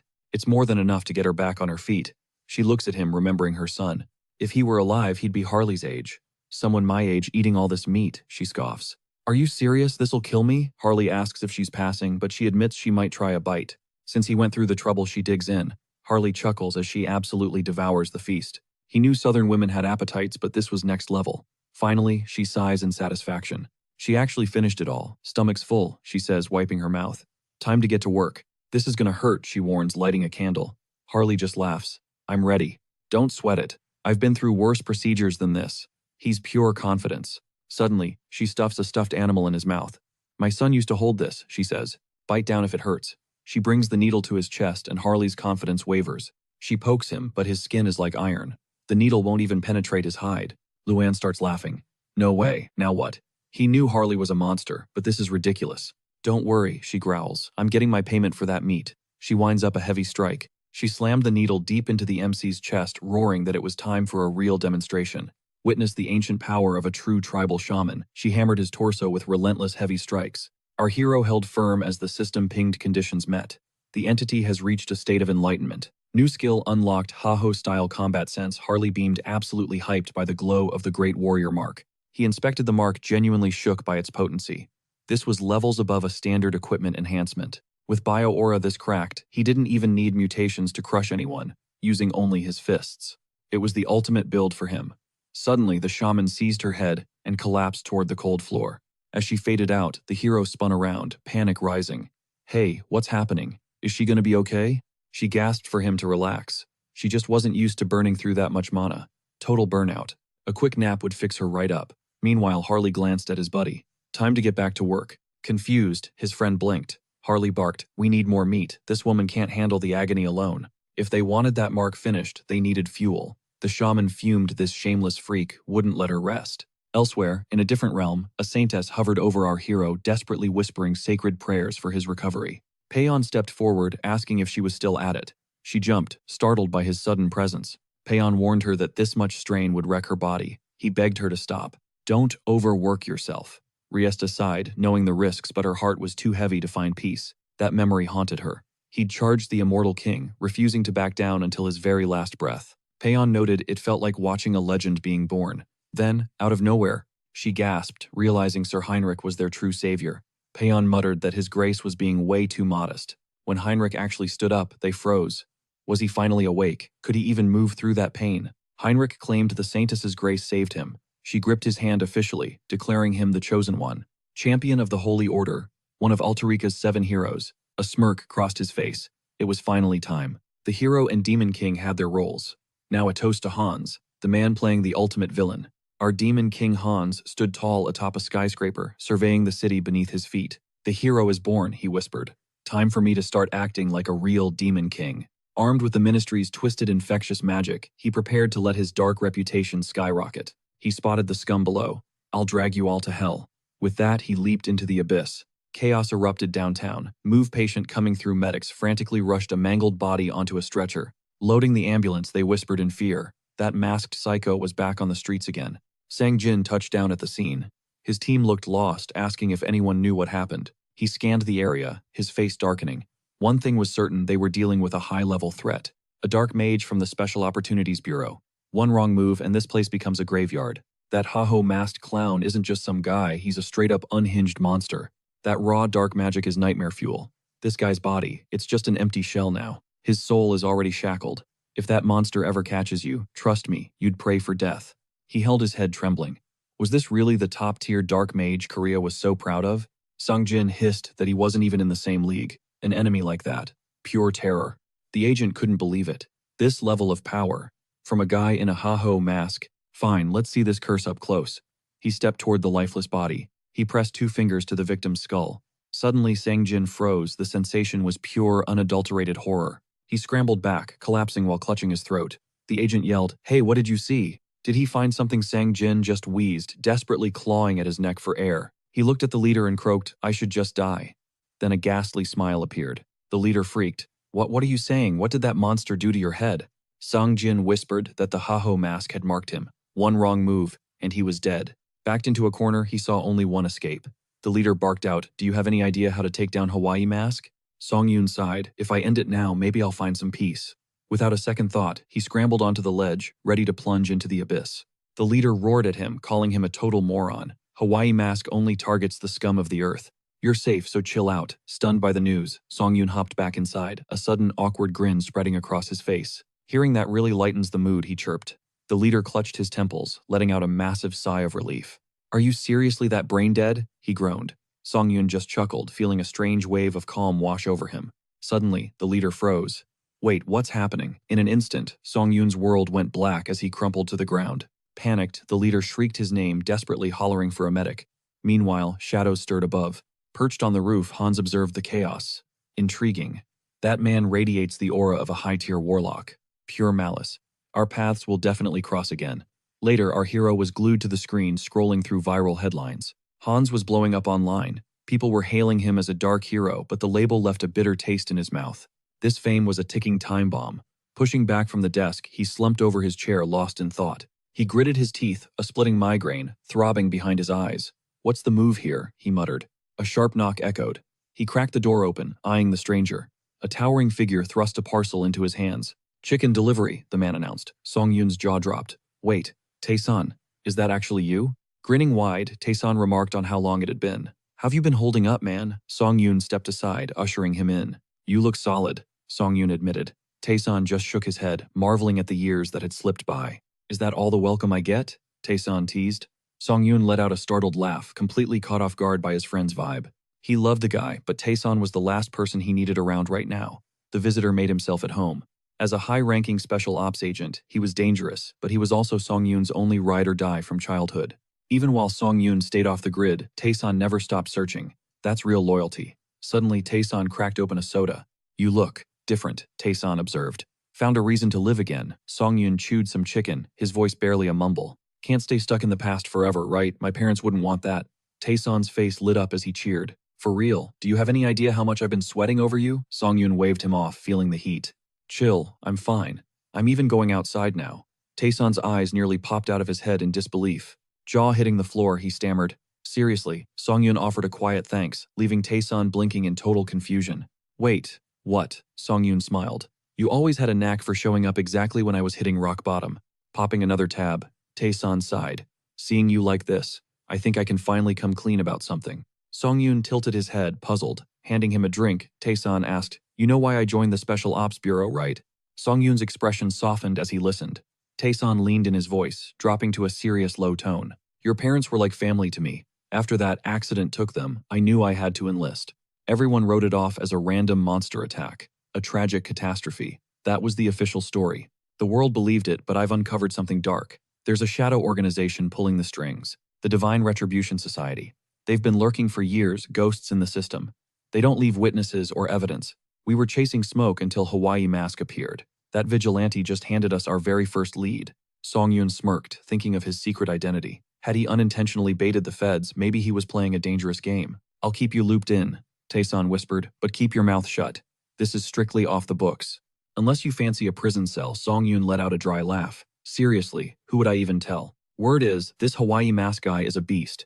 Is that why the Bureau is so thirsty to catch him?" Tae-san slammed the table, his frustration boiling over. "Exactly, that's what pisses me off the most. Why hunt a guy who's actually cleaning up the streets? Just let the man do his job." Song Yoon looked down, a secret relief washing over him. Having Tae-san in his corner was a massive win. They toasted to new beginnings, the alcohol flowing freely. Hours later, through a heavy drunken haze, Tae-san leaned in close, slurring his words. "Ditch the writing gig, man." Song Yoon blinked. "The hell, why?" Tears welled up in Tae-san's eyes. "A demon king. That's so cringe. And Hans's. Where's the creativity, bro?" It felt like a random shower thought.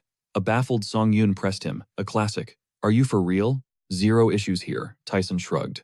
But Song Yoon shot back. "It's not classic, it's straight up cringe. If you're using cliches, at least make the acronym FIRE. Like Hans being Hannibal Strauss. Our main character actually thought that sounded low-key legendary." Tae-san smirked. "See, if you actually write, get your brother to help." Suddenly, his phone buzzed, cutting the vibe short. "Time to bounce." A shocked Song Yoon asked. "Wait already," Tae-san sighed. "Boss wants me on deck today, no excuses." As he geared up to go, Song Yoon lowered his voice. "Yo, Tae-san. How is your grandma doing?" Tae-san froze at the door. Heavy silence filled the room. Turning back, he admitted the cold, hard truth. "She is fading fast. I have got to brace for the worst." Panic surged through Song Yoon. "Wait, what happened? How can I help?" Tae-san just shook his head. "Just focus on your novel, man. I will handle this alone." Flashbacks hit him like a truck. He remembered holding that frail, kind hand while sharing a snack. Chowing down on a bun, he had smiled. Grandma always whispered, "Just tell me what you crave, okay, sweetie." She truly loved him like her own blood. "You get that right," Song Yoon nodded, heart heavy with grief. Back in the day, she was their guardian angel, always watching over their chaotic childhood adventures. It was his purest memory. Now knowing she was dying while his best friend suffered, he felt completely useless. He was trapped in a spiral of helplessness until a wild spark of inspiration suddenly struck his mind. He silently apologized for roasting Taisan's naming skills. Why? Because those cringe names were actually his only hope. The system pinged, Heinrich possessed elite reason and the divine individual trait of holy baptism. Most importantly, he held the ultimate trump card, a high-tier miracle healing skill. They needed a holy healer, and he literally had one on standby, a master of divine power and faith. Backed by archbishops, Heinrich had the juice. He could actually save Tyson's dying grandmother, but how to summon him, vanishing right after his hero debut, would look suspicious as hell. He had to play it cool and wait. Later, Aaron strolled through town grinning like he had won the lottery. Diana frowned. "You good, that bag looks heavy." Aaron brushed it off. "Psh, I am totally fine, do not worry." Then boom, apples cascaded everywhere. "Wait, stop," he yelled, while Diana begged him to stay chill and not crash. A stray apple bounced off a stranger's boot. "Watch your grip, kid," the man said, snatching the fruit. Diana's eyes went wide. It was Haynes. "How is life, kids?" he asked. Aaron blinked. "Wait, is that really you?" He looked like a whole new man. Haynes smirked. "Got a little glow up, did I not? Catching up yet?" "Where have you been?" Diana pressed. Haynes laughed. 7 months flies when you are out here making big moves. He had been grinding hard. Diana narrowed her eyes. "If you are back, you definitely have some hidden agenda." She was certain. Haynes looked shocked. "Ouch. Can a guy just visit?" Diana scoffed. "Spill it. No lies allowed." "Just admit it," she teased. Aaron added, "For real though, do not be such a stranger next time, man." Haynes threw up his hands in defeat. Turning to Diana, he asked, "Want your old boss back for a job?" He needed her elite intel network. He flicked 2 gold coins her way. She grinned. "You had me at gold." Later, Haynes tasked Sora with scouting every black market and shop dealing in high-end magical artifacts. Staring at the loot, Sora gasped. "Where did you score this legendary gear?" Haynes winked. "I have my ways." Diana's intel secured the gear and unlocked secrets from the long-silent Brokos lock. The plan was finally moving. The vital shipment of pepper was finally secured in the warehouse. Haynes nodded. "Everything is falling into place." With the sales locked in, the purge was finished. "A purge," Sora echoed, her eyes widening in realization. He had wiped out every fake defector and hidden rat. Sora beamed, thrilled that the internal threat was gone. Finally, she cried, "The clan is safe." Haynes nodded firmly. "Exactly. No more shadows lurking in our house. Now it is just about keeping the magic tools and pepper flowing. I am putting my trust in you, Sora." She was now the boss of the Heterosis. Sora froze, completely blindsided. "Wait, you want me to lead?" Managing an entire clan felt impossible for her, but Haynes grabbed her shoulders. "Sora, you are more than capable." He believed in her 100%. Feeling his absolute faith, Sora stood taller, her doubts vanishing instantly. "You can count on me, Lord," she vowed. Haynes turned and exited, leaving her to her new destiny. Haynes mused on how chaos always found him. He realized their squad operated exactly like a gritty mid-sized startup. With Diana's intel in hand, could they actually pull off a full-scale takeover of the entire clan? He sensed his own blood, calling out this was definitely the Brokoslok lair. He closed in on the looming facility, which was flanked by 2 guards. Suddenly, a violent burst of fire erupted, and Haynes strolled inside like he owned the place. Was that just a stray draft, he wondered? Stepping inside, he found Rosalicia drowning her sorrows in the dim light. She was drinking heavily, muttering about her success. How much longer could she survive this lonely, pathetic cycle of grief? With a heavy groan, she slumped against the table. Haynes stepped into the room, calling her name with chilling calm. "Back at it again?" he asked. She whipped around, eyes wide with shock, as Haynes loomed over her in the doorway. He noted seeing several familiar faces today. His high-level disguise had allowed him to bypass security and waltz right in. Rosalicia apologized, stumbling over her words as she asked for his name. Apparently, her memory was as blurry as her vision. She asked him to repeat himself while sloppily pouring more crimson blood into her glass, barely keeping her focus. Since a guest had arrived, she decided to show off her hospitality. She poured him a glass with a shaky hand. She boasted it was freshly harvested blood. Haynes watched the liquid swirl deadpan and flatly rejected her offer. He thanked her politely, but he already sensed the trap high-level blood-binding magic was laced within that glass. Rosalicia suddenly lashed out, splashing the magic at him. "How dare you trespass in the Brokoslok holy sanctuary?" she screamed. She didn't care who he was. He wasn't leaving alive. Haynes just grinned and flexed his hidden aura. Rosalicia froze in terror. Her own blood was turning against her. This man could manipulate the life force of others at will. This was the power of a true blood invading Brokoslok soil. As an outsider, was a fatal breach of their ancient contract. Haynes realized she genuinely didn't recognize him. Instead of clearing things up, he decided to play into her confusion. "Why waste a good advantage? What breach of contract?" Haynes spat, his voice echoing with newfound authority. He claimed to be from the Brokoslok indirect line. Rosalicia called him a liar, but then her expression shifted. She paused, her mind racing. She'd actually heard rumors about a secret distant branch of the main family before. If he was legit, she had to listen. He promised to share his overwhelming power if she agreed to cooperate. Rosalicia just smirked.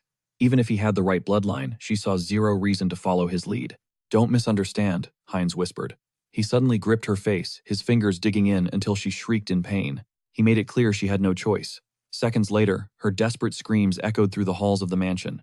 Rosalicia spiraled into confusion. What was this sensation? She clutched her chest, feeling a magnificent alien energy taking root. It felt as if her soul had found a new master. Now he demanded, "Tell me every secret you are hiding." She wailed, unable to resist his command.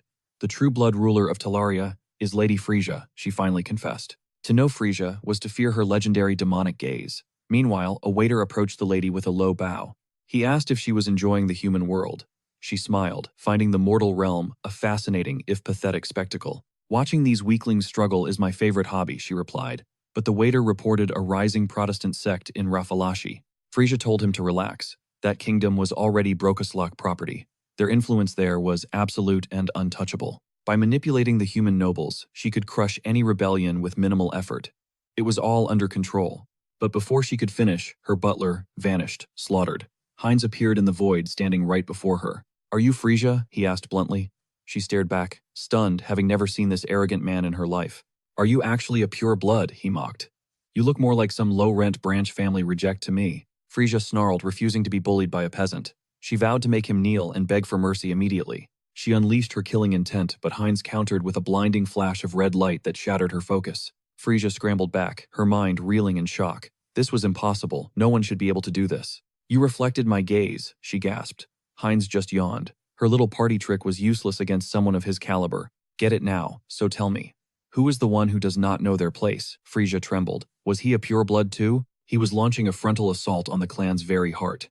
What kind of madman would attempt this? Pure rage consumed her. She coiled her fist, blood erupting from her skin as she prepared for a lethal strike. "My goal?" Heinz smirked. "It is simple. I am taking everything you own. This entire territory is mine now."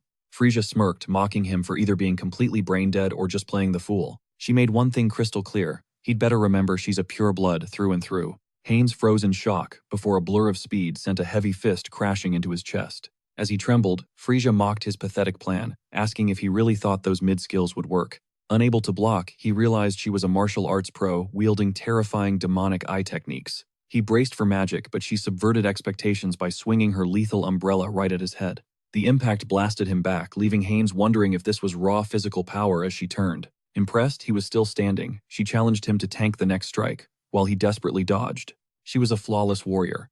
That umbrella wasn't just for show, as it carved a deep gash open. Gasping for air, he heard Frisia declare his defense was failing, and there was nowhere left to run. Suddenly, a massive cloud of blood erupted before him, leaving him completely paralyzed with fear. Wondering if it was a hidden skill, he prepared to slice through it, extending his arm with resolve. Looking confident, he shifted into a defensive stance just as the bloody mist instantly evaporated into nothing. She vanished into thin air, leaving him baffled until an ominous chill crawled down his spine. Frisia slammed a brutal elbow into his face from behind, sending him tumbling across the dirt. Watching him struggle, Frisia sighed about how bored she was, declaring this the absolute end. Soaked in his own blood, he lurched back up mockingly, asking which end she was referring to. Who said she chose when he died? This was just the warm-up, as his body healed at Godspeed. She gasped, seeing his broken neck snap back. He claimed such wounds heal instantly through hybrid evolution. Frisia stared at his regenerating flesh in utter disbelief, calling the entire situation completely insane. Aside from her lord, few purebloods could ever tank her direct hits and walk away alive. Acknowledging her bite, he noted something felt off, his intense gaze, making Frisia demand an answer. Haynes offered a deal, claiming he could unlock her true potential if she chose to serve him. Frisia exploded in rage, screaming at his audacity to insult her with such trashy, delusional nonsense. She vowed to turn him into a human pincushion until he could never crawl back up again. Suddenly, her hands betrayed her as a mysterious glowing magic seal manifested beneath her feet. Haynes smirked, stating everything was going to plan, and he had no choice but to use this power. Frisia screamed, realizing it was blood magic. He confessed he was actually trash at martial arts. Blood sorcery was his true specialty, as it engulfed her, proving he could do the impossible. Frisia shrieked in agony as sharp talons dug deep into her neck without mercy. Reaching for the crystal in her throat, Haynes injected her with a potent dose of Rafalash. She wailed in pain, tears streaming down her face as the burning sensation overwhelmed her senses. Haynes apologized, noting that a high-ranking vampire like her required a much larger, stronger dose. A blinding light erupted between them, and Frisia collapsed onto the hard ground, completely drained. Dazed, she questioned his actions, swearing she'd never forgive him for violating her body like this. Haynes called her ungrateful, telling her to stop whining and feel the change happening within. Shockingly, he was right. Every single cell in her body was vibrating with a strange new energy. Power reflexes and speed hit peak levels. She had finally ascended to a new evolutionary tier. When he asked for a thank you, Frisia admitted he might actually be right for once. Armed with new strength, she lunged at him, but her fist froze inches from his face. Panic set in as her body turned to stone, trembling uncontrollably against her own will. Invisible iron chains bound her. The absolute authority of a bloodlord left her zero choices. Forced to move like his puppet, Frisia screamed that even blessed blood shouldn't be this broken. Was this possible? Haynes smirked, confirming that in his case the impossible was now reality. Finally, he dropped the big question. Where is your clan leader hiding? She stood there speechless. Did he think she'd crack? Suddenly, a betrayal escaped her lips as she shrieked the house of Duke Bright. Horrified that the secret had slipped, she realized her body had acted against her. Haynes just patted her head. With a mocking gentle tone, he praised her for being such a good little pawn. Frisia could only curse this monster. He mused aloud. So, Duke Bright's manor, huh? Surely the clan leader knew his purebred had been snatched up. It was time to finish this mess once and for all. Soon they reached the palace gates, and a servant entered the chamber. He announced Frisia's return, claiming she had urgent intel to deliver. She nervously asked for permission to enter the room. Granted entry, she stepped into the gloom, begging for a lamp or candle to pierce the suffocating darkness surrounding them. He scoffed, reminding her he wasn't human and needed no light. Coldly, he demanded to know why she had returned. Before she could speak, the Lord claimed he already knew. She was there to warn him about the uninvited guest, the one lurking right behind her right. As she trembled, Haynes stepped from the shadows and entered the royal chamber. He casually remarked that everything was going according to plan. It would be insulting if the leader couldn't even sense him. Dropping his stealth, he stood revealed. Enraged, the Lord slammed his fist down, declaring her a complete and utter disappointment. Shaking with shame, Frisia watched as the Lord branded her a filthy traitor. How could she dare turn her back? To serve a new master, Frisia reached out, her voice desperate as she tried to explain. It was all a huge misunderstanding. She pleaded for him to stay calm, but Mullo exploded, asking if she truly thought he was that stupid and blind. Centuries spent together, yet she thought he wouldn't smell the tainted foreign scent now flowing through her very veins. Death to the traitor, he roared, launching a lethal strike across the table, but Haynes moved instantly to shield her. He declared that wouldn't be happening today. Deflecting the Lord's blow with ease, he sighed. What a waste of potential. Shocked, Mullo wondered if he'd really blocked that one-handed. Haynes insisted he'd preferred a peaceful resolution, leaving Mullo wondering who this man was. He barked back, asking if peace was even an option after such a deception. How dare this outsider play him for a fool? He swore to rip out that lying tongue along with the traitor's heart. In a flash, he made his move. A glowing magic circle erupted on the floor, freezing Haynes and Frisia in place as he summoned the Broken Slack's heirs. Blood-soaked monstrosities crawled from the runes as Mullo commanded them to charge forward and feast on the traitors. Frisia gasped, revolted, that he'd go this far. This sacred place was never meant for such vile, corrupted creatures. Mullo's triumph faltered when he realized something was wrong. 10 men were summoned, but then a piercing scream filled the hall. Frisia had absolutely decimated them. Stunned, he looked around at the remains of his supposed elite warriors. Back in the capital, Mullo demanded answers. What had she done? Where were all of his loyal soldiers? She met his gaze with a cold silence before bowing. Most of his men, she admitted, had already switched sides. They now served Lord Haynes. Mullo was paralyzed by horror, unable to comprehend the absolute chaos unfolding before him. He couldn't believe his own subordinates would accept a new bloodline without putting up even a shred of resistance. To their kind, this was no different than cannibalism. It was pure madness. But Frisia explained the grim reality. Haynes was a bastard of the Broken Slack line. Mullo laughed hysterically. A bastard? Did they really expect him to buy that? He unleashed his blood mist magic, wanting them to witness the true power of a high-ranking Broken Slack mage. The barrier locked them in. Haynes raised an arm to shield himself, his mind reeling from the sudden, overwhelming pressure. His vision blurred. Was this truly Mullo's hidden strength? It felt like his skull was being crushed into dust. Gravity doubled, pinning him down. Mullo sneered, saying it was far too late for regrets now. They were trapped. No matter the distance, they would always obey their true king. Raising his staff, he commanded Over to appear. Over arrived instantly, clutching his head in irritation. Seeing the new arrival, Haynes realized the situation had just gotten much worse. Mullo barked orders to stop talking and kill the freaks. Over just smirked, cleaning his ear as if this were a chore. He promised to finish it in a heartbeat. Suddenly, his body surged with mana as he told them to hold still. In a blink, he was behind the traitors. They froze, paralyzed by pure terror. Haynes realized he was facing a monster. His speed was insane, a true purebred assassin. Before Heinz could react, Over lunged straight for Frisia's throat. Heinz knew he had to move now. He activated his acceleration skill just as Over felt a strange magical force. Over panicked, wondering if it was a binding spell. How could Heinz use blood magic inside the Lord's own domain? Heinz let out a piercing roar, charging directly at Mullo, as the space between them warped with lethal intent. Over lunged a desperate shield for his lord. Heinz spun, meeting the blade with a cold, calculated parry. He was right in his face. To crush this monster, he needed more speed. Skill activated, acceleration. He became a total blur, tearing through the air. Watching from the sidelines, Mullo gasped. This speed was inhuman. Over's reflexes were god tier, putting even the elite Brokaslak vampires to shame. He was a living lightning bolt. A high-stakes duel ignited between Heinz and Over. Each lethal strike was met with an equally devastating counter. Then Frisia crashed the party. An explosion shattered the room, and she suddenly had Over's skull in her grip. "Your arrogance is annoying," she hissed, warning him not to test her. But Over just smirked. Wasn't life for games. Mullo froze in shock. How was Frisia matching Over's insane speed? The math just wasn't adding up. Had she been solo leveling on his men? Where did this monstrous strength come from? Heinz muttered, eyes narrowing. Defense was no longer an option. He leaped a predator, striking from above, leaving the Lord completely paralyzed with shock. "You walked into my domain willingly," he mocked. "Big mistake. In here, your defenses are absolutely useless." He launched his final assault, but Heinz just smiled. "Repel?" he asked, his voice dripping with icy confidence. "I wasn't planning on defending." In a flash, Heinz's fist buried itself deep into his enemy's chest. Blood sprayed everywhere. Mullo howled, clutching his mangled torso. "Did you just throw your own hand away?" "Oh," this Mullo laughed through the pain. "I don't like wasting parts." Suddenly, his severed hand regenerated instantly. High-speed regeneration. Heinz watched the limb knit back together and told the panicked man to stay calm. "I'm not here to end you," Heinz whispered, leaning in close until his cold breath chilled Mullo's ear. Confusion turned to pure chaos. Suddenly Heinz roared for the whole world to hear, "I am taking the throne." Seasons bled into years. Deep within the silent palace, an ornate coffin materialized, shrouded in ancient mystery.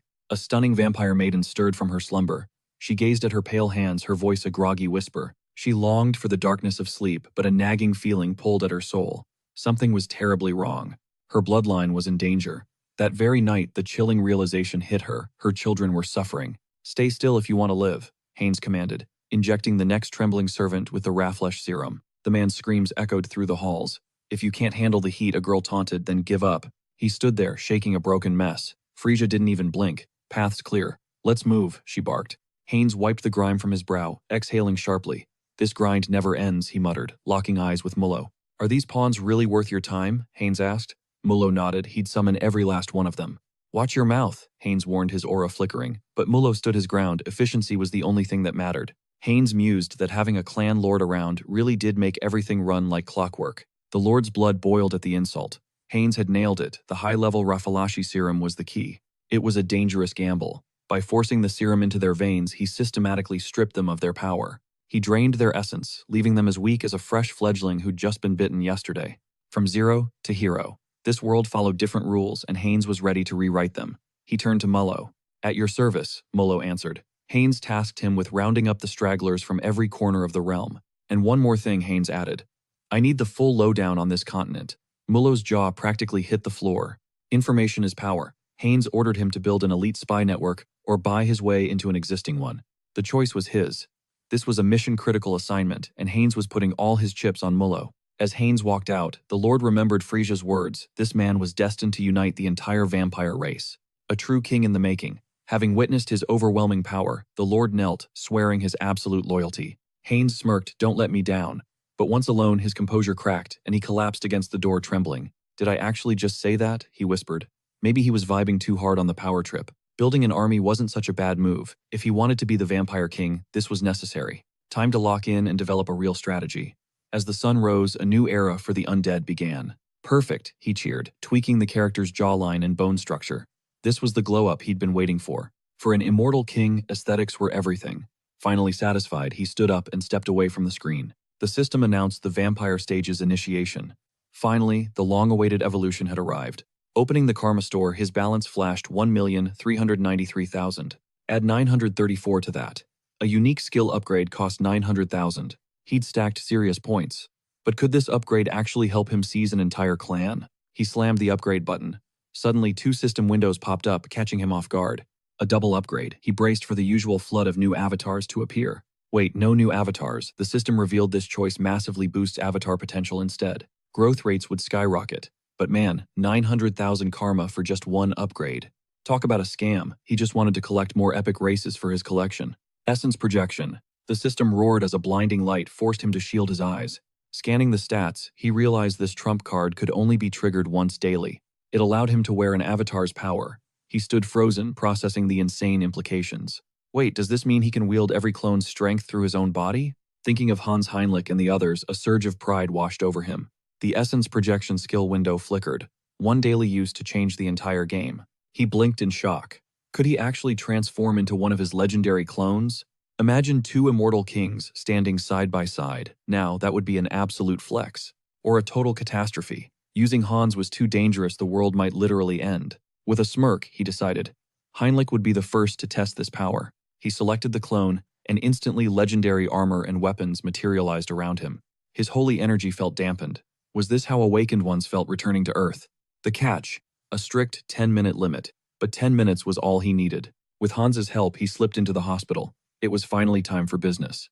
Approaching his grandmother, he whispered, "I'm back. Remember those walks we took with Tae-sun?" He apologized for the delay, promising to visit her every single day from now on. Channeling Heinrich's form, he prayed she could hold on just a little bit longer. He unleashed the Autoric technique, pouring every drop of divine power into her restoration. He fought to detoxify her body, but she remained still lost in deep sleep. Reverting back, he sighed. Even divine magic struggled against the weight of old age. The energy helped, but now it was down to her own will to survive. He'd bring Tae-sun next time. Later in the woods, Cecily questioned his Harley connection. Kairos nodded. Their brief bond had already transformed them into a tight-knit family. She leaned in, sniffing. He panicked. Was she sensing the same scent Diana had noticed? If they realized his secret, he was toast joyfully. She confirmed the scent matched perfectly. That specific aroma near the world tree, she'd been tracking it all day long. Kairos realized the truth. It was simply the scent of the materials forming this body. Cecily offered her hand in friendship. Since he knew Harley, she'd protect him. He accepted with a grateful nod. Soon, Rafuri called for a much-needed breather. Cecily tilted her head. He hadn't formed a contract with a spirit yet, right? She urged him to practice spiritual techniques alone, away from the noisy campsite. The girl cast her magic, cheering as a tiny water spirit began to dance. Seeing him sulking, she asked what was wrong. He just sighed, completely frustrated. Kairos was baffled. Even with maxed-out stats, why was the summoning failing so miserably? Maybe it's because he wasn't a real elf. Rafuri approached with a knowing smile. Spirits are partners, Rafuri explained. You must grow together long before the summoning. Bonding is key. Let your inner primal energy flow toward the spirit. Kairos doubted his technique. Was the bond weak or the spell botched? Glad he followed them. He'd embrace nature's will and endure its power. Suddenly his hands glowed. Cecily gasped. Is he actually this cracked? He's a natural, Rafuri noted. Just then, a system notification pinged. Training paid off. Enlightenment achieved. He unlocked the spirit magic skill. A golden spirit appeared. I did it, Kairos cheered, leaving Rafuri stunned. Your growth is scary, she teased. Kairos laughed and thanked her warmly. Next step, Spirit Mage. He dubbed his new little companion Watt. Night fell. Rafuri led the way.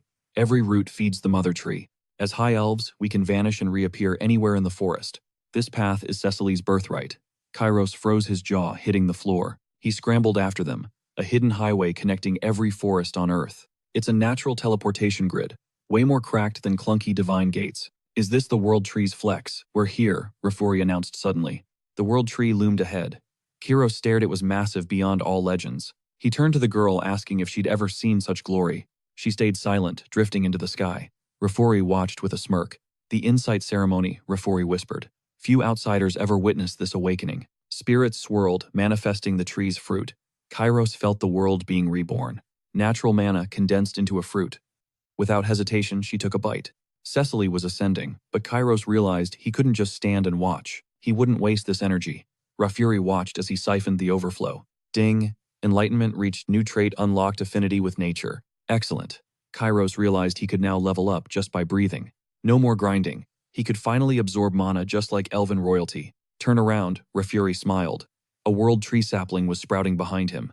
The tree liked him. These sacred relics aren't just handed out easily. They're rare gifts from the ceremony meant to become legendary gear. So you got yours during your ceremony too, Kairos asked, curious. Should I return it? Rafuri laughed. No, mine became my engagement ring. Now it's my daughter's. Kiros was stunned. What an absolute power move. Such a romantic. Suddenly, the ceremony's light finally began to fade. Attendants caught Cecily as she drifted into a deep, magical slumber. She needs rest, Rafuri said. Her power is stabilizing.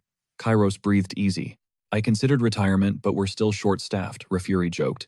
Wait, you're actually that old, Kairos blurted out, totally blindsided. Later in the elven capital, Drasha Kiros reflected on everything. Rafuri got him into the academy, but the vibe wasn't what expected. He expected peaceful forest dwellers, but this place was surprisingly high energy. Academy girls swarmed him instantly. A continent elf. For real. Tell us everything, one chirped. Is the continent really that wild? Did humans snatch Cecily? Are they as monstrous as they say? Kairos sweated. One wrong word, and he'd be hated on day one. It's dangerous, he admitted nervously, but my companions were top tier. As the elves pestered him with questions, Lady Chapiron slammed her hand down. The table rattled under her icy fury. Quiet, I can't think, she barked. Terrified, the elves scrambled to apologize before vanishing into thin air.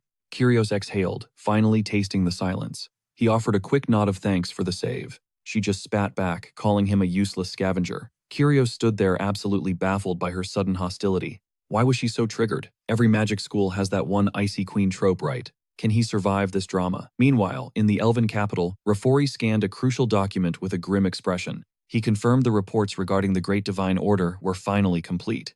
News of the new immortal king was already spreading like wildfire across the Anime continent. Matilda frowned. A king who manipulates space, could he breach our borders next?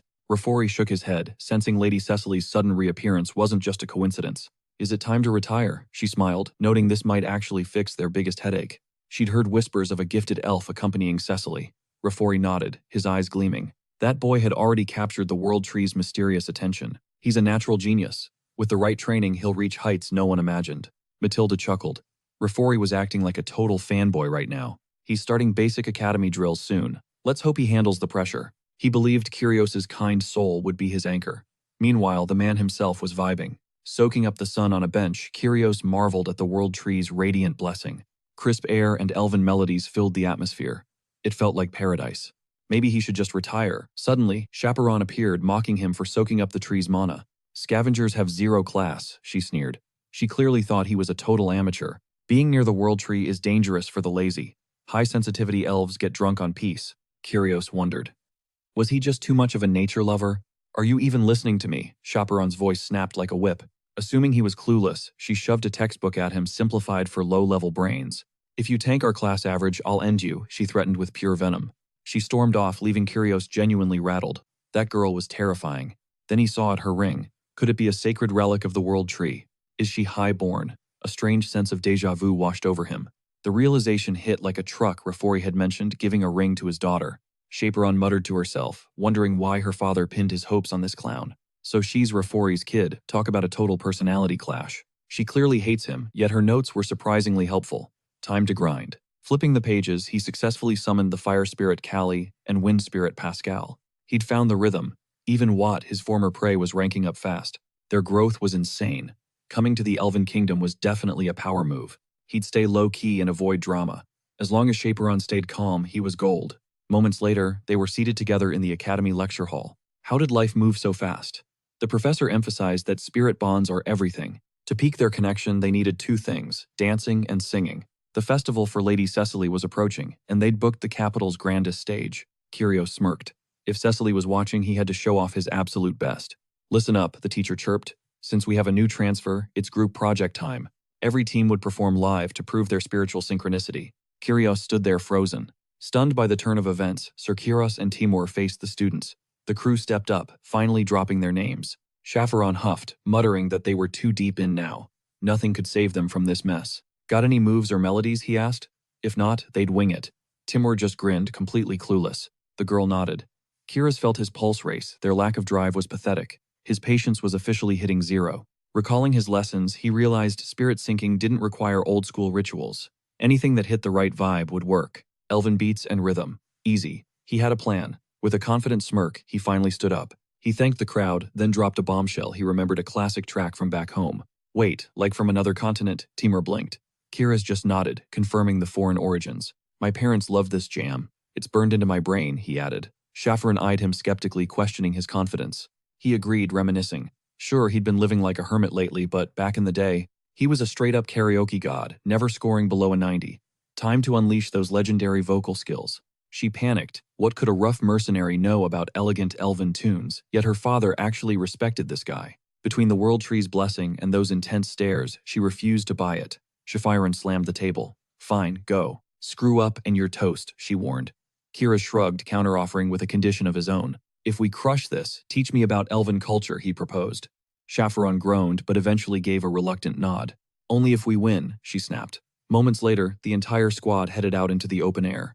Our hero belted out a masterpiece. Suddenly a system alert flashed, enlightenment achieved. The grind paid off. New trait melody of harmony unlocked. His voice felt rock solid, more controlled than ever before. Pure vocal perfection. It felt like nature itself was stabilizing his vocal cords. Timur watched in absolute awe. I've never heard anything like that, it's insane, Timur cheered. Shaphiron stood frozen, her mind reeling at the absurdity. Her spirits were actually vibing to this empty foreign music. Had they truly found a deep resonance? He caught her smirking.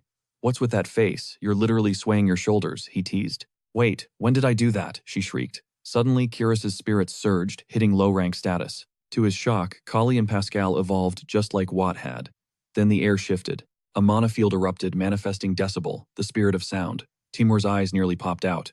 No way. A physical spirit manifestation, he yelled. Such a phenomenon was practically unheard of. Shaphiron gasped. The song's resonance was so deep, even the sound spirit answered the call. Legendary vibes only. Kira's greeted the rare spirit by name. This was a massive W, an achievement of epic proportions. Shaphiron noted, these spirits were incredibly versatile. Keep that in mind, Timur added, looking impressed. A song that pierces the spirit's soul. This track is destined to be a chart topper. Carrie nodded in agreement. Sound spirits only chase peak melodies, he noted. Kira's glanced at Shaphiron, who gave a stiff nod of approval. Perfect, he cheered. Time to lock in the rehearsal dates and finalize the stage design. Let's get to work.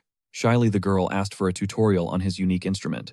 She was clearly low-key intrigued. Kira's flashed a grin. Stop that face, she cried. Elves don't make expressions like that. It's illegal. Make him quit it. Fast forward to festival day. Cecily pulled Rafuri aside with a curious look. Is your daughter really in Sir Kiris's squad? She asked. He nodded eagerly, bursting with pride. You must be a nervous wreck, she teased. The elf trembled violently while insisting he was totally chill. She chuckled at his obvious nerves. So can we finally hear the tracks Sir Kiris cooked up? Suddenly, the band stormed the stage. Timur and Kari gripped their instruments and let the first notes fly. The rest joined the fray as Shaphiron unleashed an angelic melody. Cecily watched, absolutely mesmerized. My heart is racing. This harmony is god tier, she gasped. Rafuri stared, stunned by his daughter's glowing expression. How could one song change her like this? Soon every elf in the crowd was under their spell. Look, their spirit control is next level, Cecily exclaimed. She turned back to him, eyes shining with excitement. But Rafuri was busy bragging to random strangers. See that star? That's my daughter, he flexed. On stage, our hero marveled at the epic set Shaphiron had built. Everything was coming together perfectly. She calibrated the gear with elite precision, showcasing a spiritual depth that was frankly cracked. That icy wall around her heart finally melted. As the melody ended, the crowd erupted into a thunderous standing ovation. Shaphiron noticed her breathing was perfectly synced. Every note flowed with a haunting cinematic grace. She never expected to get this lost in the sauce. Suddenly, a system alert flashed melody of harmony activated. Locking eyes with Shaphiron, the protagonist smirked. It looked like his new passive worked on everyone. Radiant with joy, the girl looked at her father. He beamed with pride and asked if she felt the magic. Shaphiron bowed deeply, admitting her judgment was clouded. She begged forgiveness for her earlier disrespect. The bet was over, and she'd lost. Rafuri felt a strange peace wash over him. Music really does hit different. Karis was destined for greatness in the elven realm. Meanwhile, Heinrich arrived at the saint's inner sanctum. She gave him a hype welcome. He spotted a book titled The Adventures of the Hero and the Saint. Awkward. She signaled for him to take a seat. It was time for the big reveal. Had he heard of the Holy Sword? Heinrich's mind raced. Was this the legendary S-tier weapon usually reserved for the main character? He confirmed it was the hero's signature blade. Saint Rista then revealed a divine decree from the High Council. The church was unanimous. He had to face the Holy Sword's trial. Heinrich kept his cool, masking his excitement. He questioned if he truly had that main character energy. She explained the emergency meeting was dead serious. The immortal king is returning. As the champion of the great divine order, no one dared to object. He laughed it off, claiming the praise was too much. Rista noted the trial sat in the Great Pico Temple. The journey would take them far into the western reaches of the continent. Heinrich recalled the lore. 300 years ago, the Salb Empire was wiped off the map by the second immortal king. 4 successor states rose from the ashes. They formed a royal pact to keep the peace. The Pico Temple was built in the southern kingdom of Lesk. It's the very spot where the king fell. The saint explained that while the previous hero won, he couldn't fully delete the villain's heart. The abyss began to leak, poisoning the very soil. Desperate, the hero impaled the land with the sacred blade. That holy strike purified the realm. The great temple was constructed on that hallowed summit. The legendary hero made sure only his true successor could ever reclaim the blade. Heinrich frowned. If he pulled the sword, wouldn't that break the seal on the abyss? The saint reassured him. 300 years of holy purification meant the danger had finally faded. It was time to claim his birthright. Heinrich vowed to succeed, asking when the mission started. The answer was now. Soon Heinrich stood before the temple, stunned by its massive epic scale. The vibe here was heavy and ancient. Suddenly, Cardinal Donovan approached with a stern gaze. He identified Heinrich immediately. So this was the kid coming for the sacred steel. Heinrich nodded respectfully. He thanked the high-ranking official for the personal welcome, despite his obviously stacked schedule. The man gave him a firm pat. Since the saint herself vouched for him, a personal greeting was mandatory. The rumors weren't lying. He looked solid. Heinrich could feel the cardinal's paladin strength in his grip. Donovan flashed a grin. He admitted he only took the job to stay close to the saint. He was dead honest. He was terrified some random loser would try to flirt with her. Could he understand a protective old man's heart? Heinrich promised to wreck any punk who tried. But enough small talk. They needed to discuss the business of the Holy Sword. Donovan turned serious. This trial only opens once a year. Countless elite paladins have already failed. Did he really think he had the stats? Heinrich smiled, fueled by a deep, unshakable faith. He'd faced the test knowing the heavens were watching.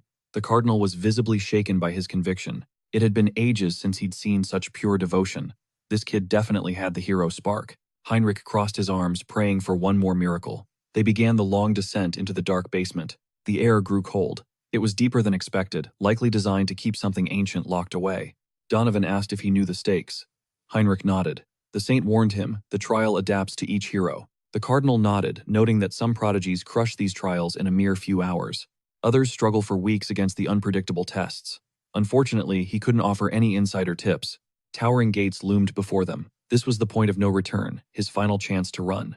Heinrich smirked, eyeing the trial gates. Hand on heart, he swore to reclaim the holy sword. Donovan warned that the trial starts the second he enters, wishing him luck in the chaos ahead. Praying for the hero's success, the old man channeled his mana and forced the gates open. As Heinrich stepped inside, a system window flashed. The first trial of the holy sword has begun. He needed to reach the goal before time expired. Though trials varied, the agony felt real. The entrance vanished instantly. With no way back, he had to choose a path, but which way? Heinrich triggered Blessed Leap, blitzing through the void. He figured this stage was a high-speed race. He spammed the skill repeatedly, yet made zero progress. Confusion set in was something definitely wrong. At this pace, he should have crossed nations, but the finish remained invisible. The trial's purpose was mysterious. What was the goal? Was he missing a clue? Suddenly, the saintess's old words echoed back. Trials reflect the divine will of the gods, just as the ancient holy scriptures once prophesied. Knowing the gods only test those who can endure, Heinrich halted to rethink his entire strategy. This divine test wasn't about the destination. It was about forcing his physical limits higher. Simple jumping wouldn't work. To drain his stamina and hit his peak, he needed frog hops. Feeling like he was in a hardcore military camp, he grinded until he cleared the first hurdle. It took 40 grueling days to reach the door. Exhausted, Heinrich collapsed onto the ground. Had he shattered his limits, 40 days felt like forever, but midway through, he realized the truth. Time here lagged 10-1 compared to Etheric, and 100-1 versus Earth. His clones helped him track the temporal rift, but he refused to quit this intense trial. For ordinary knights who couldn't sense time's flow, this psychological torture would be their downfall. His sanity nearly cracked halfway through. Without his calm mind skill, he would have lost everything. He pushed open the next door, and suddenly his body was completely rejuvenated. Heinrich was shocked. Perhaps breaking his limits evolved him. He felt stronger. If time moved 10 times slower here, that meant 10 times the training gains right. He crouched down and cheered, absolutely hyped. He decided to frog hop for 10 more days first. Meanwhile, the undead king's zealots were busy. After sacrificing victims, a cultist laughed, declaring that eternal darkness would soon swallow the continent. The world's decay was beginning. With the undead king reborn, he only needed one small push. If the abyss reopened, the world would finally kneel. All for their twisted, God-defying oath. Eventually, Heinrich entered the second trial zone, finding a mysterious chapel. He was deeply confused. A chapel could only mean prayer. A system alert confirmed this was indeed the second trial. The holy sword demanded he pray to the heavens. Heinrich clasped his hands, mind racing. This felt like old graduation exams, a high-stakes test of pure faith and divine power. With his stats, this should be easy. He just had to channel energy into the icon. He funneled mana into the symbol, but nothing happened. Heinrich activated his calm mind skill. Using his personality skill, he prayed with his clones, pouring in all his mental strength. He tried forging his willpower into faith, but it wasn't enough. He needed his main body's power. Suddenly, divine light erupted around him. The system chimed. Conditions cleared. You have succeeded. He attained enlightenment and unlocked blessed effort. Heinrich felt the divine energy finally stabilize. His mana capacity skyrocketed. Could he actually rival the power of an archbishop now? Another system notification popped up, confirming he had officially conquered the second trial. The system urged him to proceed. Heinrich smiled, wondering if things were finally going well. Is everything finally going according to plan? No rest for the weary. Heinrich plunges through the portal, landing in a realm of pure shadow. Target eliminated. Scanning the void, he searches for his prey until a massive silhouette blurs the sky. That shape is eerily familiar. Then it clicks. This is a high-ranking minion of the former undead king. An archlick manifests its voice like grinding bone. A temple hunter. How did a mere human crawl this far? This guy radiates the same vibe as pre-awakening Hans. I cannot afford to sleep on him. Even a paladin would sweat in a one-on-one here. The skeleton snarls silent. Then your life ends now. In a heartbeat, a tide of rotting soldiers erupts from the ground and surges toward him. Facing an archlick is a nightmare alone. How do I clear an entire legion of the damned? Heinrich smirks. The lich expected him to break, but the monster is about to be disappointed. Mumbling nonsense at death's door, the lich scoffs. Your madness and your life end right here. The undead swarm him, but our hero is a ghost parrying and weaving through the chaos with icy calm. Impossible. How is he untouched? The lich screams. Accelerate, tear his flesh from his bones. Heinrich's grin widens. Did you think I was just playing tag? He finally grips his hilt. Radiant energy explodes as he carves through the front line. The lich recoils. Is he an archbishop? What is wrong? Do corpses actually feel fear? The archlick roars in fury. That was just a warm-up. He is actually hyped to unleash his full arsenal. It is time to see if the kid can survive. He slams his staff down, ripping open the veil to summon dark spirits. Heinrich just stares them down. Charging his blade with holy light, he shatters the assault in one sweep. The lich is paralyzed. A single strike stopped everything. The archlick stammers. Heinrich sighs, too bad for you. No cheat codes needed when you have the ultimate mentor. The greatest undead slaying master in history. Mentors are garbage, the lich spat. Let us see how long you can bark before I muzzle you. Choke on this. Massive arcane circles ignite, launching a barrage of soul-tearing orbs. Smoke swallows the battlefield. The archlick cackles, certain his secret art just erased the intruder. Is that all you have got? Heinrich's voice cuts the fog. The lich's jaw drops. He is still standing. Not a single scratch. The monster trembles. That is impossible. How are you still breathing? How does a low-tier knight dodge a peak-level spell? Panicking, he summons even more magic circles. He rains down a magical bombardment, but Heinrich dances through the fire, calculating every move. Against this onslaught, any normal human would be ash. But Hans's legendary combat data is now his. He sees every flaw in the dark arts. Closing the gap, he shouts, "It is over, bonehead." A blinding flash and the lich's legs are severed. Slumped on the dirt, the monster spits, "Not bad. But you cannot kill me without finding my core.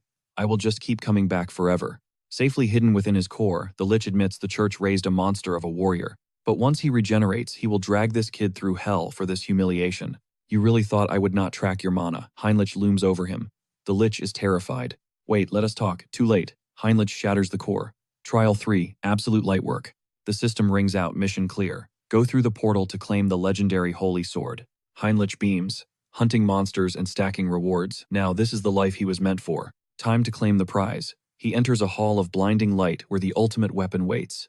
He realizes this sanctuary is actually a pocket abyss carved out by the former undead king. The system issues the final command, draw the holy sword and become its true master. He grips the handle. The moment his skin touches metal, a tidal wave of power erupts. Visions of ancient wars and heroes flood his mind. He is absorbing the blade's entire history, secret energy paths and lost combat styles. The combined wisdom of every past wielder pours into him. Their emotions, their burdens, he feels it all. Instantly, he activates his mind focus skill. Other knights might crumble under this weight, but not him. With a roar, he draws the blade. A system alert flashed, conditions met. He had finally reached a state of true enlightenment. He unlocked the blessing of the holy sword. Checking his palm, he searched for the stigma. Suddenly, the blade vanished. A shocked Heinrich realized he could now store it in subspace. Notifications chimed as his paladin combat and weapon mastery fused, evolving into a superior tier. Presenting Holy War of Logia, he swung the blade, marveling at its absolutely insane power.